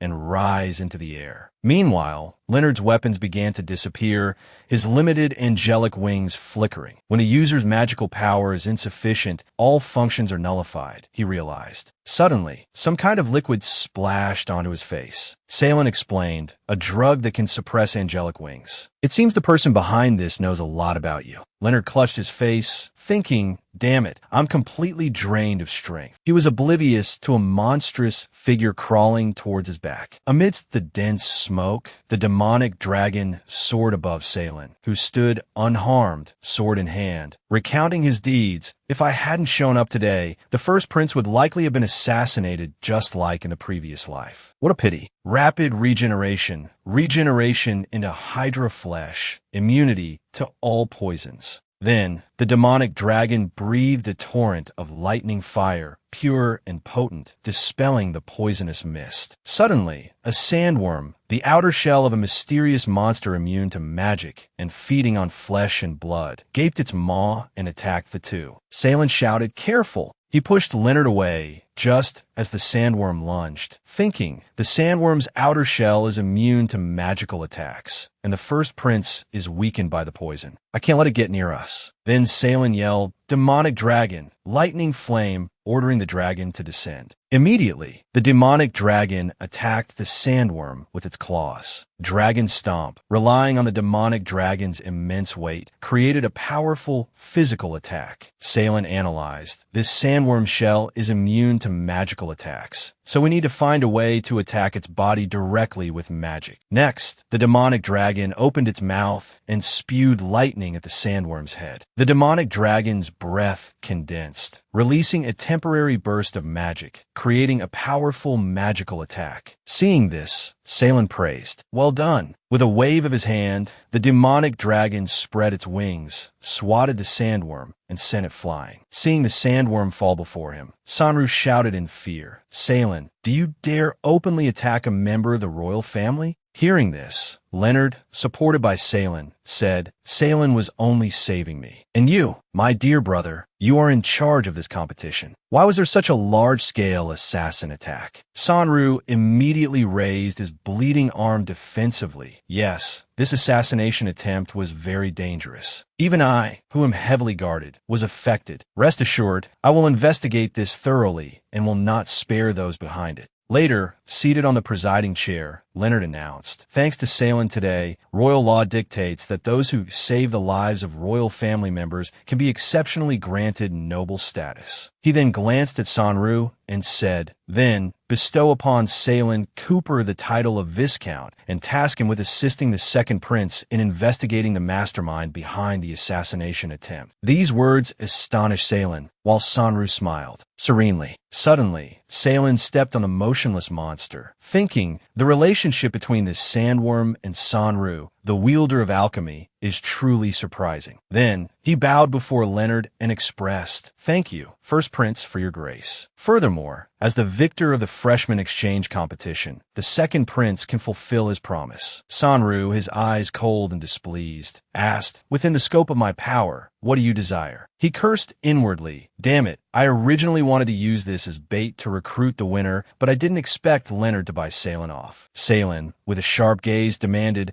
"I want the silver bone swamp of the Cooper family as the Viscount's fief." Hearing this, Sanru frowned and snapped, "Salen, you truly are a greedy and shameless hyena. The size of a fief directly represents power and status, the most important things for a family. Leonard spoke up again. I think Salen is very worthy. Why? Does the second prince intend to go back on his word? After all, this fief is no small matter. Then he glanced at Salen, who was standing next to him, and said, if it's inconvenient to make the silver bones swamp Salen's fief, I will consider granting him the Zoanbic mines on the outskirts. Hearing this, Sanru thought of the purple crystals and muttered, everyone knows there are black gold veins in that land. I had to work very hard to get the king's promise. Controlling that black gold mine is equivalent to controlling half of the empire's magic resources. I absolutely cannot let it fall into the hands of another. Inside the mine, workers were mining the purple crystals. Black gold is a material with extremely high magical properties. It is an indispensable material for high-level magic artifacts, making it incredibly valuable. That black gold is graphite. A man looked at the broken piece of black gold on the table with a headache. The properties of objects made from black gold are quite fragile, and moreover, they cannot be repaired. They are ultra-luxury consumables, yet they are still fought over by the nobility and have become a symbol of status. At this time, the arena was still filled with the hazy smoke of gunpowder. Leonard looked at Sanru, who was trembling with anger, and said, my dear brother, have you made up your mind? Give a silver-bone swamp to Salen of the Muyuan Ridge. Pressed, Sanru had no other choice but to grit his teeth and reply, on behalf of the Cooper family, I will give the silver-bone swamp to Salen. Hearing this, Leonard's eyes widened, radiating a murderous aura as he roared, you actually dare to snatch food from the Cooper family to fill your own belly? Faced with his oppressive aura, Salen calmly thought, asterisk the strongest shadow in my past life. At that time, the Cooper family rewarded me with the silver-bone swamp, asterisk. Then, he remembered the dark gray crystals, asterisk afterward, a new type of mithril or was discovered in the silver-bone swamp. This is a resource even more precious than black gold. So the Cooper family once again took the silver-bone swamp back into their hands, asterisk. Leonard's blue energy surged, suppressing Salen's orange energy. Every inch of the Cooper family's land was exchanged with blood. Unless you can stand firm against me for 15 minutes without falling, my Cooper family will never easily hand over the silver-bone swamp to a traitor. Salen immediately responded, this time, I must have the silver-bone swamp. It originally belonged to me. Suddenly, a giant blue phantom appeared. It was the resentful giant, merging the power of a colossal mountain into its sword. When swung, the sword weighed no less than a mountain. Leonard swung his sword, releasing a wave of sword energy. Before boasting, you should understand your own limitations. On the other side, Salen raised his sword to block the blow.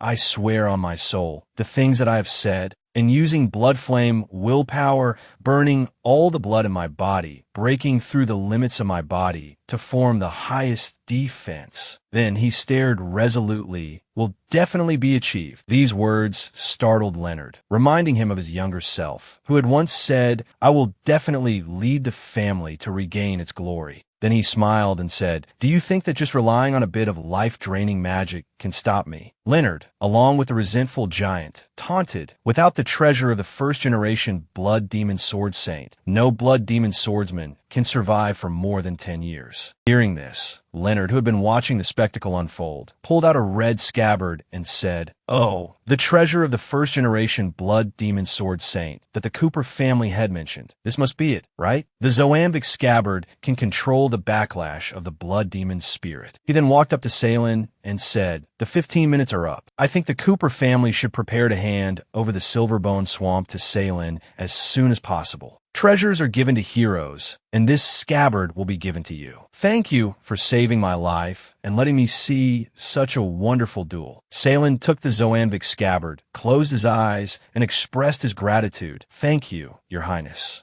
Then he opened his eyes and declared resolutely, within a month, I want a flag with my name on it flying over the Silverbone Swamp. Sometime later, walking down a hallway in the academy, Oliver said, Salen, the academy's upper management is investigating the assassin's accomplices and has restricted access to the Imperial Academy. If you want to find a suitable place to train, you have no choice but to come here. Hearing this, Salen asked, how do I register for a high-level training room here? It always says they're full. Suddenly, two male students appeared ahead, grabbing a girl by the hair and yelling, "You look like the assassin's accomplice. Take off your clothes and let us check." At the same time, Oliver explained, the high-level training rooms are occupied by students from the Noble Alliance. These guys rely on their noble status to act tyrannically within the academy. Suddenly, from a nearby room, someone was thrown flying out, startling the two bullies into releasing the girl. Salen then turned to look at them, helped the person who had been thrown to their feet, and shouted as they ran away, "Just you wait. I'll get someone to deal with you." Suddenly, swordsman Chippy and Gron came out of that room, waving their hands. "Get lost," they yelled. Then, they exclaimed, "Teacher Oliver, over here." Oliver replied, "This is Salen. We need to borrow your high-level training room." Chippy leaned down and asked, "Oliver, can we start? Are you Salen, the winner of the freshman exchange competition? You were pretty tough, going head-to-head with the second prince. You did well, so this high-level training room is yours to use as you please." Hearing this, Salen replied, "Thank you both." Then, Salen entered the room, while Chippy and Gron waved enthusiastically behind him. A moment later, Salen turned around, spread his arms, and asked Oliver, "Hit me." Oliver, looking bewildered, replied, "I really don't understand you." But he still raised his sword and slashed straight down at Salen. Salen calmly explained, "Indeed, most of my body has been eroded by the blood demon. If I want to escape its control, the only way is to change my blood."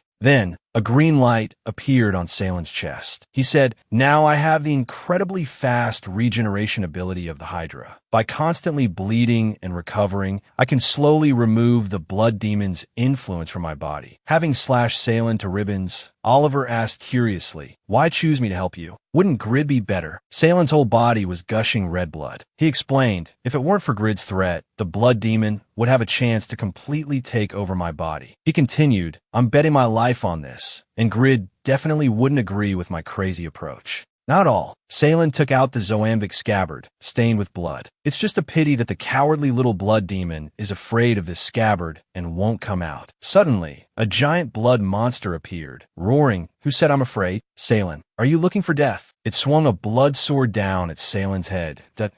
"Oh, you think you can conquer me with this scabbard? You're delusional." At the same time, blood arrows dodged the zoambic scabbard and pierced Salen, accompanied by the monster's taunts. The scabbard is indeed a chain that restrains the blood demon's rage, but the user must be strong enough. Salen ripped the blood arrows out of his body and yelled, "The scabbard just needs to awaken me. That's enough." He then charged barehanded at the monster, slashing at "I'll make you submit. I should be the one to do it myself." Suddenly, someone kicked the door open. "Where's the bastard who kicked me? Get out here. I'm here for revenge." A group of noble students entered. "This weakling is Salen, the one who offended the second prince. Capture him for me, so I can claim the reward." Seeing them, Salen turned, red energy flaring around him and the blood beast behind him. He shouted, "You've arrived just in time. Be the test subjects for my blood energy." Watching Salen, ablaze with red, charge towards them, the noble students cried out in fear, "Salen, do you still want to fight to the death?" He ignored them, rushing forward and landing a punch, making them fly back. "The ones who want to fight to the death are you." The blood on the floor then surrounded the noble students lying there. Salen taunted, "Daring to barge into my training room. You're practically begging for death." Suddenly, an iron chain was thrown, and two students, each holding an end, restrained Salen's hands. "Catch him. Catch him." Understood. But Salen used immovable mountain, relying on immense strength to stabilize his body and withstand heavy blows. The leader of the nobles radiated killing intent. "Oliver, it's a good thing you're here. We were able to capture Salen thanks to you. I believe the second prince will forgive you soon." He then warned, "I advise you to leave this place immediately." However, the leader sneered, "What's there to be afraid of?" The Duke Fong that Salen relies on has broken the noble's rules. He's a dead man walking. He pointed his sword at Salen mockingly. Meanwhile, the pool of blood on the floor was bubbling and spreading. It then transformed into giant snakes behind Salen. The monstrous power of the Hydra's bloodline manifested, possessing power far surpassing that of magical beasts. Salen's face was sinister, his eyes fierce and domineering.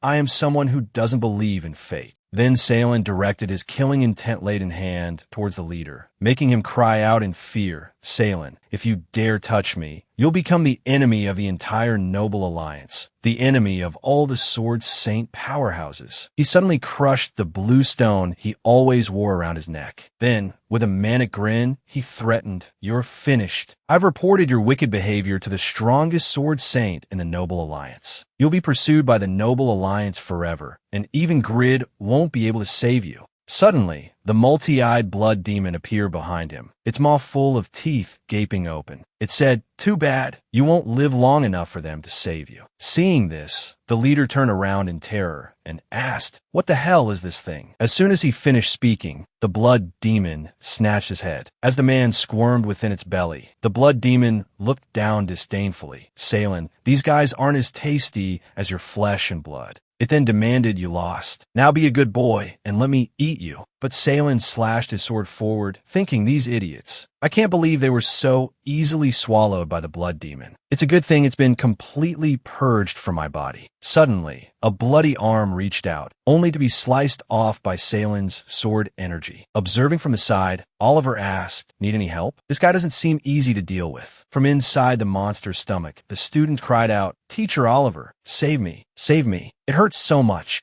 But Salen, charging forward with his sword, refused. No need. It would be difficult for you to attack with these students inside. He weaved and dodged the crimson tentacles of the monster, determined killing each other is forbidden at school. They can't die here today. Then, holding the zoanvic scabbard in one hand, Salen swung his sword with the other, slicing off a tentacle. He thought, "Now I just need to deplete the blood demon's blood energy. Once it weakens, I can absorb it into the scabbard and completely control it." At the same time, his eyes flashed. Salen could see right through the monster's blood vortex, clearly seeing each student inside its belly. He calculated the blood demon's blood energy is dispersed, and it's absorbing the student's blood energy. This is a bit troublesome. Looking at Salen's red sword, the monster grinned, baring its teeth. "What can you do even if you know? You can't save them." Suddenly, one of its eyes was split in two, but it immediately drew energy from its other eyes to replenish itself. The monster boasted smugly, "Waste of effort. You can't hurt me." Seeing this, Salen realized, so that's how it is. The blood demon relies on these eyes to restore its blood energy. I just need to eliminate them all at once. Then he created numerous red blood clones of himself using super regeneration, the Hydra's bloodline skill that could quickly restore lost health. "Blood shadow slash," he thought. "Without the threat of the blood demon inside me, and with the Hydra's rapid regeneration,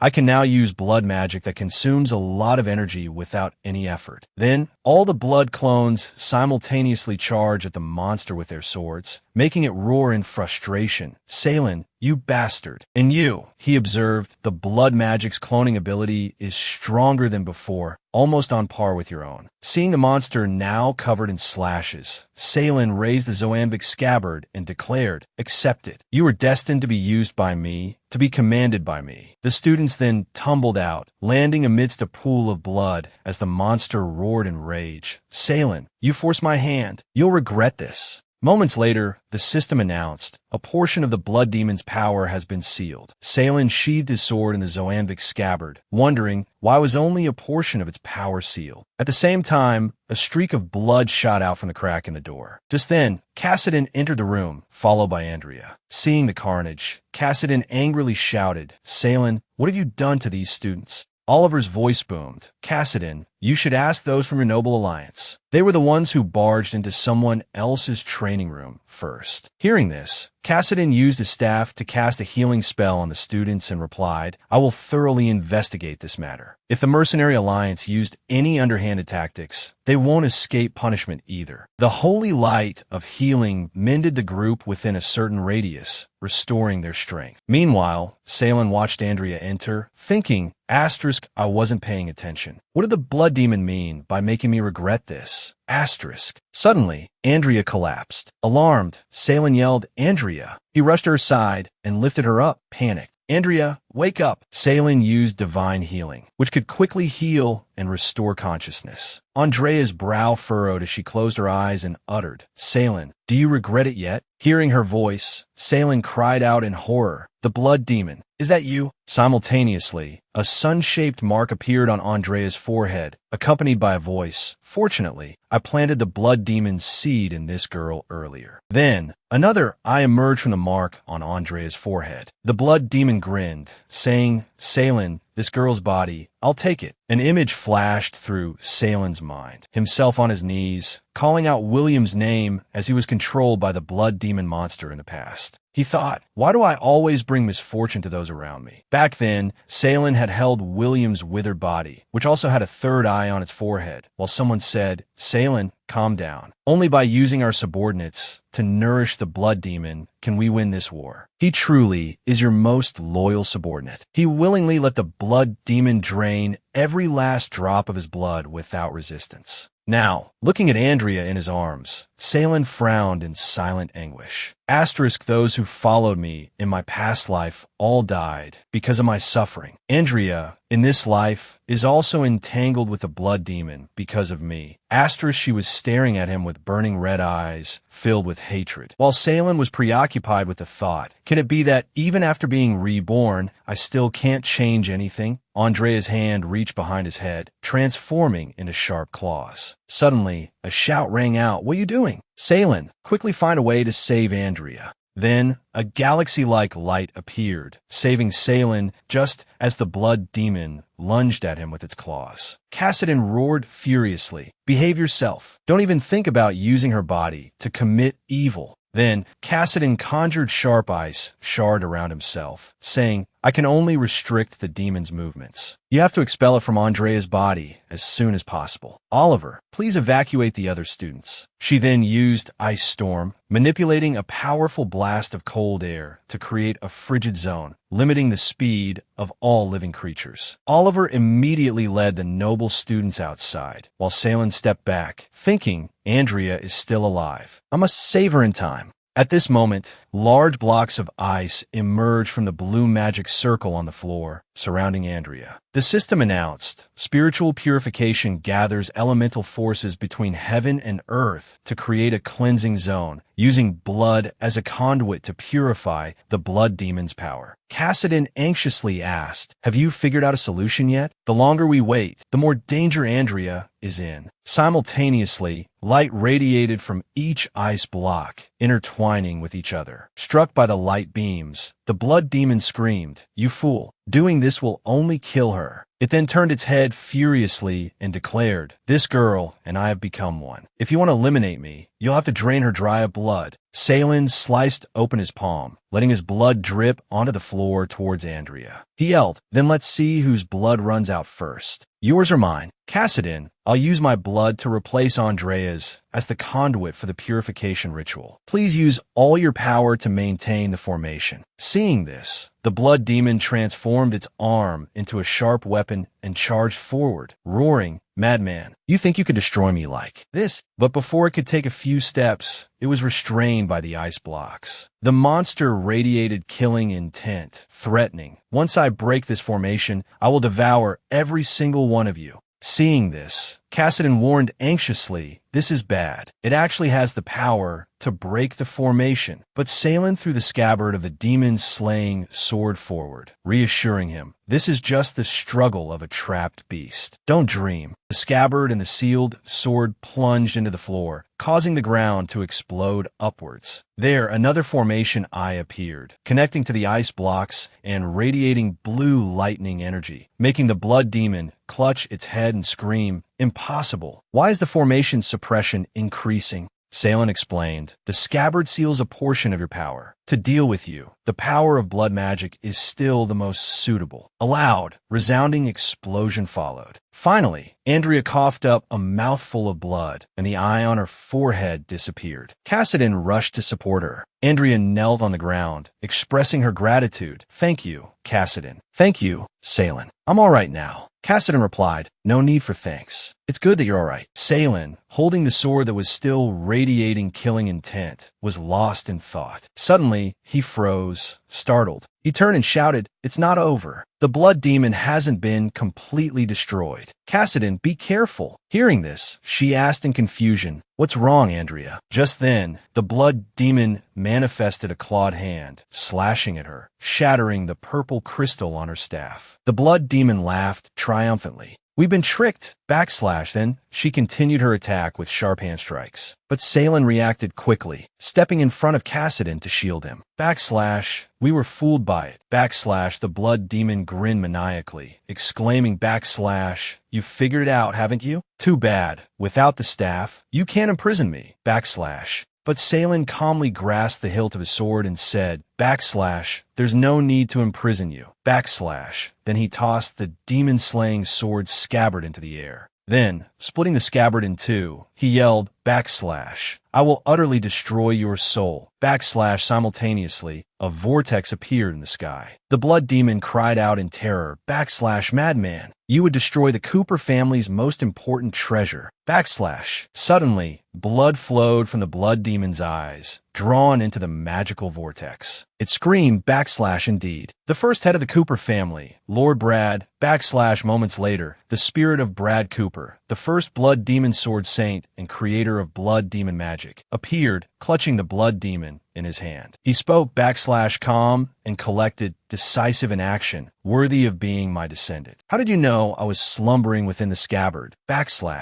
Salen pointed and explained, "The blood demon, a creation of the first family head, has survived until now. That means its creator must also be residing somewhere. Because the scabbard can suppress the blood demon's power, I guess you were sleeping inside."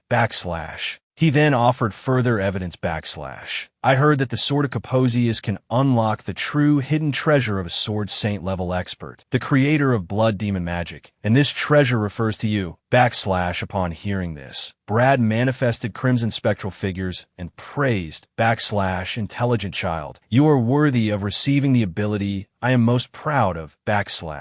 Then the system announced, "Ability acquired, blood domination. Can control other living beings through their blood." And Brad cautioned, "I hope you can maintain your resolve and not meet the same fate as I, devoured by blood demon magic." Immediately, Salen raised his hand, accepting the inheritance from the blood-red spirits. Then he asked, "Master Cassidy, is Andrea all right?" Cassidy, supporting the unconscious student, replied, "She's just weakened from exhaustion." He then cautioned Salen with concern, "If you intend to cultivate the path of blood demon magic, you must be extremely careful. Don't become its puppet." Just then, Andrea woke up and said, "Master Cassidy, it's all my fault. The staff you've used for so many years is broken. And tomorrow is the Academy's headmaster battle." Cassidy comforted her, "As long as everyone is all right, it's fine. I'll go to the Noble Alliance auction house and buy a temporary replacement." Suddenly, the dragon appeared, holding a crystal in its mouth. Beside them, Salen said, "Master Cassidy, thank you for your concern for Andrea. As for the staff, leave it to me." Then the dragon released the crystal. Salen confidently placed his foot on it and declared, "I will create a more powerful weapon for you, so you can shine in the competition." In the auction hall, a cloak was brought out, and the leader of the noble students said to his friend, "If I had this black gold magic cloak back then, I definitely could have handled that, Salen." Sitting nearby, the friend turned his head and said with a laugh, "So it turns out you were the one who wanted to handle me." Seeing him, the leader fearfully fell back and asked, "Why are you here too?" Salen thought to himself, "Why is the Noble Alliance full of idiots who only rely on their family's power?" The auctioneer pointed at Luna and announced, 20,000, going twice, 20,000, going thrice, sold. Congratulations to Luna from the Forrester family for winning the black gold magic cloak. Seeing this, the friend said in confusion, It's her." Luna propped one foot on a chair, pointed at the person next to her, and said with a smile, "Thoradin, if you're brave enough, keep bidding." He rested his chin on his hand and retorted, 20,000 gold coins to bid on a tattered magic cloak. The Forrester family is truly foolish, but they sure have a lot of money. The auctioneer then presented a rose staff and announced, "Next, we would like to introduce a rare treasure. The final item of this auction, the black gold rose staff, the best choice for high-level mages. The starting price is 10,000. Immediately, George Brandon raised his hand, interrupting Cassidy, who had just called out 11,000. George shouted, "I bid 50,000. Seeing this, Cassidy angrily stood up and turned around to scold him.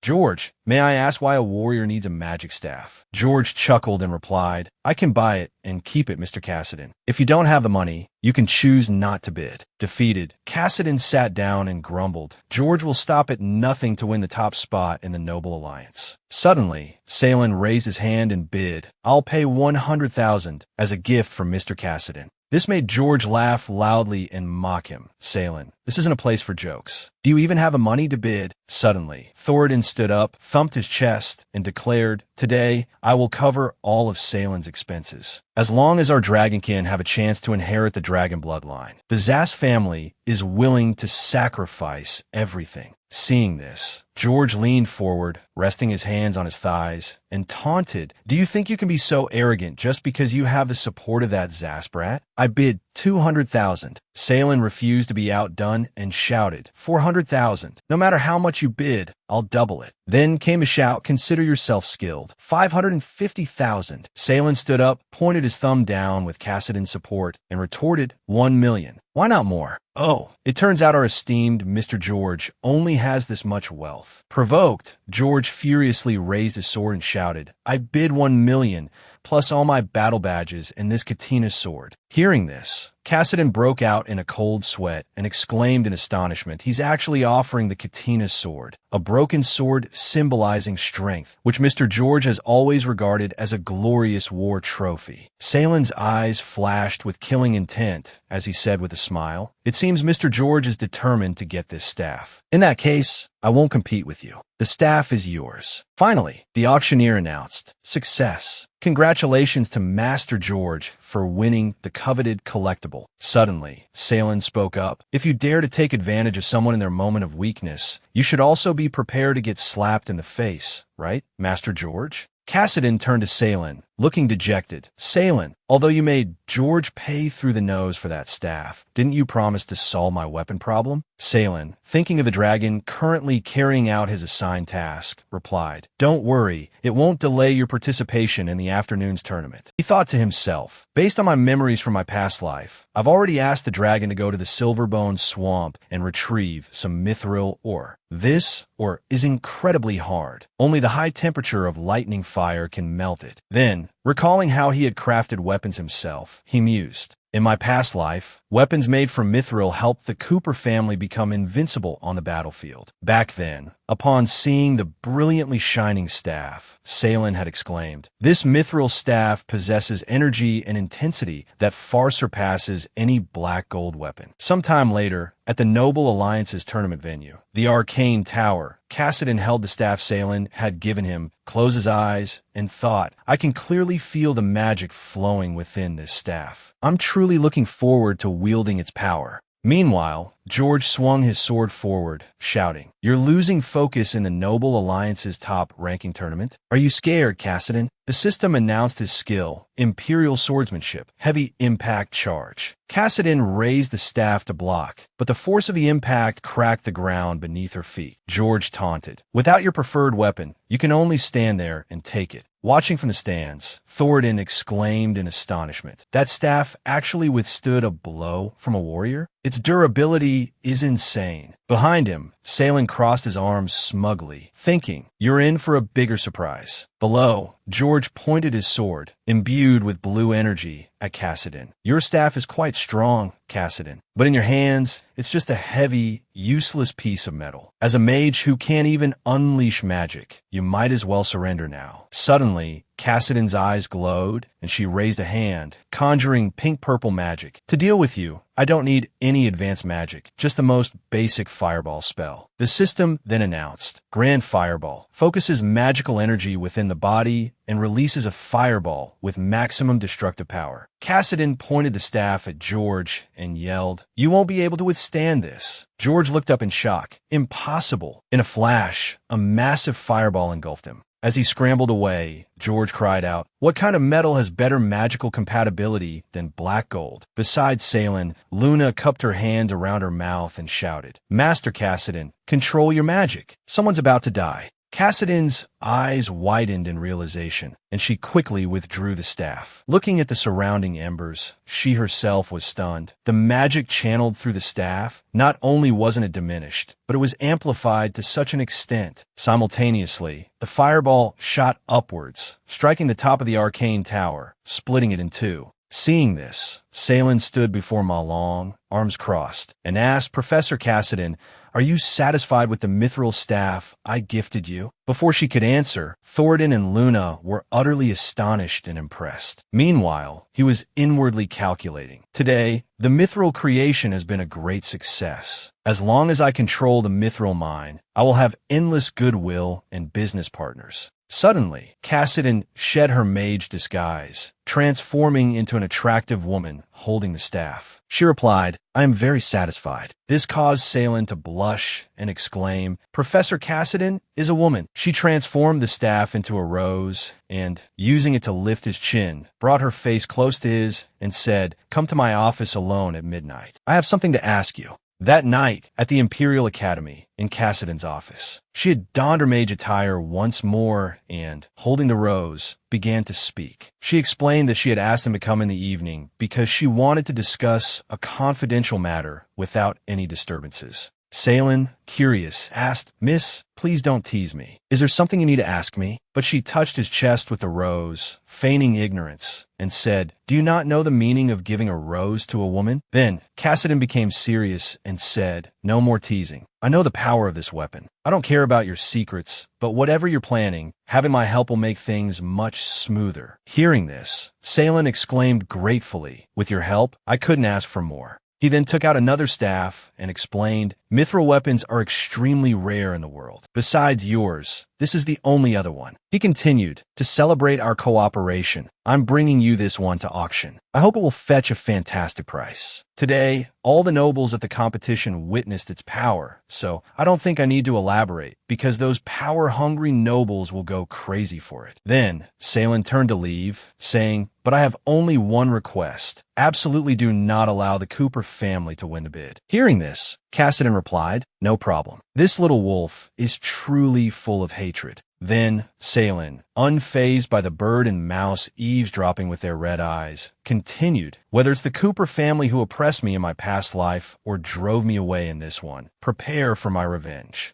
After some time, Salen was followed by a group of people pleading, "Baron Salen, as long as you cooperate with our family on weaponry, our family will treat you as an honored guest, serving you anytime, anywhere from now on. Baron Salen, our family can trade all of our treasures for your mithril weapons." He listened, annoyed to the point of sweating, but they didn't stop. "Baron Salen, I have a cute and lovely younger sister who is still single. Please consider it." He thought, "I didn't expect these nobles to be so shameless, following me like flies every day. It's so annoying." Their feet bumped against a glass barrier, a restriction of the training tower to ensure the safety of the students. Only those who had broken through to the gold sword level could enter. Salen glanced back, pondering, will these profit-seeking nobles continue to ally with the Cooper family, or will they choose to betray each other for their own benefit? I'll have to wait and see. Then he watched Chippy and Gron's group fighting monsters on the lower floor of the pet training tower, using 100 shadow wolves to advance to the middle floor. Salen thought to himself, while Cassidon is auctioning off the mithril weapon, I need to quickly level up my abilities. Suddenly, Chippy shouted excitedly, "Swordsman, pay attention. These wolves are breaking through the encirclement. Everyone else, focus your attacks on it." Immediately, the group surrounded a shadow wolf in the middle. Chippy, sitting on Gron's shoulder, directed, "Everyone's here for cultivation resources. After obtaining the beast cores, quickly retreat. Remember to pay attention to the rhythm of the battle." Observing this, Salen stroked his chin and thought, these people are from the Mercenary Alliance. With a leader like Chippy, it's no wonder they were able to secure a place in the academy. Suddenly, a shadow wolf lunged towards Lisa, its jaws open, preparing to attack her. But William quickly slashed out with his sword, blocking it and yelling, "Lisa, get out of here." Chippy yelled, "Those two idiots shouldn't be so reckless." The most important thing is your own lives. William, still fighting the shadow wolf, turned his head and replied, "Don't worry about us. You guys go ahead." Seeing this, Chippy quickly commanded, "Gron,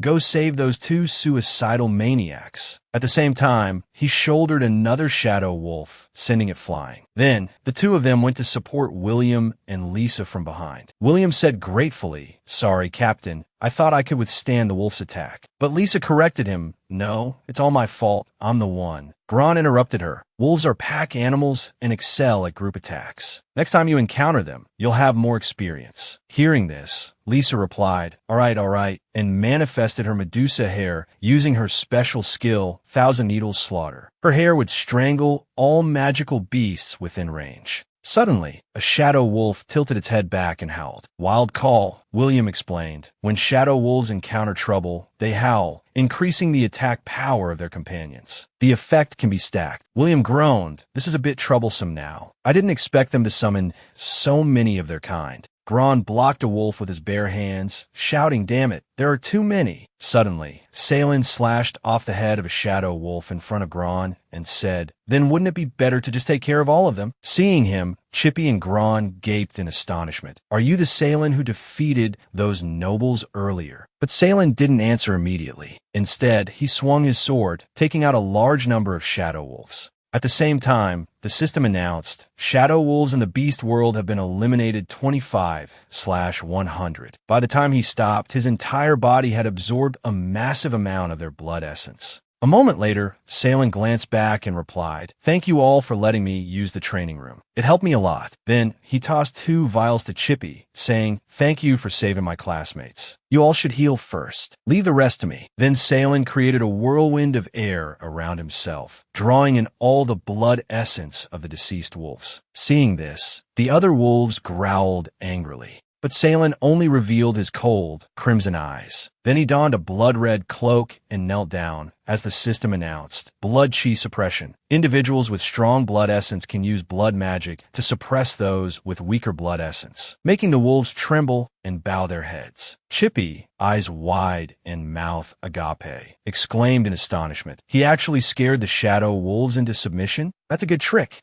On this side, Salen raised his sword high, looked at the wolves, and shouted, "Counterattack! Bloodline domination!" He used bloodline domination, control other creatures through bloodline. Immediately, the wolves started to bite and tear at each other. Gron watched in horror. He can actually control the shadow wolves to attack each other. Blood magic is unexpectedly terrifying. At the same time, the system announced, "Shadow wolves of the beast realm eliminated 67/100. A moment later, they continued to attack each other, and the system reported, "Shadow wolves of the beast realm eliminated 78/100. Seeing this, Salen looked at his hand with delight. "Good dogs, offer your hearts to me, and you will live forever in my blood." He was receiving heart blood absorption. Creatures under bloodline domination can be controlled at will by their master. Now in Salen's hand was a heart, which channeled blood energy to the wolves in front of him. Then, Salen looked at the heart and said cheerfully, "I will reclaim the rightful place of blood magic and create a land that belongs to us." Finally, the system announced, "Shadow wolves of the beast realm eliminated 100/100. Simultaneously, a magic circle appeared on the ceiling of the realm, shining down a beam of light. The system announced, "Congratulations to all students for clearing the lower floor of the pet training tower and opening the path to the middle floor." Salen stood before the teleportation gate and turned to ask, "I will continue the challenge. Do you want to join me?" Immediately, Chippy responded on behalf of Gron, William, and Lisa. "The Mercenary Alliance always values loyalty. Having received your favor, there's no reason for us to flee from battle." As they entered the gate, Chippy said, "First, let me remind you, the middle floor isn't a place with flesh and blood monsters."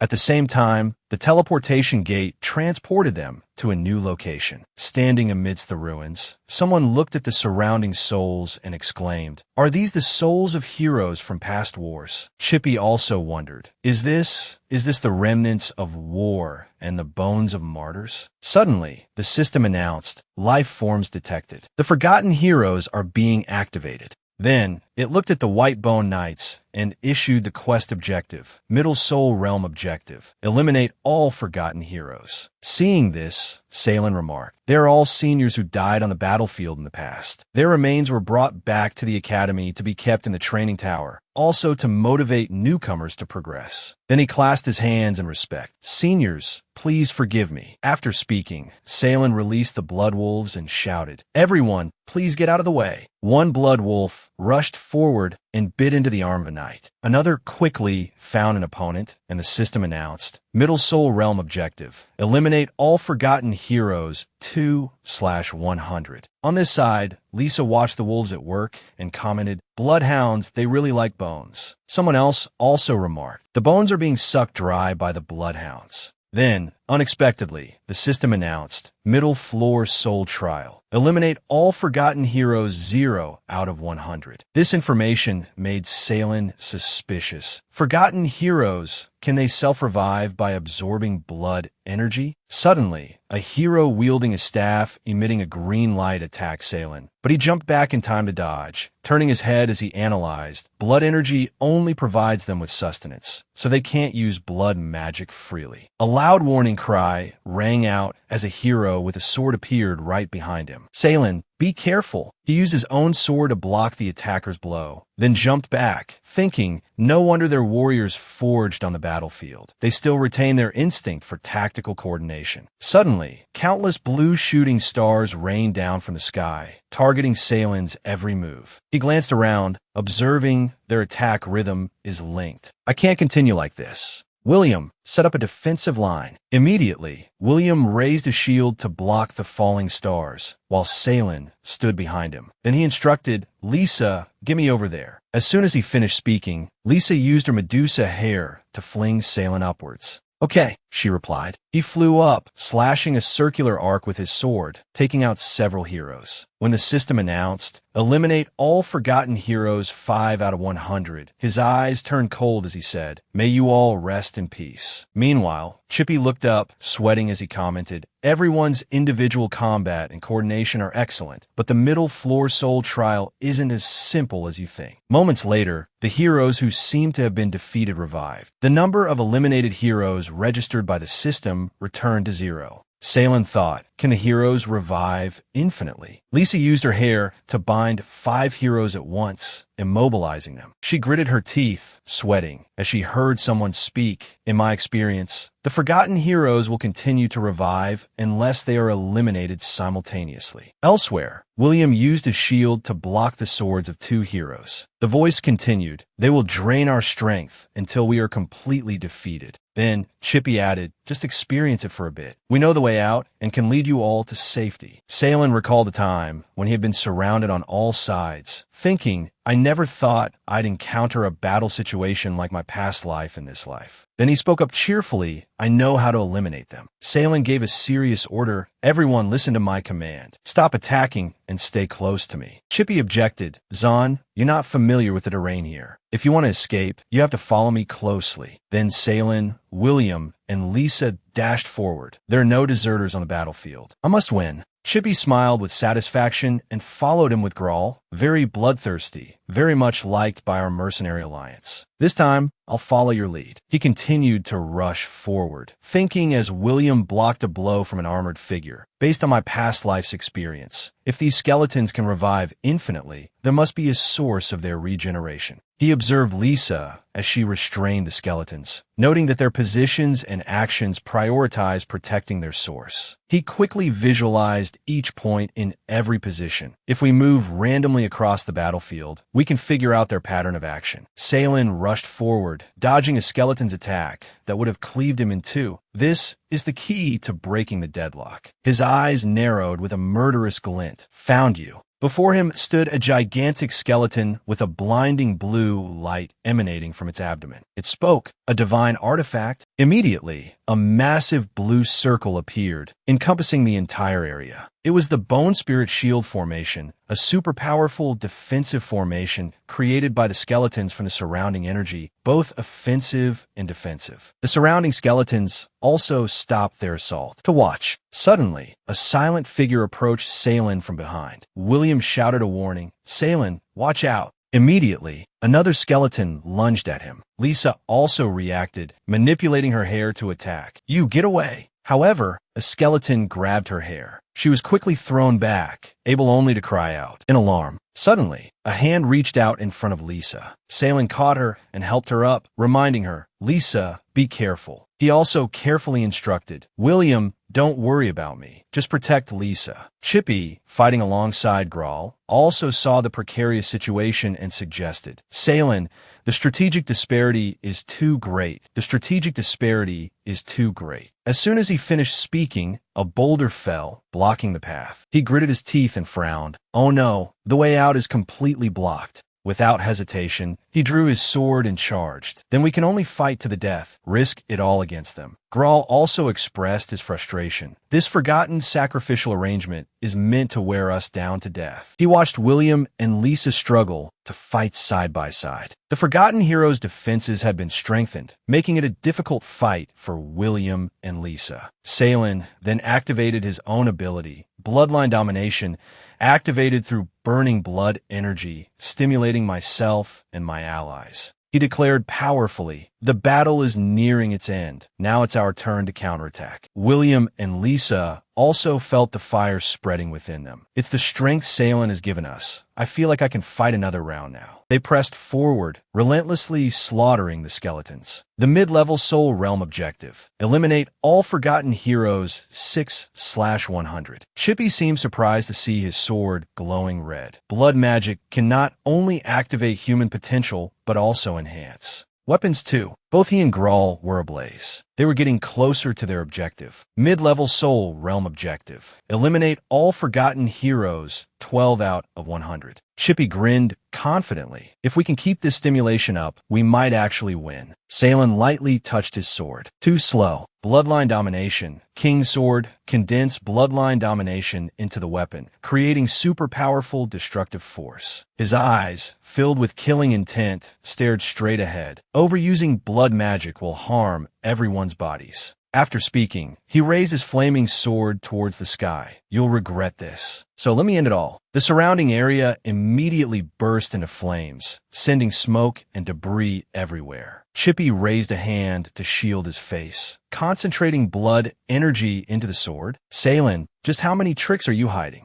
A pillar of fire shot down from the sky towards the ground with terrifying speed. Salen stood motionless, his sword plunged into the earth. He left behind his last words, "Please rest in peace, seniors." The pillar of fire caused a resounding explosion that echoed throughout the surroundings. The skeletal figures gradually dissipated. They had completed their objective on the middle floor of the Soul Realm. Exterminate all Forgotten Heroes 100/100. After they vanished, a book remained. The Necromancer's Tome, capable of using dark magic to summon the souls of heroes onto the battlefield to fight for its wielder. Salen picked up the book and handed it to Lisa. "Lisa, this Necromancer's Tome is for you. It will give you more allies." Chippy also spoke up in praise. "Salen, you're more suited to be the leader of the Mercenary Alliance than I am. You can lead us to a bright future." He placed a hand on Salen's shoulder comfortingly. "Only if we're alive can we have a future. I need your help to protect my precious friends." Just then, a voice echoed from somewhere. Such touching camaraderie. Dust appeared, announcing, "Congratulations to all students who have conquered this floor of the Soul Realm Training Tower and opened the path to the upper floor, the Saint Realm." There was a hint of displeasure in his voice. "It's a pity that you offended someone you shouldn't have, someone who is a thorn in my side." The space immediately fell silent. Dust took out a necklace, and a figure appeared behind him. "It seems you don't know who you've offended." After recalling one of the Cooper family's illegitimate children, it turned out the troublemaker was from the Noble Alliance. He lowered his head as the young man stepped forward, sword in hand. "Although my nephew is indeed a bit useless, it's not your place to discipline him." Chippy, hearing this, spoke up indignantly. "Clearly, he was the one who stole our high-level cultivation room."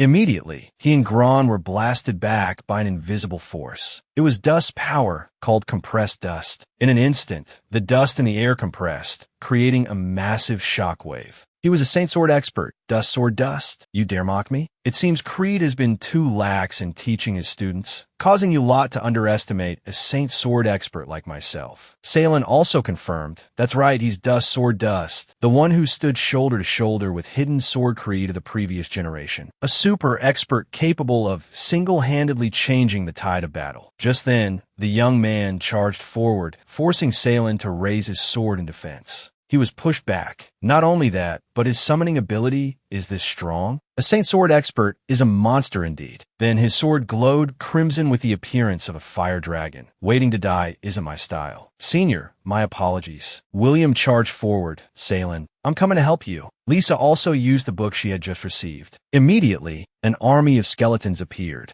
Dust scoffed, a rather intimidating sight, isn't it? A puff of smoke passed over them, and they immediately stopped. That's resentment dust. It uses the breath within the dust to purify the body and crush all magical creations. Dust, damn it.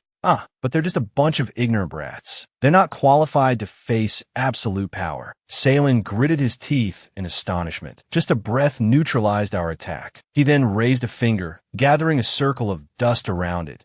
I'll make you suffer. That's dust condensation. Dust clings to a person's body along with moisture, petrifying them. William and Lisa trembled and froze. Salen also used his power, bloodline domination. Blood flowed, activating his blood chi attributes to break the restraints. He clenched his fist and raised it. Only I can atone for his grandson. So if you have the guts, come at me. William and Lisa were freed. Dust's power activated again, causing dust to fly everywhere. Dust Ring, a small flying sword made of dust, moved according to the Saint Sword's will, possessing immense destructive power. The small swords gathered around him. Well then, I'll grant your wish. Salen charged forward without hesitation. As long as Dust's target remained him, William and the others would be safe. He used bloodline domination, activating it through his blood chi attributes, unleashing his powerful potential. He worried, I can heal my wounds anytime, but if these dust creations even graze me, they'll be tainted with my blood. So he used ultra-fast regeneration, capable of instantly healing physical wounds and removing negative effects. Salen lunged, slashing at Dust's broom, but the force repelled him. Once a dust creation is stained with blood,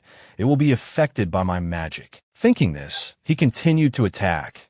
I heard Dust had a serious illness in his past life. If I keep fighting, I'll definitely have a chance to survive. His eyes were filled with determination, but Dust stopped the sword with his bare hand before it could touch him. He looked at the sword frozen in front of him. Brat, you can actually reach me? Suddenly, Dust smiled brightly. Congratulations, you've passed the test. Salen was bewildered. Senior, what do you mean? Dust replied, how could I destroy the Academy's future star just for a worthless grandson? He gently waved his hand, and in an instant, they were in a different place. Salen looked around in astonishment. Were we just personally escorted out by Senior Dust? Dust instructed, from today onwards, you can enter and exit the Academy freely without being checked. At this moment, Cassidon walked forward with a small vial. The mithril scepter was auctioned off by a mysterious person for the highest price in history. Even buying an entire city wouldn't be a problem. She said it reminded him of Hera.m, why mithril scepter cannot be sold to the Cooper family. Because of that good-for-nothing Erland, the Cooper matriarch will definitely get her hands on it no matter what. Speaking of which, she wondered, so your previous actions were all for this? Salen placed a hand on her shoulder. That's right. I'm not only making them spend a fortune, but I'm also making them dig their own graves. His face turned serious. Cassidon spread this news throughout the Noble Alliance. The mithril mine is located in the Silver Mist Bone Marsh within the Cooper family's territory. She didn't understand this announcing the secret of mithril to the public. He reassured her, don't worry. I'm the only one who understands how to process mithril. Others won't even recognize or even if they see it. Cassidon worried about the risks, but the old monsters of the great families will definitely bloodbath the Silver Mist Bone Marsh for the mithril mine. Salen had already calculated this. The head of the Cooper family will definitely try his best to distance himself from any connection to mithril. If a mithril scepter is found within the Cooper family at this time, it will certainly be very difficult to explain. Then, he took the vial from Cassidon's hand and called out, Brothers of the Mercenary Alliance, I will provide you with the best equipment. Follow me into the Silver Mist Bone Marsh.